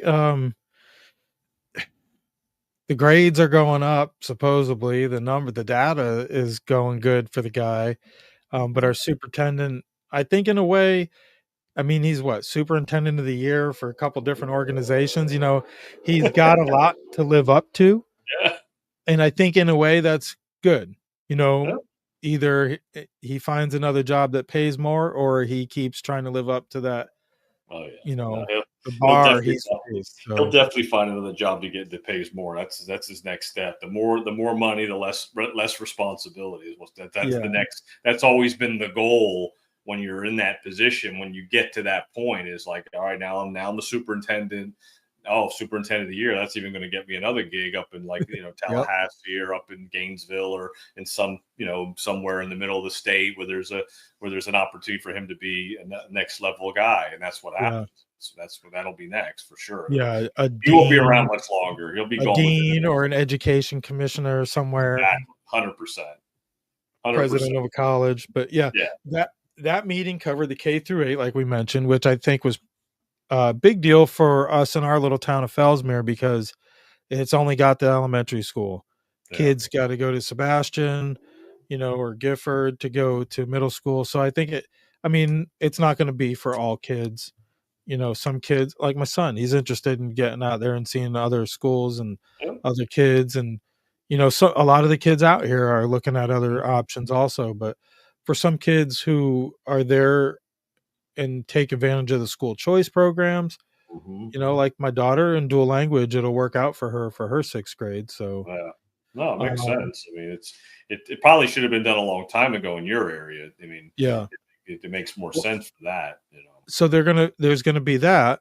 Fellsmere will start 6th grade next year, and also next year, starting 6th grade, will be the New Wave Academy, which Oh. is a private school in partnership with the district. And they'll be out here in Fellsmere also Okay. doing a 6 through 8. And I did a little research into them. I met the couple behind behind the operation here in Fellsmere. Really nice couple. They want to do really good for the kids. It's another like private school out of the Miami area, I believe. Okay. So, you know, Oh. I don't know what a private public partnership with the school district is when it comes to a private school. So Yeah, I don't, I don't know either. I don't know if you it's know, like it includes transportation, like if the public schools provide transportation for the or private sports or something like that. Yeah. sports. Yeah, there's some kind of integration there. There's an incentive for them to do it. That makes sense, but you know, it's adjustments, change. You know, some things need to be adjusted. You know, so we'll see what happens. We'll see what Yeah. happens. So the other one, the other options, Joanne lost her internet. I Oh, just saw her text, but okay. I wasn't even looking at that screen. The other issues they talked about that night, the debacle over naming the new K through 8 school in Sebastian. It was just, it's the new classical school, and it's just like the superintendent back and forth with one of the school board members. It was just ridiculous. But the woke curriculum, they talked about all the woke curriculum these committees found in the new science and history stuff. So that was pretty important, I think. Yeah, I mean that's the stuff that that people aren't informed about that need to know what's happening. You know, it's still in the schools, it's still there, it's you're never going to completely get rid of it until it's all uncovered. But to keep on top of it, and just to keep paying attention, like Jennifer Pippin from All for Liberty. Yeah. She's on top of it. There's another book or there's something else that's going on. She's right on it. We're lucky to have her in this county. Not everybody has a person like that in their county. Yeah. So that's why she's part of the A team. Makes sense. And the episode after that was, and then we did CJ again. It was CJ and Abel Child and George Cologne, right? Yep. That was our last episode. That was last week. Yep. Yeah, Yep. that was a good one. Yeah. Was it, or did I skip over some? I think that was it. Yeah, I think that was I think we pretty much touched on them. Yeah, that was it. And then George, talked about the fentanyl and the border crisis and what he's got going on here. He's got some more things to tell us too when he comes back on that he couldn't really tell us then about the sober homes and stuff like that that's coming up. So he's got his thumbprint on, his thumb on the pulse of what's going on. So, he's another one. So I mean, you think about all these people we've brought together in this amount of time to build this board report on Indian River Connections.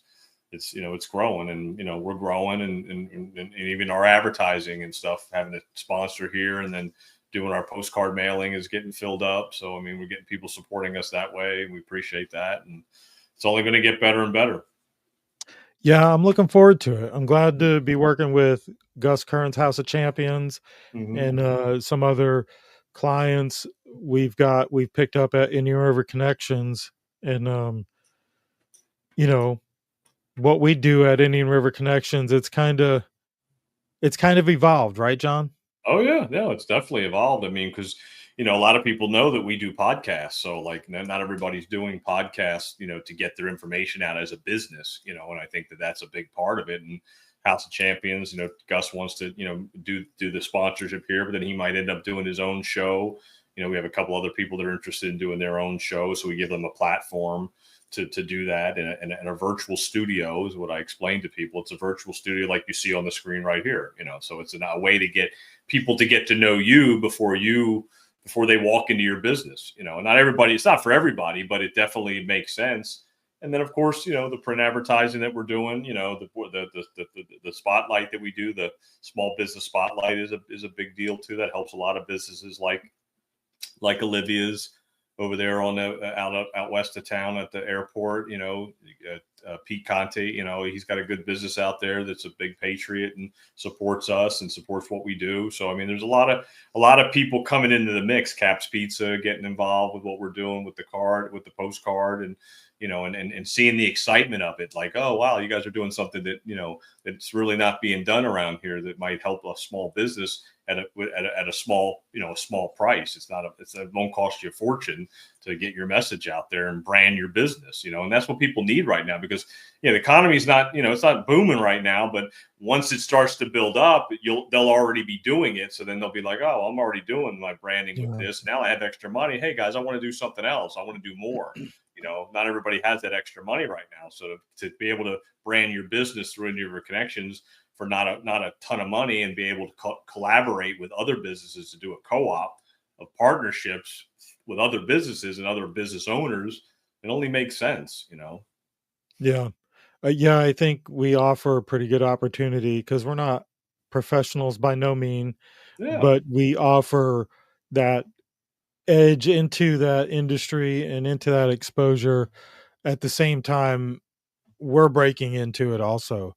You know, I Exactly. mean, we've been doing it for a little while, but Yeah. we kind of evolved our little, you know, our hobby into a business, and that's what we are. We're legit. If you're Yeah. wondering, you know, Indian River Connections will be Yeah. in your mailbox. It will Yeah. be on your computer screen and on your phone. 100%. And we aim to bring more content. You know, if you have ideas or you want to get on and see what it's about, make sure you get in touch with one of us, because I'd like to offer other stuff. Not really, you know, it all is marketable. And if you've got a business or you have a pastime and you just have a passion and want to try something new, you Yeah. know, I think you should partner with us, and we definitely take some of the pain out of it. Yeah. We've evolved quite a bit from And that's what audio I only. You know, as far as the podcast go, we've evolved from audio with cheap little mics or one microphone to full studio setup kind of deal, you know, I and want to get a studio in my house, like, you know, yep, like, and and you're right, and it shows people that you can do it, because it's not for everybody. So like, you know, like when I explained to them that, hey, we can help you host your podcast and help you build a virtual studio, they're like, oh wow, how do you do that? And like, I never thought we would be doing this for our podcast, let alone somebody else's podcast. Yep. So I mean, that's where, you know, it makes sense for them to see that. And I always tell them, like, we'll help you build it. You can, you know, you pay us to do it, and then eventually, if you want to do it on your own, you take that platform and you take it somewhere else, and then that's it. I mean, we're helping them ease their foot into this whole space of podcasting. Like, you know, we'll help you dip your toe into it. We'll help coach you through it. You know, and I yeah, think that and not that's just the our beauty. just not our niche. I'm hoping, I don't want to like shoot ourselves in the foot, but I'm hoping to bring all kinds of different variety to our platform. And you Yeah. know, whether it be geared towards women and their beauty techniques, or how to cooking briskets and ribs, Yeah. you know, like we're Yeah. going to try to get some more stuff out there for our people, and it might be you. So Yeah. you know, if you want to see and collaborate and brainstorm it, how we can help you make that happen, or how you can help us make that happen, Yep. definitely shoot us a message. But Yeah. John, that's all I got. I didn't really want to keep anybody late on That was Valentine's Day. perfect. Yeah. Yeah, you know, I wanted to recap a little bit. We threw a couple episodes. I think I ran the first 3 episodes, which was pretty good. You know, we got some more views and more exposure on them, and we'll be back next week with the people for fluoride, right? Yep. You're Not going to be for with, fluoride, yeah. but against fluoride. We are Change Orlando and some local folks here, as well as and Dina and we are Florida. So I mean, we Yeah. are Change. So it'll be good. I mean, it's a good platform from them to get on, and it's good for people to get informed on how they can get involved. So that's the main thing, you know, to get people involved. So it'll be good. And the Friday after that will be another school board update. Yeah, that'll be another update, because they just had their workshop the other day. So that'll be the board meeting next Monday, and then come back around again, and we'll have another one. So in the meantime, you can find both our shows Yeah. on Tuesday nights at 8 p.m. Or any night. I mean, they're out there. So on YouTube, live. Rumble, X, Spotify, Yep. To the Point podcast, and TGI Now podcast. Yep. Yep. And Joanne, she was putting together a compilation. She's been interviewing some J6ers that can really use some support and help. No, they're wondering about us, Thomas. They're wondering if we called in sick. But yeah, so keep an eye out for Joanne's videos. She's trying to help out the J6ers. She's bringing their stories to you, and she threw together a couple of GoFundMe's because some of these guys can really use some help. After being locked up for 4 years and only having 1 or 2 decisions to make every day, to being let go at 6 o'clock based on what the guards saw in the news. Like the one guy I saw and 2 guys in one coop. They're like, how'd you find out? He's like, well, the guard came and said, come on, Jackson, or whatever his name was, you're getting out of here. He's like, no way. So he's like, me being curious, they're doing, they're taking me to where I got to go. And they're like, he's like, what's the process? Is this going to be a while? Like, you got some paperwork? And the guy's like, no. And he's like, what do you mean? He's like, well, we're just getting ahead of it. We saw the news. Yeah. We saw him sign the executive order. And he's like, that's it? Like, he was scared. Right. Like, he was reluctant. Like, I would have been too. I'd have been like, I can walk out now? Like, you sure? Like, I don't have to sign? But, so they get overwhelmed. So check out Joanne's videos. Oh my God. You can find them, Binford Chronicles. And eventually, we'll be probably restreaming all of our shows in some type of format on Indian River Connections, I believe. I'd like to get some more content to put in the mix, but we'll figure out all the logistics. So yeah, I mean, that's what we offer, though. That's the beauty of it, is that we offer so many different types of information.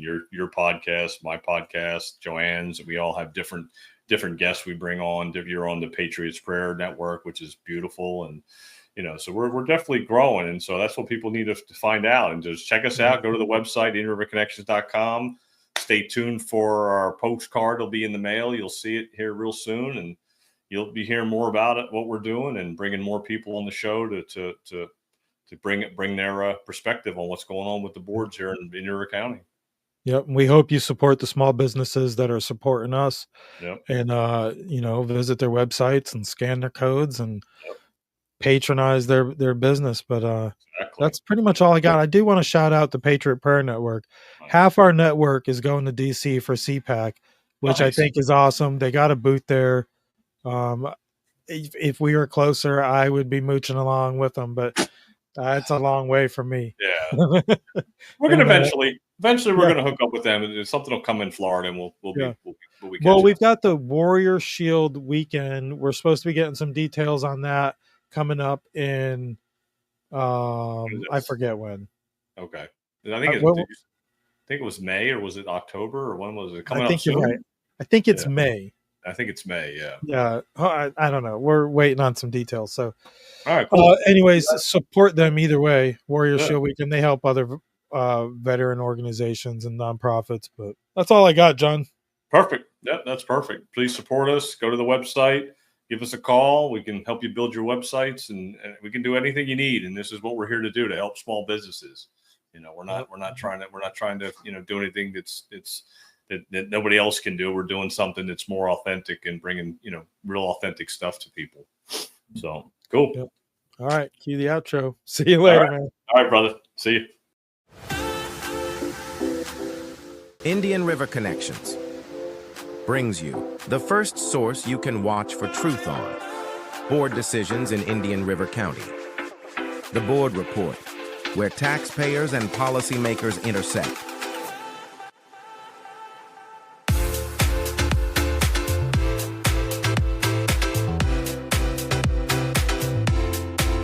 Be sure to subscribe on your favorite platform to get notified when we go live on Fridays at 7 p.m. Visit IndianRiverConnections.com for more. Sponsored by Gus Curran's House of Champions.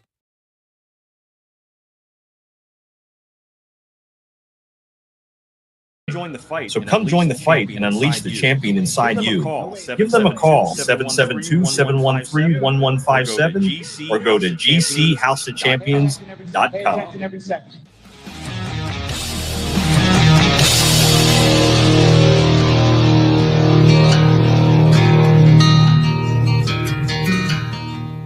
Warrior Shield Foundation is here to unite. Warrior Shield Foundation is here to unite, honor, and provide support for veterans, first responders, and Gold Star family members. The foundation will enable them to find the help they need through direct assistance or by connecting them with our shared vision network.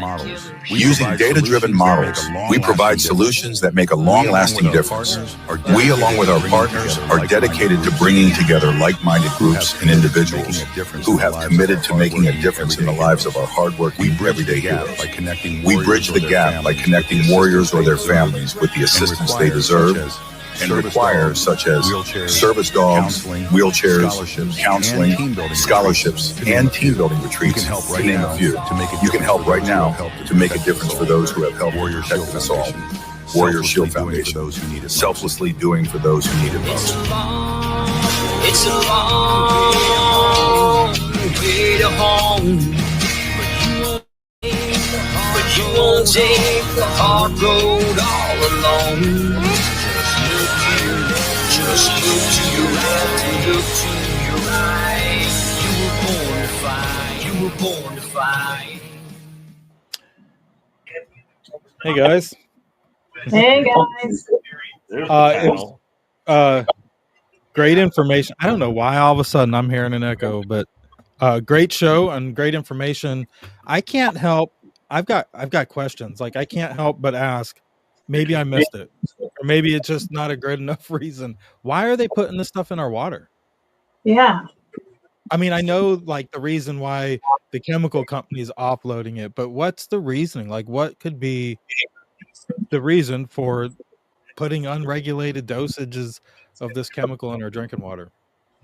Yeah. What's the benefit? Powerful interests and strong propaganda campaigns, dental lobbying groups, convincing people that it's good for your teeth. It's sort of the we've got to do this or else kind of idea. You know, the same thing they do with the climate change or the COVID vaccine narrative. You know, we got to do this or everybody's going to die. We got to do this. You can help. You can help right now. So that was the whole. That was the selling. That was the sell. You know, and they convinced everybody of that. And once they did that. It was it. Now everyone's scared to not do it. It's crazy. Now, I do any bottling companies do this? Yeah, so most bottled water actually still contains fluoride as well. So you've got to buy bottled water that specifically says fluoride-free, non-fluoridated. But your standard, you know, Dasani, Zephyr Hills, all that garbage, you know, basic water brands, they all have fluoride and probably other things. And they've been sitting in warehouses in plastic. I don't particularly buy bottled water either, unless I'm just on the road in a pinch. So I heard, Deanna, I heard you mention a particular water system. What do you recommend for people to do right now while they're waiting for these governments to get off their ass? There's a company called Alini that I found actually when I was visiting Naples. And they have a warehouse, I think, south of here. There's also a local person called Ohana, and I met the owner, Mike. He's awesome. So I would look into those two systems. And they do have fluoridation, like you know, filters that you can put onto the whole system. You know, I mean, that was the first thing that I did when we bought our house. I didn't have any furniture. I had to get the water, you know, filtration system. Water first. Yeah. I'm fortunate. I live out in the outskirts of town, so we're on well water, which is sometimes questionable too. But I feel definitely safer that it's not being ran through a treatment center. Like I don't know, you know, our water shouldn't have to be treated.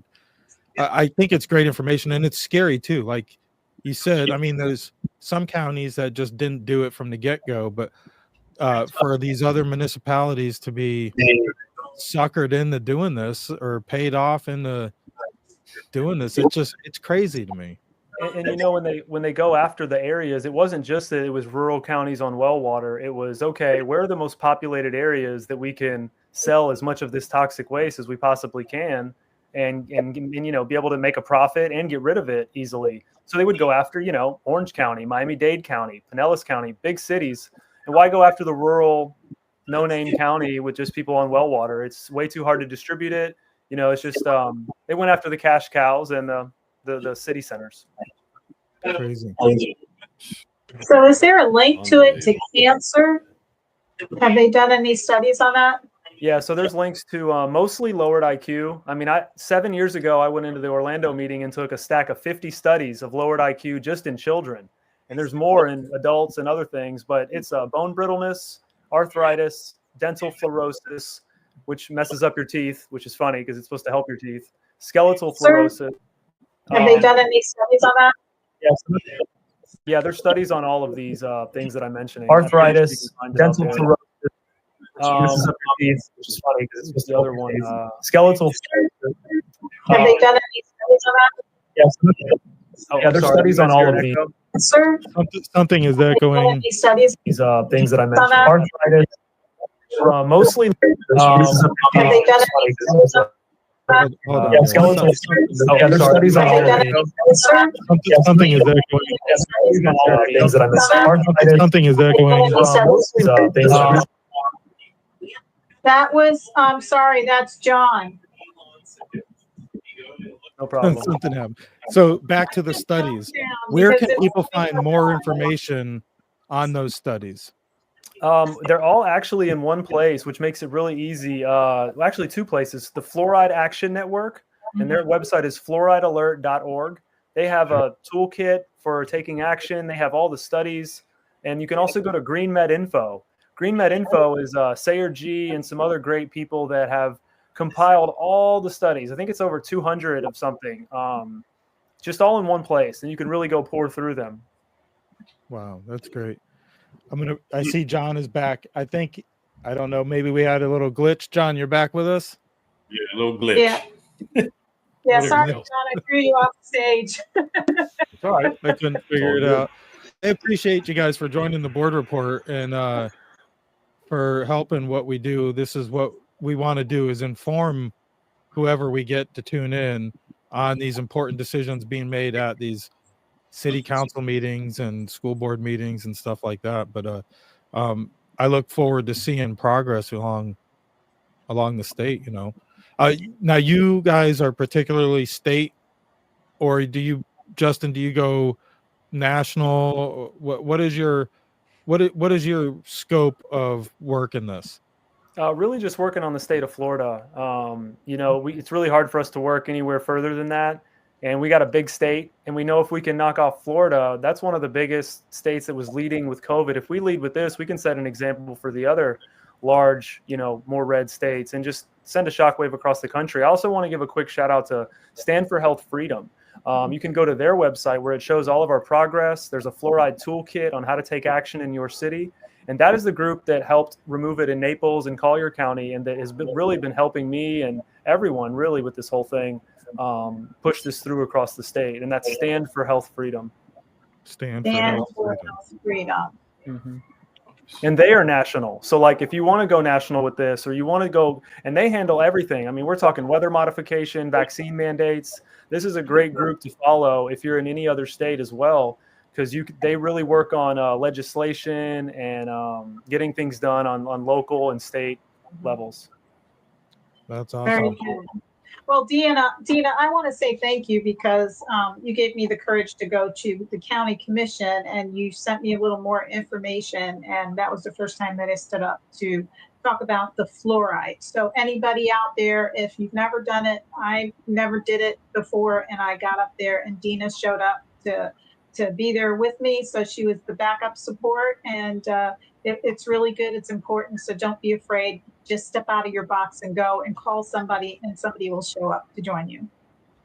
It is awesome. You guys, it's great courage. I did have one more question, and I know you mentioned legislation.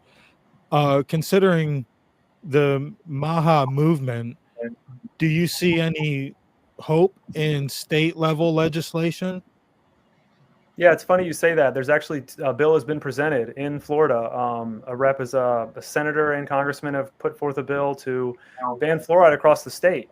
And then you've got RFK Jr., who was just confirmed, who said he's going to advise through however that would work, CDC, FDA, to basically advise against it as well. I think when that happens, you're going to see not just dominoes, but an avalanche, because then, you know, these people that are still falling back on the CDC and the ADA, they're not going to have those federal people to stand behind anymore. You know, you're going to have the state, the county, federal, the court case, all these people were moved. There's just going to be no reason to keep doing it. So there is one thing I do worry a little bit about state action. I'd rather undo it county and city by city, because if, let's say they ban it across the state tomorrow. Well, what if we get a horrible governor after DeSantis and they walk in and then they reverse it? Well, now all those cities can just start refluoridating. If we remove it city by city, county by county, pass an ordinance, put it on the books, they throw away all their expensive equipment, it's never coming back. They'd have to do it one by one, get all the citizens to rally behind it again. That ship has sailed. No one's going to believe in fluoride again. So if we keep doing it the way we're doing it, I'll be happy to have their big recommendations to make it happen quicker.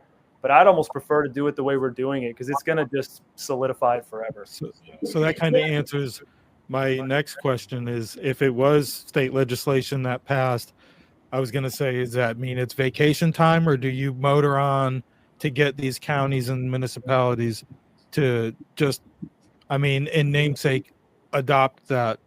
Well, I believe if we get state legislation and it passes, they'll be forced to do it ASAP. So I think it will be a short vacation, and then it will be on to weather modification and smart cities and everything else. So even if it does get passed at the state level, we can't still go city by city and get them to pass ordinances to prevent what you said? That's a good question. I don't really know the dynamic of how that would work. I'd have to check with people who know more about, you know, what the hierarchy or the overlap is there with who makes the rules. Because what you said makes sense. We could get an Andrew Gillum or somebody like that next here in Florida and undo everything. Right. Because who knows? Well, you're right. What I was going to say is kind of like, you know, with Trump writing all these executive orders, the problem with the executive orders is when he's no longer president, the next president comes in and nullifies everything. So the bills that can become bills, that's what the next initiative should be, to make it a bill that is written and stays in place. And if it's not for the whole state of Florida, then you go county by county and try to get those resolutions in there so they're in place, so that people have to go and fight to get them off. Because now you have the support. You know, once you have that support, it'll be easier to push for those ordinances or bills to get passed. Gotcha. That makes sense. I say we take another break. Thank you, Justin and Deanna. Did you have anything else you wanted to share with our audience? I think that's it. Yeah. Yeah, we just don't consent. Do not consent. Say when they get up there, if they don't know too much about the subject, but they're concerned, what is the most important phrase they should get up there and say? I am a local resident, and regardless of how you feel about fluoride, I simply want the right to choose whether this is put in my water or not. I think that's the strongest thing, because even I've debated a dentist on Fox and out front. He came out and said, I can't really argue with that whole freedom to choose angle, because you guys have a good point there. They can keep telling you it's good for your teeth, but I don't care what's good for my headaches, my teeth, my feet. You can't force me to take it. Exactly. Right. That's it. Free and sovereign beings. Being free is our birthright. And that's really what it comes down to. And that's the best way to put it, like you said. And I think that's, if you really go back in time, I mean, during COVID, you would realize that that's all people had to say was like, I don't consent to this. That's it. I don't consent to wearing a mask. I don't consent to 6 feet apart from my kids and quarantining my children. I don't agree with it, but it didn't work that way. But now the reverse psyop is working, and people are starting to see it and starting to realize it, that I am free and I don't need to do this to my body. So it's a great way to put it, Justin. Yeah, and our country does have a problem with informed consent all the way down to the school districts, trying to medicate kids and medicate people instead of treating them for mental illness. I mean, informed consent is a huge issue in our nation. Yeah, 100%. 100%. That's a great way to end it. Good job, guys. Thank you. Thanks, guys. I'm going to send us to break, and when we come back, we'll cover what's coming up next for the board report. All right, cool. Thanks, Justin. Thanks, Deanna. Thanks, y'all. Cheers. Pay attention every second. Pay attention every second. Don't do stupid shit. Tired of the same old workout? Tired of the same old workout? Come knock out your fitness goals at Gus Curran's House of Champions. Founded in 1996, right here in Vero Beach, Florida. Our Hall of Fame trainers will push you to your limits and beyond. Whether you're a beginner or a pro, we have the perfect class for you, including the one-of-a-kind Rocksteady Parkinson's trainer. So come join the fight and unleash the champion inside you. Give them a call, 772-713-1157, or go to gchouseofchampions.com. Every second. Don't do stupid shit. Hey, guys. I hope that's playing good for everybody. I keep hearing an echo. I don't know what it is. But what great show, and informative. Like, most people don't know anything about the flora. I don't know. Now I know that it's just being sold as a sham for special interest, pretty much. I don't really see a benefit. Yeah, that was interesting when he talked about where the fluoride comes from. The chemical waste from phosphate. When he started to mention that, I was like, oh, that doesn't sound very healthy at all. That's what it comes down to. I mean, that's like you said, informed consent is key, and that's what that's what people have to realize is that, like, why are they putting it in? If it's not good for us, then why are they putting it in the water when they should be putting something that has more minerals and more stuff that's good for us, than the crap. And I drink a lot of bottled water. I mean, here you go. I mean, I have a ton of bottled water, and I think that I'm drinking something that's better than taking it out of the faucet. But Justin basically told me that I'm wasting my time drinking this too. But so I mean, yeah, but you know what? Out in my area, the groundwater sometimes has me worried because this was all it was swamp, and then it was Groveland, and then the property was just saturated, and now it's been backfilled and built on, and you saw JD Vance in East Palestine, Ohio, with the stick in the water. Well, you can sometimes get that here in the ditches and in the ponds, and it's like, what is seeping out of this ground? And I don't have a deep well, but when we moved here and I did some plumbing work, I noticed our pipes had a residue on the inside that was just like, I had it tested and there was nothing bad in it, but it's almost like there's something's in there. I don't know. I flushed our pipes and chlorinated all that just to kill off whatever bacteria might have been there, and it seemed to help. But I just think it's crazy that they play with our drinking water. But I'm not surprised. I mean, and I'm not surprised. He could have told me that it's they put it in there for the alien people, that they just don't tell us that, or the lizard people, and I would have believed it, because I mean, everything now since 2020, it's uncovered, and if they don't give you a real answer, then you can just assume the worst freaking case, and they're poisonous. They're poisoning them. Not to mention, like you said about the soil. The soil is getting saturated and get contaminated from the rainwater. That whatever they're spraying in the sky is creating the cloud seeding, and that's getting into the ground too. So that's why we have hardly have any citrus anymore, because of that reason too. The soil's being poisoned the same way. It's the same thing. Remember that the well water comes from the rainwater, seeps into the ground, into your well, and so then that well water is coming back up. So it's like it's a vicious cycle. Now we're starting to realize that, and that's what's being uncovered. That's part of the Great Awakening and the process of people waking up to the fact that everything we've been told is a sham. It's a lie. Yeah. And this is just a part of it. And this is what we're exploring. Speaking of getting lied to, Joanne, you mentioned something about the J6ers getting kicked out of CPAC. Can you tell us more about that? That was blowing me away, because I like Mercedes Schlapp, because one of my favorite shows is the 10 p.m. Chris Plant show, and they are in charge of the CPAC. And the J6ers, Jake Lang, bought 22 tickets for J6ers to show up. He had a booth there. This was his second year at CPAC having a booth, and they ripped his credentials. They just told him, no, your credentials are no good. You have to leave.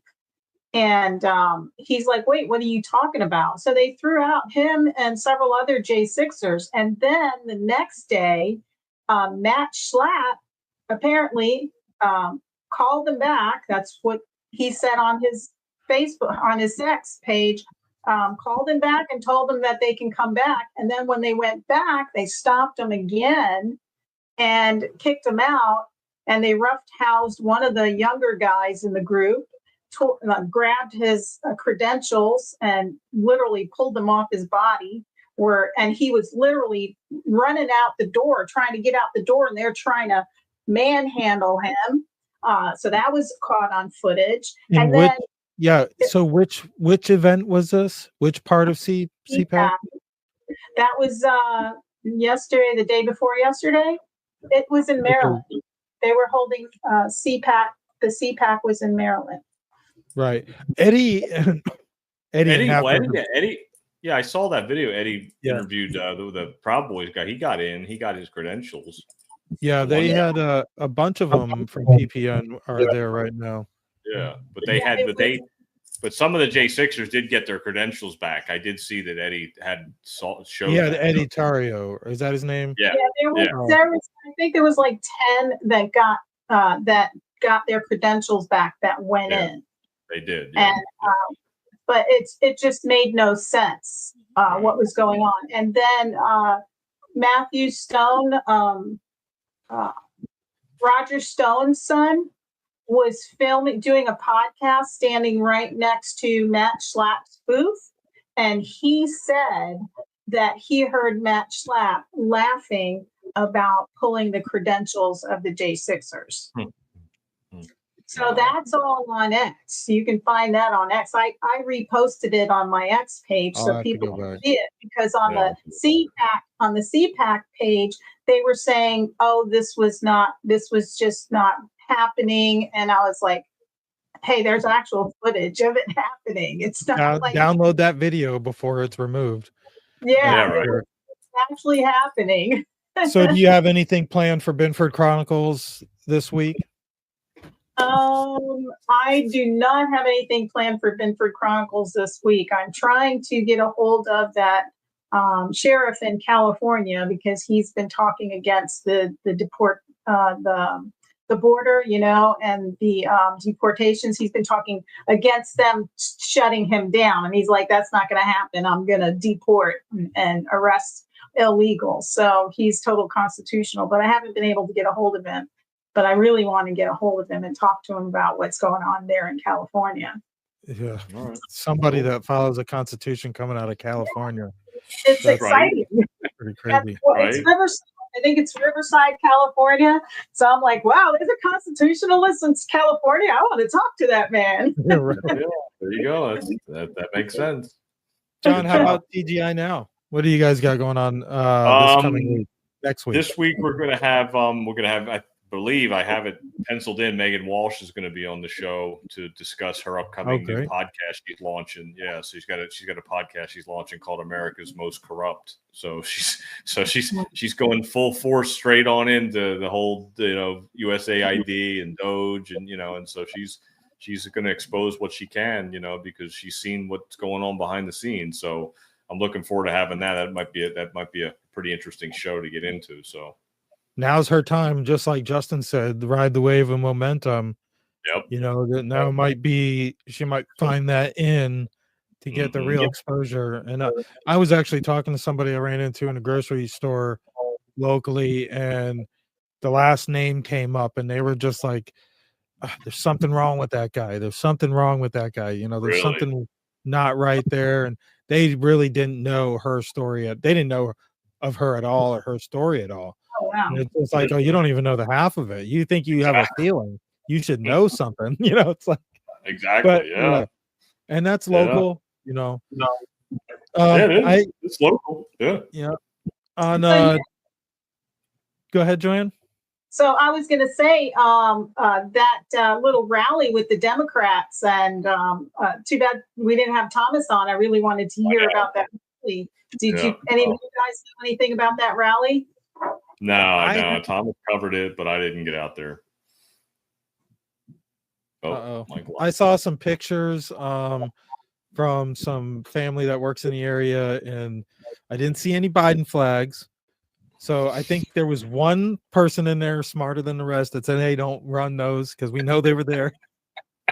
And but again, like I said, I made a comment in a group text that it's going to take one person that organizes these things to just pull from the other victimhoods, and they'll have a good showing. And it looked like a pretty good showing. I mean, it's not going to stop anything. No. I think it's time to move on with some of this stuff. And I was actually talking to a liberal. I call him a liberal. He's liberal, but he's classic liberal. He's dealing with culture things in his family and stuff like that. But I think he's more along the lines of the old classic liberal that's like, screw this PC crap and this and that. But he's still not a full blown Republican. But then again, I can't say that I am either. Wait Trump's till they not. get their Doge dividend checks, then they'll be like, "Oh, maybe it's not so bad after all." Yeah, it's funny because I work in area where I've got different types of diversity around me, and I get questions about what's going on all the time, and they ask, that's what they're like, is it really, are we really getting $5,000? And I'm like, I don't know where you get these numbers from. Maybe, I don't know. I hope not. I hope they put it back into the debt clock and make that thing go backwards. But I think they're going to do a little bit of everything. So I think you're going to see some crazy stuff pop off here in the next month or two. So it's going to be interesting for sure. Yeah. Now that Patel has been confirmed, I want to see what's really gonna happen. Yeah, for sure. It's going to be interesting. We'll have plenty to talk about. What do you got going, Mike? On To the Point. Just episode 107 on the Patriot Prayer Network for To the Point podcast, and nothing extraordinary. I mean, I don't run out of things to talk about. It's always like I can't prep. You can't prep until the day of, because I do. Exactly. You can say, is Trump going to do this? And by the time it's showtime, Trump's done it. So the show descriptions are wasted and all that. So we have fun, and we're glad to be a part of the Patriot Prayer Network. And it gives us a little more exposure and some enlightenment on how to make these things work too. So I look forward to more board reports. Next week, we're doing school board update, right? School board meeting is next Monday. Yeah. So do we have any idea on what's on their agenda for this month's meeting? Don't have anything as of now. No. Yeah. Well, hopefully Thomas or Clark Kent gets his hoopty fix. Yeah. Riley's trying to. They're supposed to have another desegregation workshop, but I didn't see that one go up unless I missed it. All right. Well, we'll have something for sure. So we'll have Thomas hopefully back on again, and then Moms for Liberty. We'll have the 18 back, so that'll be good. Yep, and I won't be here on Friday. I won't be here for that one. Joanne's taking a PTO day. So thanks, guys, for another great show. Yeah, it was good. It was really good. Yeah, it was awesome. Yeah. All right. We'll see you next week, or catch us on Tuesday nights. Or see you catch the replay. Yep. Indian River Connections brings you the first source you can watch for truth on board decisions in Indian River County. The Board Report, where taxpayers and policymakers intersect.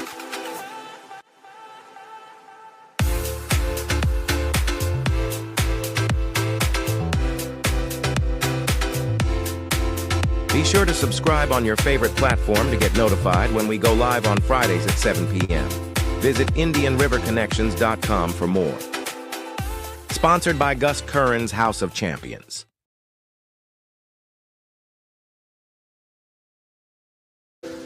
Indian River Connections brings you the first source you can watch for truth on board decisions in Indian River County. The Board Report, where taxpayers and policymakers intersect.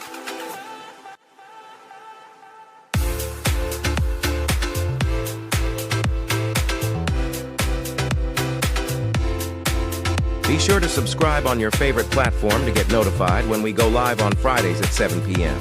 Visit IndianRiverConnections.com for more. Sponsored by Gus Curran's House of Champions. All right. We're back for another edition of the Board Report brought to you by Gus Curran's House of Champions. I'm here with, I'm John, one of the hosts of TGI Now podcast and part of Indian River Connections. And we got Mike on the other side there from To the Point podcast. How you doing, Mike? Good, and you, John? Good, bud. Doing real good, real good. It's been a wild week again of news, not even just nationally, but locally, right? Yeah, there's no shortage of news to talk about. That's for sure. No, and not the at more all. you pay attention locally, the more, I don't know, sick you'll get to your stomach because it's everywhere. I know. It's crazy. Yeah. I mean, even just open up some of the local news right here in town, talking about CSAC and the city council audit. Doge might be coming to Vero Beach and, in Indian River County and locally. It's kind of wild to see how things are transpiring locally. And that's why we do the board report. Yeah. Over the years, since I started paying attention to these school board meetings and the local politics, I heard things like CSAC and Learning Alliance and committee this and committee that, and, desegregation, like all these things I didn't really know 2 cents about, and I still don't. Yeah. I know very little about the desegregation order that our school district is battling right now, but I think I know even less when it comes to these NGOs that are plaguing our county like everywhere else in the country, and that's the big thing right now. Like, hey, if you're an elected official and you didn't get the hint yet, I mean, it's in the news, like it's going local. So, I mean, now is a good time to clean up your spending act if you think you're running for reelection, because the new in thing is slashing government waste, and why is it the new thing though? Like, it's always been the politicians talking about doing it, but then once they get elected, they don't do it. So now you're actually seeing it happen. So it's like, oh wow, we're really, we're cutting the fat, we're trimming the fat, like they used to say. We got to trim the fat. These bills are full of all this pork. Remember all those sayings that they would say, and it's the words that they use. And so now it's trickling down locally, and we see it with the school board and the desegregation meeting that they had, and we'll talk about that. We have Thomas in the green room ready to come from Sunshine Journal, and we'll talk about Doge coming locally and a lot of stuff like that. So I mean, we have a lot on the plate locally, and I'm glad that people are tuning in to check it out. Yeah, I mean, the more informed, the better off we are when it comes time for electing these jokers. I don't mean to discredit any of them, but I feel like most of them are in it for their own self interest. We see that in some of these meetings, and it's public. All our meetings in Florida are public. So, but beauty of Indian River Connections, the board report, you don't have to sit through 3 hours of boring meeting. The stuff is boring enough, It is. So we're going to try to give it to you in a shorter, boring manner. Yep. And that's what we're doing here. So absolutely. And I want to shout out to Joanne, who's not with us tonight. Joanne. Yeah, she's on assignment, Bedford Chronicles. Yeah, she's out there in the field. So shout out to Joanne. But if you're tuning in, thanks for watching. Hit the like button, share it, and tell your friends. And thanks to Gus Curran's House of Champions for helping us bring more of this to you. And we're hoping to bring more. We've got plans for more. So stay tuned.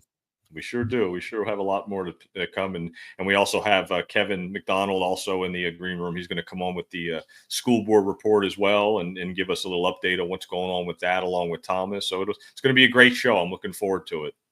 Awesome. So if you got nothing else, I'm going to throw it over to House of Champions. Let's do it. All right. Tired of the same old workout? Come knock out your fitness goals at Gus Curran's House of Champions. Founded in 1996 right here in Vero Beach, Florida, our Hall of Fame trainers will push you to your limits and beyond. Whether you're a beginner or a pro, we have the perfect class for you, including the one-of-a-kind Rock Steady Parkinson's training. So come join the fight and unleash the champion inside you. Give them a call, 772-713-1157, or go to gchouseofchampions.com.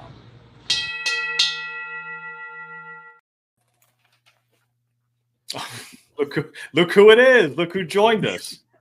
Thomas Augustus from the Sunshine Journal. How you doing, Thomas? John Karapi, good to see you, buddy. You too, bud. You too, man. Appreciate you joining us again, giving us a little update on what you got going on at the Sunshine Journal. I know you've got some really good pieces that have been written the last couple of days, and we want to talk about some of it, especially with the old CSAC thing. The good old CSAC thing, right? Exactly. Children's Service Advisory Committee, for those of you who are playing along at home. Yeah, we've done a couple of reports on it. Basically, I was watching, I was actually tipped off to the meetings because every February they start the application process for the non-governmental organizations, also known as NGOs, nonprofits, to get money from the Children's Service Advisory Committee. They can apply for need. Oh, I see you got the the big thing up there. Okay, cool. This is good. And so I just started doing some digging around. You know, they when Laura Moss joined, they updated their guidebook for the first time since 1997. So when Laura Moss oversaw CSAC, they started having a board person sit there after 2022 resolution. Who's like making funny noises? Anyway, so what happened is they found the old guidebook they had never used since 1997, and they updated it and revised it, of course, to bring it up to modern times. There's Laura Moss. Yep. And then in this year, the CSAC committee decided to update it again on their own. And one of the things they did is they started they put in a process that's not in law, not in county ordinance, that they would select their subcommittee members. And they went on in November of 2024 and put a bunch of people on the subcommittees without commissioner approval. Now, for those of you who don't know how government works, a committee is made by a board, the Board of Commissioners in this case. And the committee does research on certain topics. In the case of CSAC, they find nonprofits that fill a need to help children in our county. That's the premise. And so that committee is approved. The membership on that committee is always approved by the board because they have to make recommendations to the board. And so the board will, you know, because an elected official is overseeing it, you know, the nepotism, despotism, and all that stuff can be done in the sunshine. Well, not that, to avoid that. Yeah. You do the selection in the sunshine. And that includes subcommittee members because ultimately they're a member of the committee of a whole. Gotcha. Okay, some of the main people on the committees are chairs of the subcommittees. There's two subcommittees. There's the needs assessment and the grant review. Okay, and then the rest of the seats on the subcommittees are filled out by people in the community on a volunteer basis. But still, it's part of the committee as a whole that is selected by who? The Board of County Commissioners. Well, Laura Moss starts seeing how the main committee is selecting their subcommittee buddies. And she doesn't like it. And then she sees in the guide revision for this year that they want approved by the commission that they're going to make this regular practice. And she's like, hey, wait a minute. You know, she says every other committee that we have or advisory board or whatever that advises us on making decisions with our vote comes before us for their membership, at least approval. Okay. You know, at least, hey, this is what we're doing. Do you have any objections to this application, this person, that person, so on and so forth? And they didn't do that. They just, you know, so in my article, I point out some of the people they appointed. You've got to be like the Substance Awareness Center, now known as Thrive Incorporated, who I don't remember how much off the top of my head. They get thousands of dollars from the Children's Services Advisory Committee, but they also get like 983,000 over the last 2 years from Indian River Hospital District.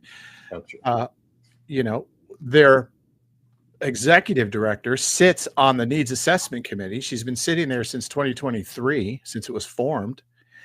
And they just put their employee director of data operations on the grant review. So you've got 2 employees from a NGO that receives hundreds of thousands of dollars from CSAC sitting on a committee. And you're like, hey, is there a conflict of interest here? I mean, there's no independence of auditing or selection. And this is pretty much, Laura Moss is pointing out, hey, they selected these people without even informing us. Yep.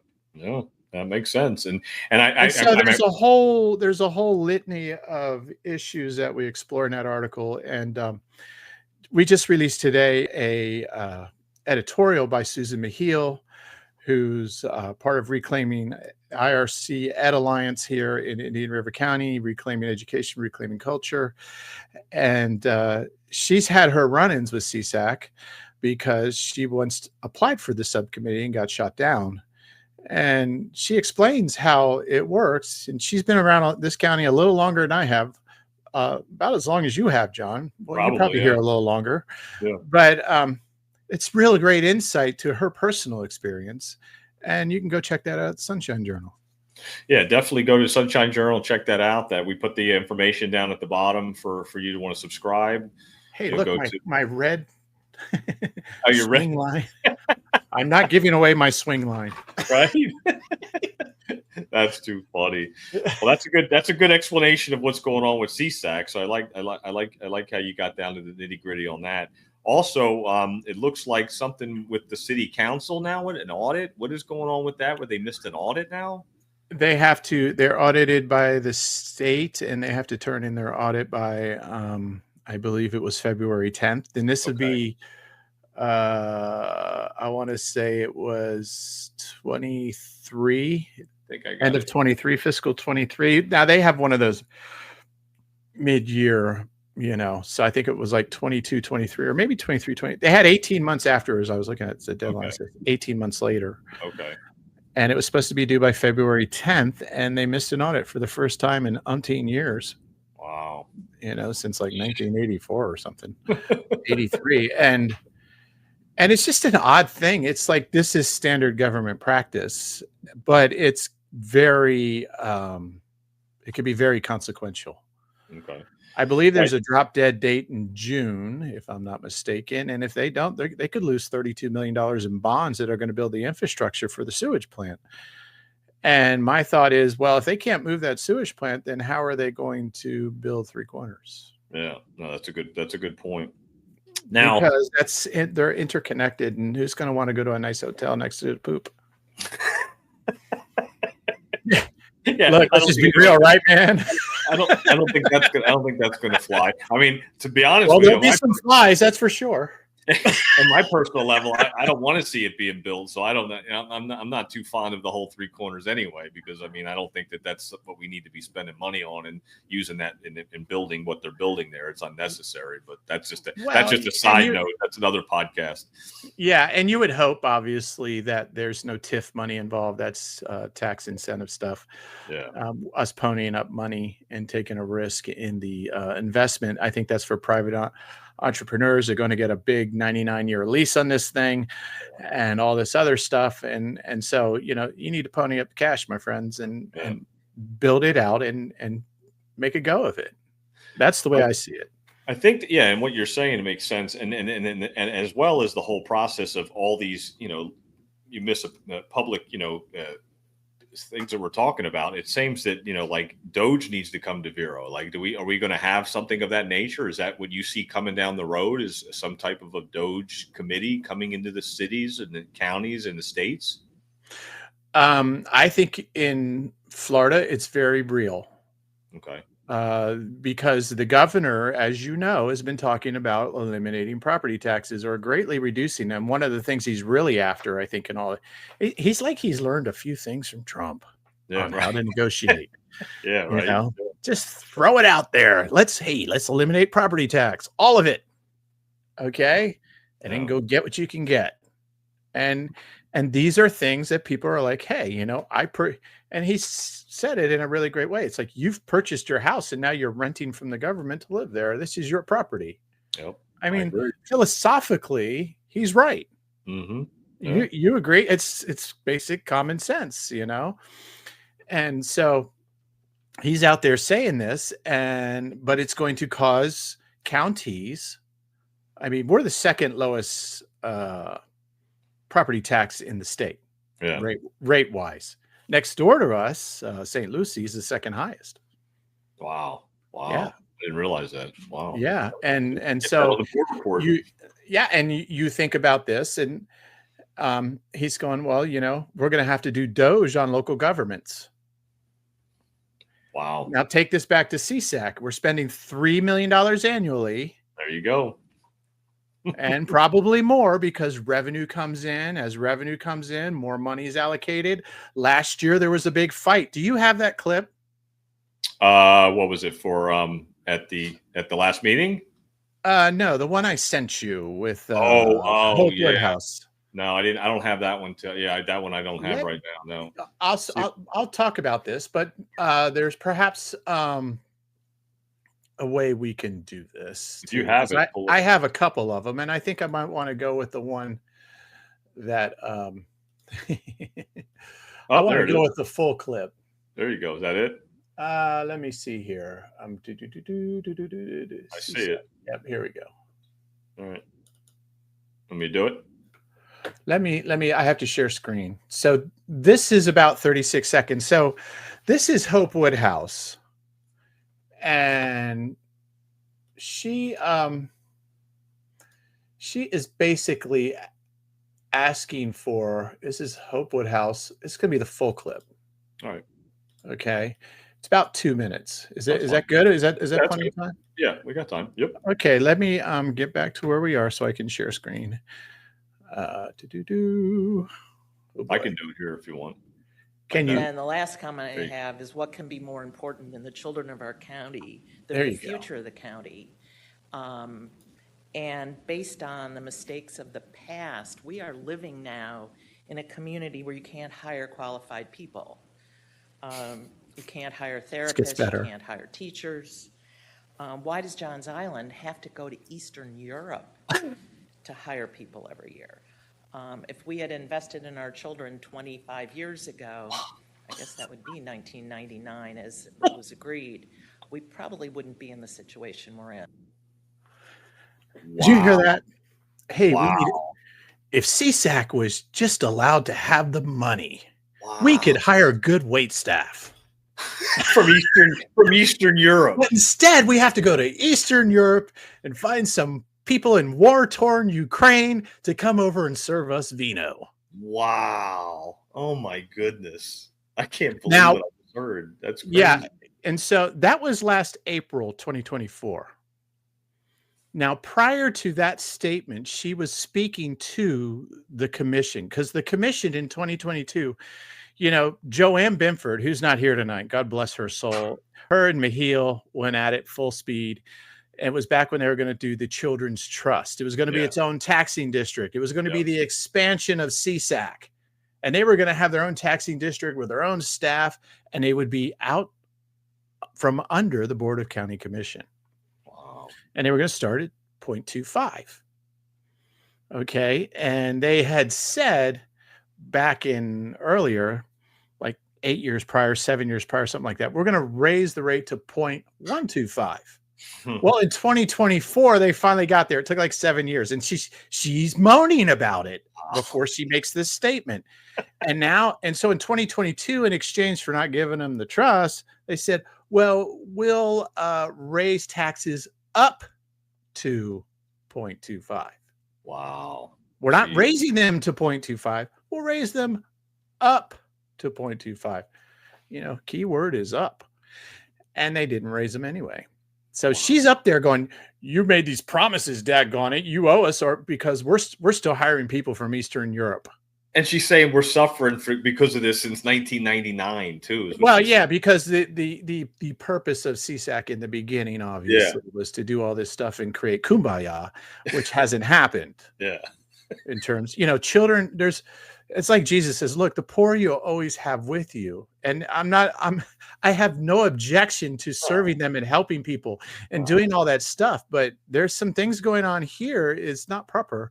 And the church just needs to do what they need to do anyway. And they do it.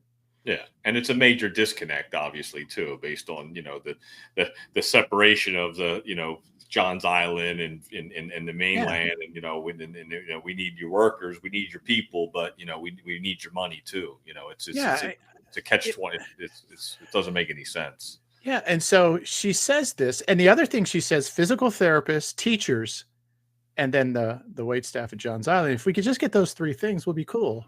Yeah. The teachers. Dr. Moore said this year he had like 6 or 7 positions unfilled. He's not in that problem area. Oh. By the way, his school system's shrinking, so sometimes he's eliminating teachers. Yeah. If you haven't noticed, he said that at the DSEG order. We'll talk about that probably later. Yeah. But so he is like, he's not where like Hillsborough was missing 70 some odd teachers. It was crazy how many teachers they were short. And there was over 700-800 around the state in 67 counties.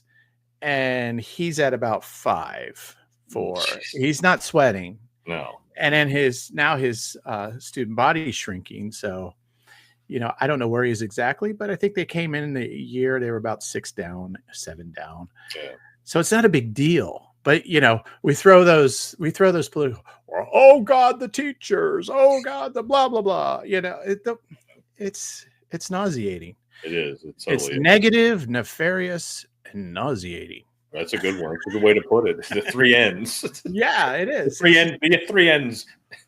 Wow, that's crazy. But yeah, that you hit it right on the head, and it is nauseating, and that's a big part of why we do the board report and bring a different perspective on what these meetings are about, so they can break it down for people to understand that. And again, getting into this DSEG order and the meetings that they're doing too. We'll get into that with Kevin on the back end after our next break, but I pulled up a clip for it, and we'll play that as well for the DSEG. I mean the DSEG order, and so you'll get a kick out of that too. I picked a nice one, so cool.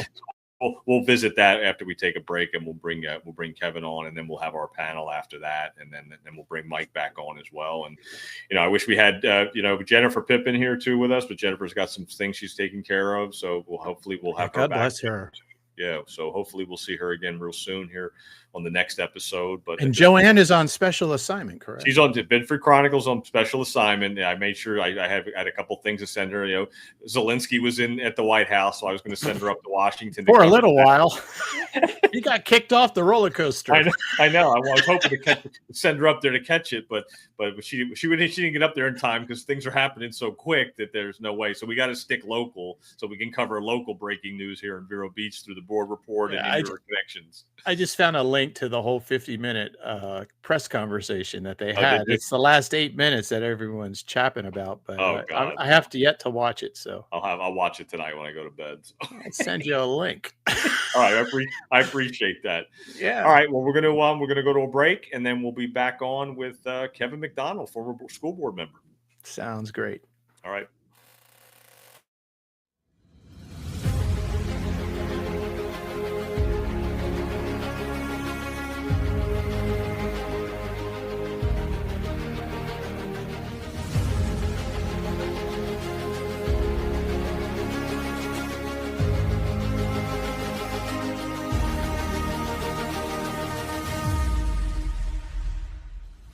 The Warrior Shield Foundation proudly presents Warrior Weekend, a 3-day event from September 5th through September 7th at the Rosen Center in beautiful Orlando, Florida, which honors and supports the Corporal Chad Eric Oleg Schlager Foundation for PTSD, raising awareness and resources for its vital mission to help our most valuable heroes, our veterans.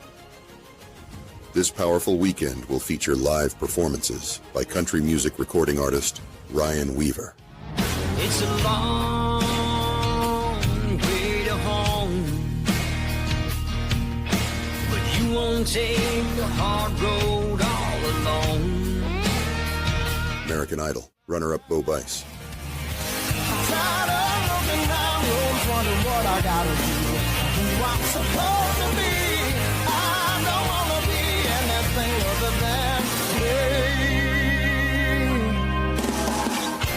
Christian contemporary and country artist Natasha Owens.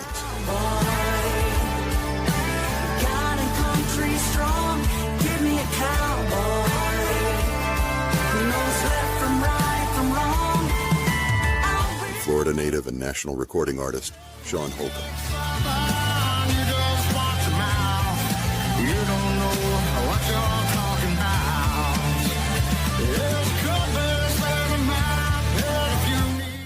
In addition to all of the musical artists performing at the event, meet John Tig Tigan and Dave Boone Benton. Two true American heroes who stood their ground and defeated armed terrorists on September 11th, 2012 in Benghazi, Libya. Not only can you meet Tig and Boone, but you can spend the day at the range, shooting and learning from the best of the best. Another hero that you will not want to miss is Colonel Gregory Gadsden, an American actor and motivational speaker, and a retired colonel and former commander in the United States Army. Colonel Gadsden is also a bilateral, above-the-knee amputee who served in the Army for 25 years of active duty as a field artillery officer. Nowhere else will you be able to meet this all-star lineup while supporting our veterans and first responders. This is an event of a lifetime, and one you do not want to miss. Get your tickets now, online, at warriorshield.org, and support those who fought and sacrificed so much for all of us.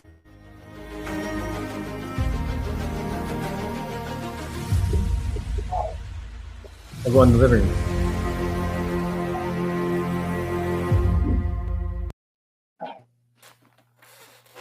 Wow, that was a great intro to that event. I'm looking.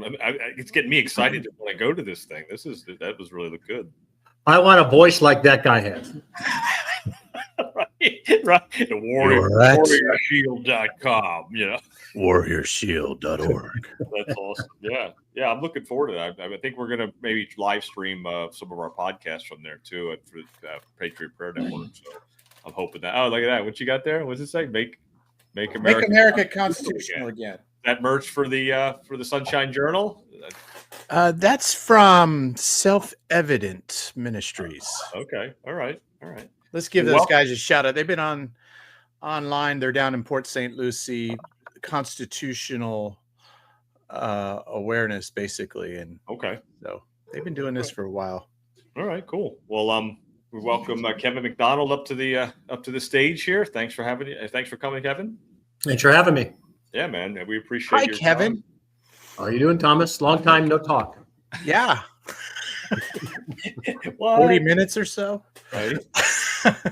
So let's get into the school board. What happened last meeting, Kevin? What did you pull from the meeting, and what your thoughts? Well, actually, as the school board meetings go, it was a sort of a mild and relatively uneventful one. Probably the highlight, I thought, was that for a long time they've been dithering on the whole classical school thing, and the evidence, or the symbolism of that was, what were they going to name the school? And for some reason, that was a big issue. And that came up just as I was leaving the board, and I didn't quite catch it. Jackie Rosario was very sensitive to the idea that for some reason they had a hard time just saying, we're going to call it the Pelican Island Classical School or something like that. And so it raised some eyebrows as to whether they really were looking to follow through that or changing their direction on it. So we were a little bit apprehensive on it. But the good news was that they did do the necessary work involved to get a recommendation for a school name, and they voted and approved it. So the Pelican Island Classical Magnet School is underway and moving forward. So the name is in place. For some reason, they were hesitant to call it a K-8 school. I mean, it will become K-8, but for some reason that was a very difficult thing for them to do. They postponed doing that for some future years. It's what? You know, it's funny about that. They said in the meeting that the, they have to go before the parents and the committee and everything. They send email out to the parents. The parents show up at this meeting to name the school, and they go through all these selection process. And they said, well, they unanimously voted not to put K-8 in it for some reason or another. And then I asked around about that, and apparently there were only 4 parents at that meeting. Oh, wow. So there were more people in there observing than there were to take a vote. Oh, wow. That makes And sense. the reality is that the superintendent and the administration are going to pretty much guide that decision. Yeah. They decided to take Pelican Island out of it. Some people might have expressed an issue, but classical in it made sense. Kate, one way or another, no one's going to care. So they made a big deal out of something that should have been a nothing. But the good news is the rest of the name is intact. Now the real question is, are we going to have a true classical curriculum? Yeah. And that's ultimately the concern is what's the deliverable. I'm hoping and trusting that Dr. Moore is going to follow through with that. I know he's got a great staff working towards that end, but there is the concern about are they going to do a real classical curriculum, or are they going to do some modification of an approved Florida curriculum, which is not by definition going to be classical. Yeah. But I'm hoping and praying that he will continue on the path that he is and follow through and deliver that. I know he has classical experience in his personal background.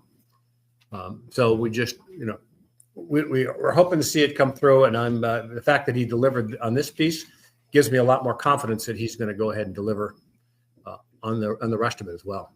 Gotcha. Well, it's K-8. It's time to innovate. So, that's the theme for that process. Well, and the other piece is that K-8 is an issue for some students who don't want to leave that quickly to a higher ed kind of school. But for a classical school, K-8 is standard procedure. Yeah. So it would be pretty unique for a classical school not to be K-8. Yeah. Ultimately. That makes sense. Yeah, that makes total sense. And my understanding is it's not that they're just going to start K-1 in the first year, but they're also going to start 6th grade as classical as well, correct? In that first year? Now that they've done this? I think they talked about a change. Originally it was going to be K and 1 and K and 2. Then they talked about going to a higher grade level. Their concern is they realize they're losing students at 5th and 6th grade level. Okay. So they're losing students at kindergarten. In kindergarten. Really? So while we would like to think that the primary motivation is the quality and the style of the education, it's perfectly that a primary motivation of theirs is to plug the leak where you've got students who are leaving. So, yeah, and rightfully so. You got to give people what they want and give it to them with great expertise. So it's a smart, intelligent, data-driven, strategic move on Dr. Moore's part. But I mean, we have to realize that that's part of the reason for doing it that way.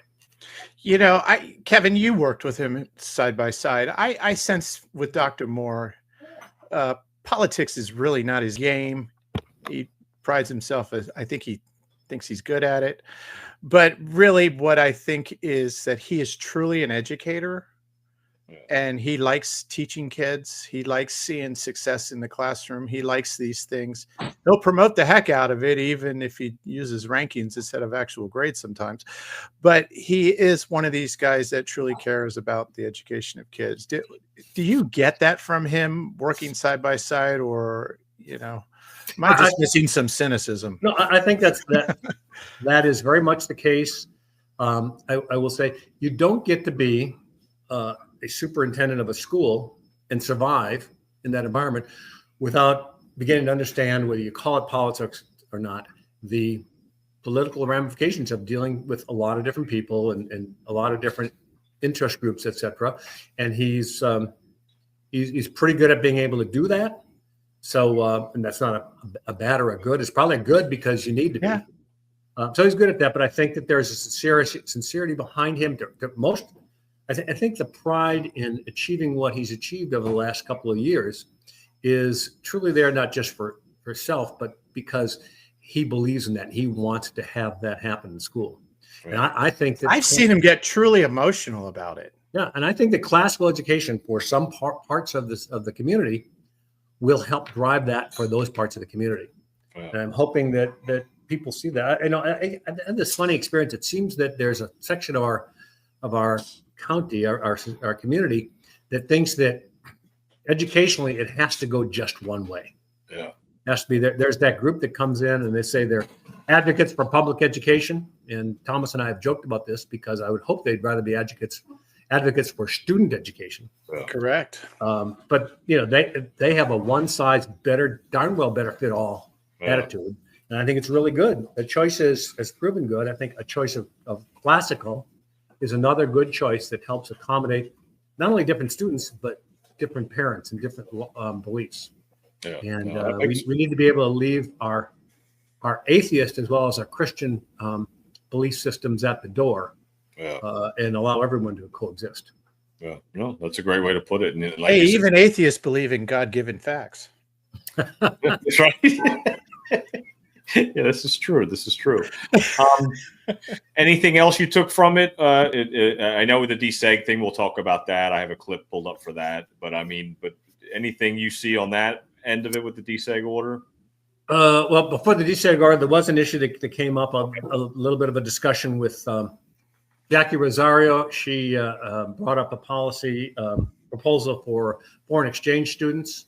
Oh, yeah. And it was, there's everyone seems to have their back pocket politics, driving things that they won't say in public or out loud. But there are issues like, well, we can't have too many foreign exchange students. They have I think currently up to one in some of the schools, but we've got a lot more foreign students in our schools than just those.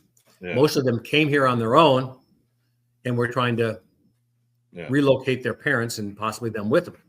But that's not an immigrant issue. That's an issue of we've got foreign students in the classroom. To be able to have a program that allows people to come formally as part of a program and to help endorse that and expand that a little bit makes a lot of sense. And unfortunately, while that doesn't make sense, the idea of having a bunch of non-American citizens in the classroom makes a lot of sense. And that's just hypocrisy. And it's 5 per school, correct? On the foreign exchange. Yeah. And right now, like at Sebastian, there's one actual student, so they're 4 short of the 5 maximum. But and she's like, well, let's just expand the thing anyway. Look, Dr. Moore says in the deseg order, John, you watched it, we've been down 1,000 students in last 2 years, did he say? That's what he said. He's mentioned a few times, actually. Yeah, because he's trying to explain the issue that we'll talk about in a minute. But I think it was 400 some just last year. Yeah, it's 400. Close to 500. I did a story on it a little while ago. You guys go read it, because I can't remember the number. But so I look at that and I just say, expand this. If you can get foreign exchange students over here and 20 in one school, why not? Yeah. You're short anyway. Mm-hmm. Yeah.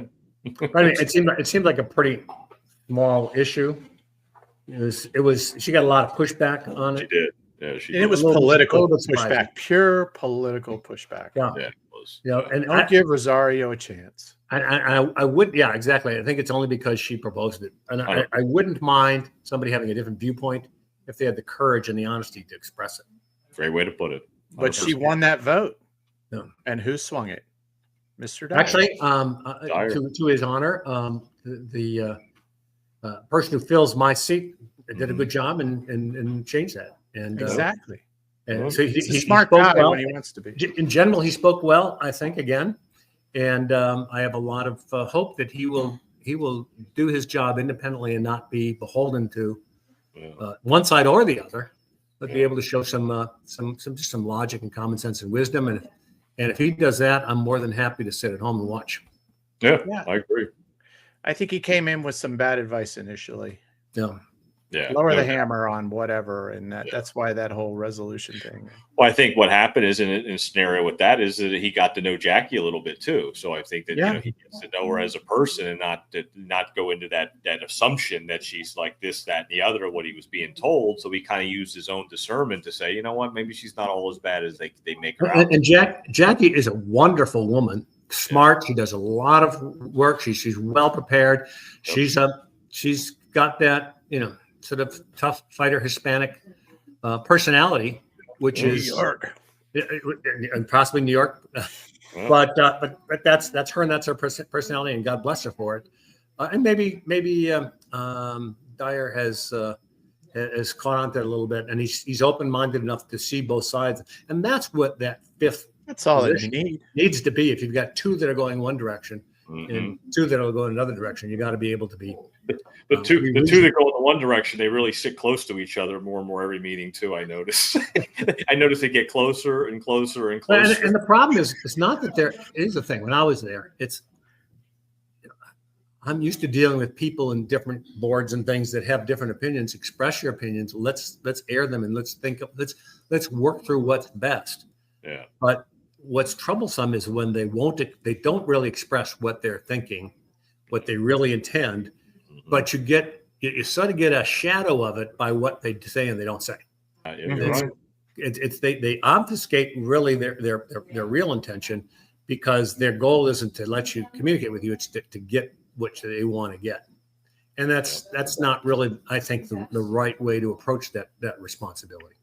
Yeah, I've learned that over the last 4 years of following this myself, is just seeing the different ways and mannerisms and words that they use, and you pick up on it, and you're like, oh, I see where they're leaning this way, without even telling you that they're already telling you. They're actually they're basically, how you say it. I had the word for it and I can't think of it. Biased. Yeah. Biased. There you go. Sold. Political malfeasance. Yeah. But it's too bad. Virtue signaling. Virtue signaling. There you go. There's what I was. Yeah, it's just a bad way to approach it. I think that if they could be a little, one of the shortcomings, the shortcoming of the Sunshine Law, everything has a good and a bad. The shortcoming of a Sunshine Law is that you can't sit down and pick the other person's brain and understand really. You can't get the backstory from them. You can't probe a discussion. It's in front of a camera. It's in front of everybody. So they're going to hide things for, whatever reason.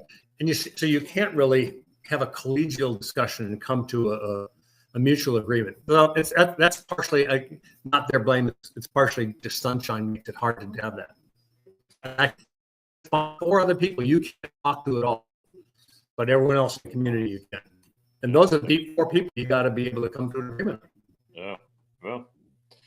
Well, I'm going to play this clip, but we'll get into the deseg order stuff, and then we'll take a break, and then we'll come back with Mike and the panel after that. But I'm going to play this little clip, and then this will basically explain the whole deseg meeting in about 2 minutes. Let's go for it. Let's go for it. And lastly, I would say, Doc, after 55 years, I'd rather be prudent and slow walk it as a turtle than do it as a rabbit. And later on, we're hollering, oops, because if you go and do your research, all of the previous unitary status districts have gone into the toilet. The African-American students have been, it has been a waste because they didn't do their due diligence. They didn't dot all the I's and cross the T's. They were not vigilant. They were not erring on the side of kids. It was let's check the box. Let's make ourselves look good.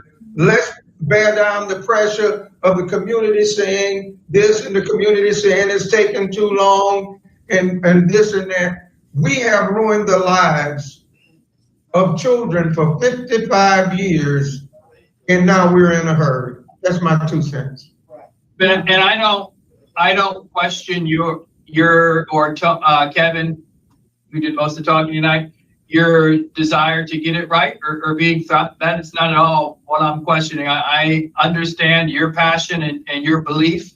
And Tony, you've been chasing this thing for probably my whole life, really. Yeah, well, I'm not that old, but you've been chasing. To me, that's not at all what I'm questioning, and I do feel the pressure. I respect what you say. We got to get it right. I 100% agree. The quicker I can get it right, and everyone feel that it's right, is the best place for me to be. That's why I'm recommending we don't do what we did 3 years ago or 4 years ago and pause the entire process. We just say, all right, we respect each other, but we don't. What's that? I think you've played enough. There's something really interesting about what he just said right there. Okay, and I'll set this up for you, and then we can knock it down however you want to do it. Yep. But back, he said 4 years ago. So when the 2018 Joint Action Plan was negotiated, by the way, Tony Brown wasn't there.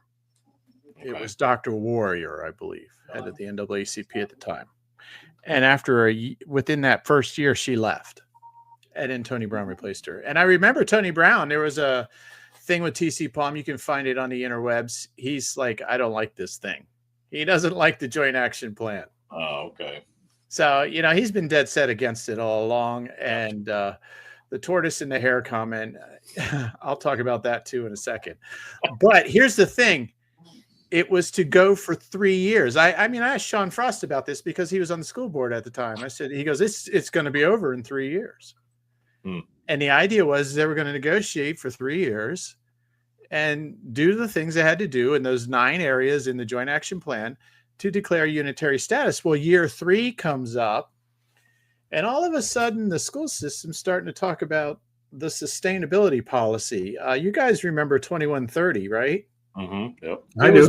It was born out of this sustainability policy because what happened when that 3rd year came along, the NAACP stopped talking.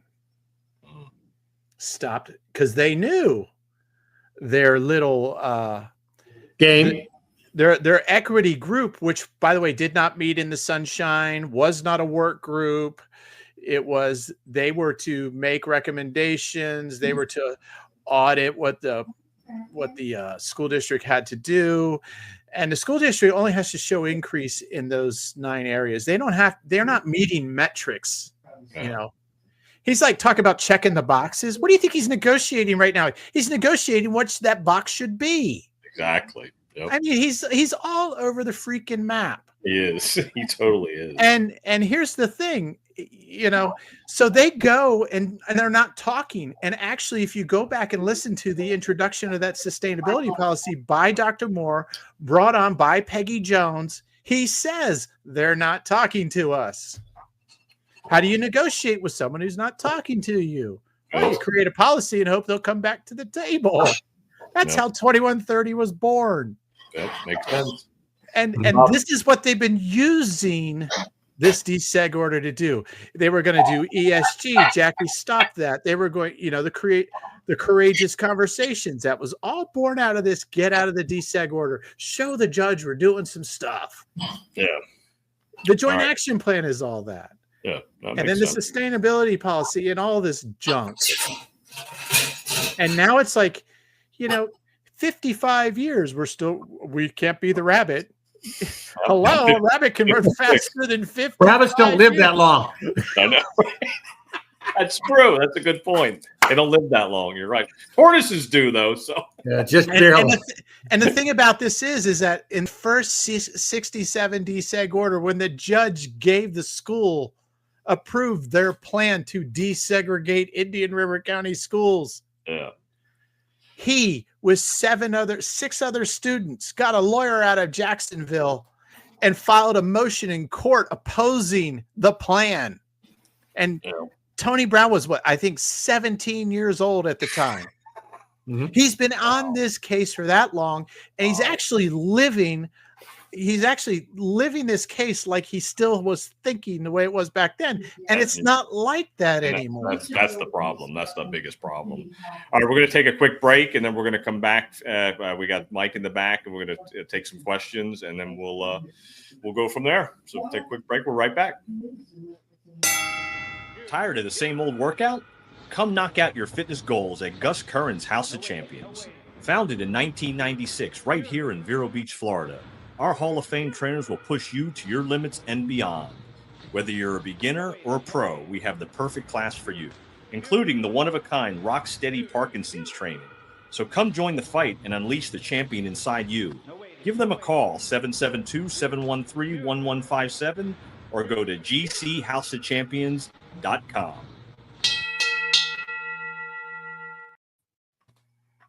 All right. Hey guys. Back with Mike. I know Mike's in the green room. He's chomping to ask some questions. So, man, I've got a lot. I got a local business. I'm nipping off at the nails here. The whole K through 8 thing. It's fascinating to me. I think it would be a benefit. I mean, it works for some kids.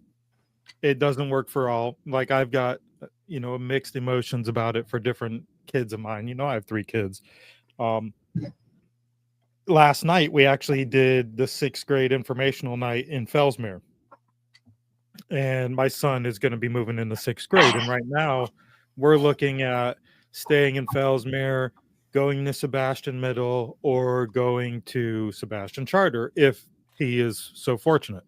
And they all have their bonuses, I feel like. And sorry, one of the kids are making faces at me through the window. But I felt like the principal in Fellsmere did an excellent job. He was very transparent in both languages. Predominantly, most of the crowd that showed up were parents and students. Of course, in balance with the demographics in Fellsmere. But a lot of questions, a lot of parents were concerned about, the transition and the intermingling and stuff like that. But I think for the most part, they did a pretty good job at providing good answers for the parents. And also a shout out to 2 ladies from district. I'll get their names wrong. Actually, I think I only know of one. The Dr. Myra Shafty. Yeah, Kira Shafty. I'm sorry. Kira Shafty. She was there. She was able to lady. answer some questions and help Mr. E, because I can't pronounce his last name. Echeverria. There you go. I'm a fan of Mr. E, and the district knows I'm a fan of Mr. E too. So I think he's doing a fantastic job, and I would support him whether it's a good fit for my son or not. However, I like how we play on this school choice thing. I mean, they say Florida and Indian River County, all these counties are, the beacon of school choice. And yeah, you can choose to go to what school you want, but they float these niches to market them, like the dual language or the classical education, or I don't know what they do in the other few that do it, but they're not available to all the students. So, and I get that. No, they are. They are. Well, they're not though, because like my son missed out on dual language by 1 year, and they only run it as the year gets older. The program progresses. So, kids in 5th grade this year kind of missed out on that thing in some of these schools, and it's based on class size too. So it's not everybody. Like you can't just transfer in and be in one of these programs. So they're based on class size. So my suggestion is Fellsmere. I'm sorry, Mike. Is Fellsmere at 100% attendance too? You know what? I don't know. That's a good question. It's probably about right up there, though. I don't know, but I'll tell you, as far as families interested in staying there, they blew every other of the K through 8s out of the water. Oh, I'm sure. 57 compared to Pelican Island's 18. So we're looking at 2 or maybe 3 6th grade classes next year compared to Pelican Island's going to have 1. And that's not to discount what Pelican Island's going to do, but I think they should open up these school choice programs. These, I don't know what else to call them. No, like you're the right. full language, you know, and maybe not if they can't offer it to the whole school, but I think they should adopt and embed like a character building or a personal finance or some type of mentoring into the school day, not necessarily an after school thing, because, you know, like the charter school, that's one of their things is character building, you know, and especially in these K through 8s, when you're keeping 6th through 8th graders in with kindergarten through 5th graders, it's not a bad trait to instill in your school day. So hopefully I see that coming along. I brought up the numbers 57 to 18, and I think the other two schools were kind of in between. I think the other school with numbers was like 41 interested families. So it'll be interesting.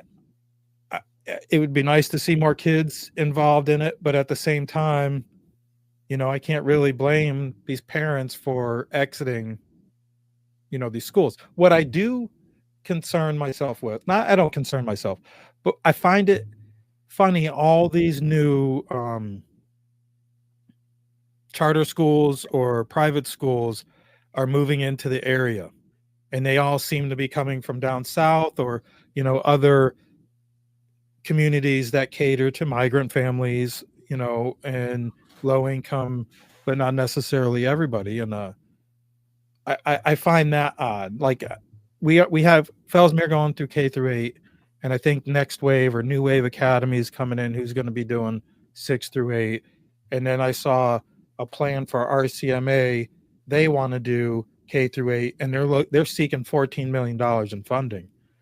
I just don't. Right now, I don't see the need. I mean, but if you look at They take CSAC money too, right? But if you look at the future planning for Fellsmere, it looks like they're going to need a freaking high school and an airport. Yeah, big time. But that's a different subject. You know? We're going to have a tri-regional airport around here. Right? International flights daily. Is that something that's going to be provided in like a classical school curriculum, Kevin, with your experience? What is your opinion on that? Well, I mean, one of the reasons that they're going to the classical curriculum at Pelican is that 2 of those schools were at 50%.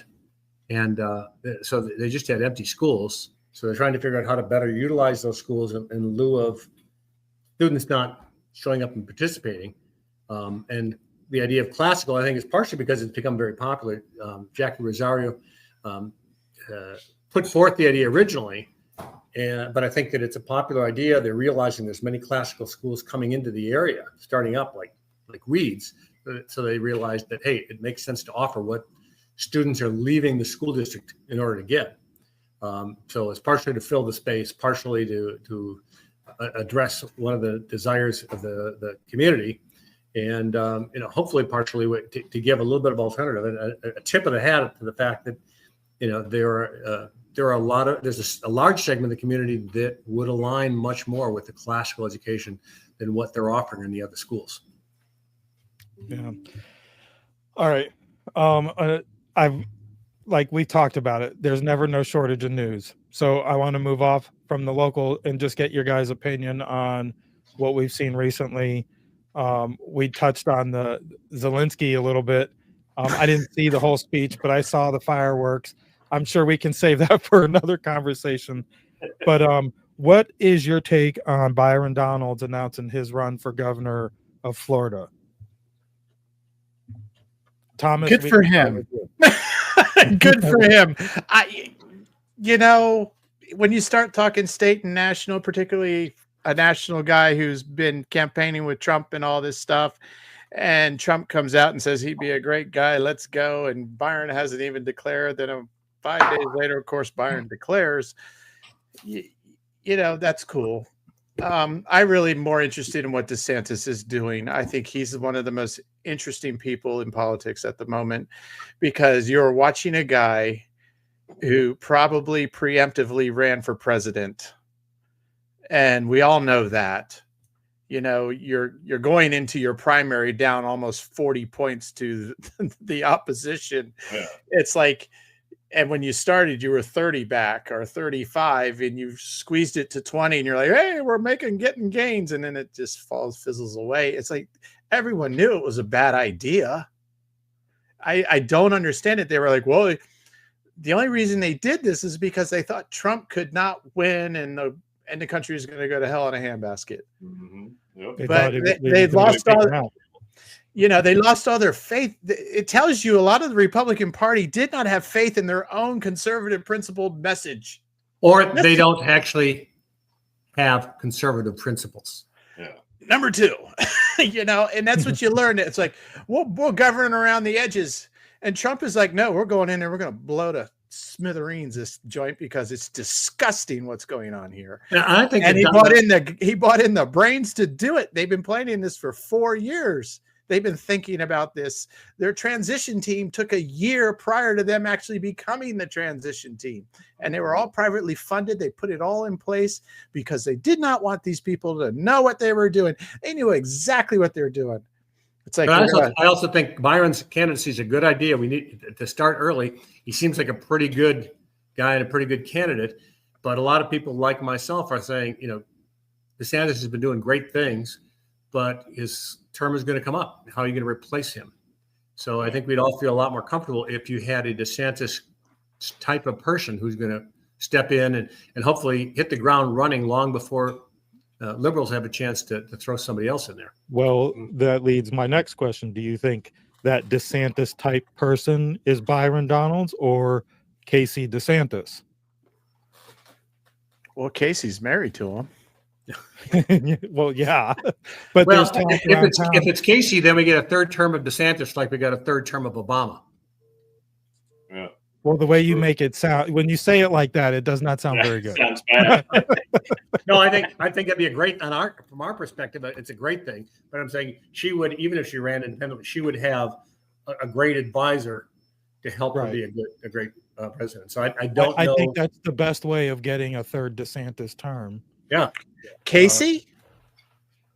I'm not going to vote for her, but I wasn't going to announce that here. If she's a nominee, I'll vote for But you her did. as a Republican. But I'll be uncomfortable. She's probably a great person, probably a wonderful person, probably a very smart person, but she's not in the political arena other than through marriage. Right. Yeah. And he is, if he had just waited, there would be no Casey DeSantis candidacy thought or floating about in the ether. And that's where I think it is, honestly, with me. I don't think that's serious. If it is, I'd be like, what? Now, some people told me that when he ran for president, she wanted him to run, thought he, and the media was feeding. They wanted that. They thought he would be the Trump killer. They also thought Trump was going to go to jail too. So it's a combination of things. Whatever you can throw at him, that's what they're going to throw at him. Yeah. But a MAGA governor. I wrote about this when it happened. I said, the problem with DeSantis, he's MAGA and he doesn't even know it, or he wouldn't be running. And the thing is, he didn't understand there's this justice thing that must happen. And right now at Doge, you are seeing justice. It's unconventional justice, but you are seeing justice. You are learning about the nonprofit. Stacey Abrams with $100 nonprofit gets a $2 billion grant from the federal government. What is that for other than election running in Georgia?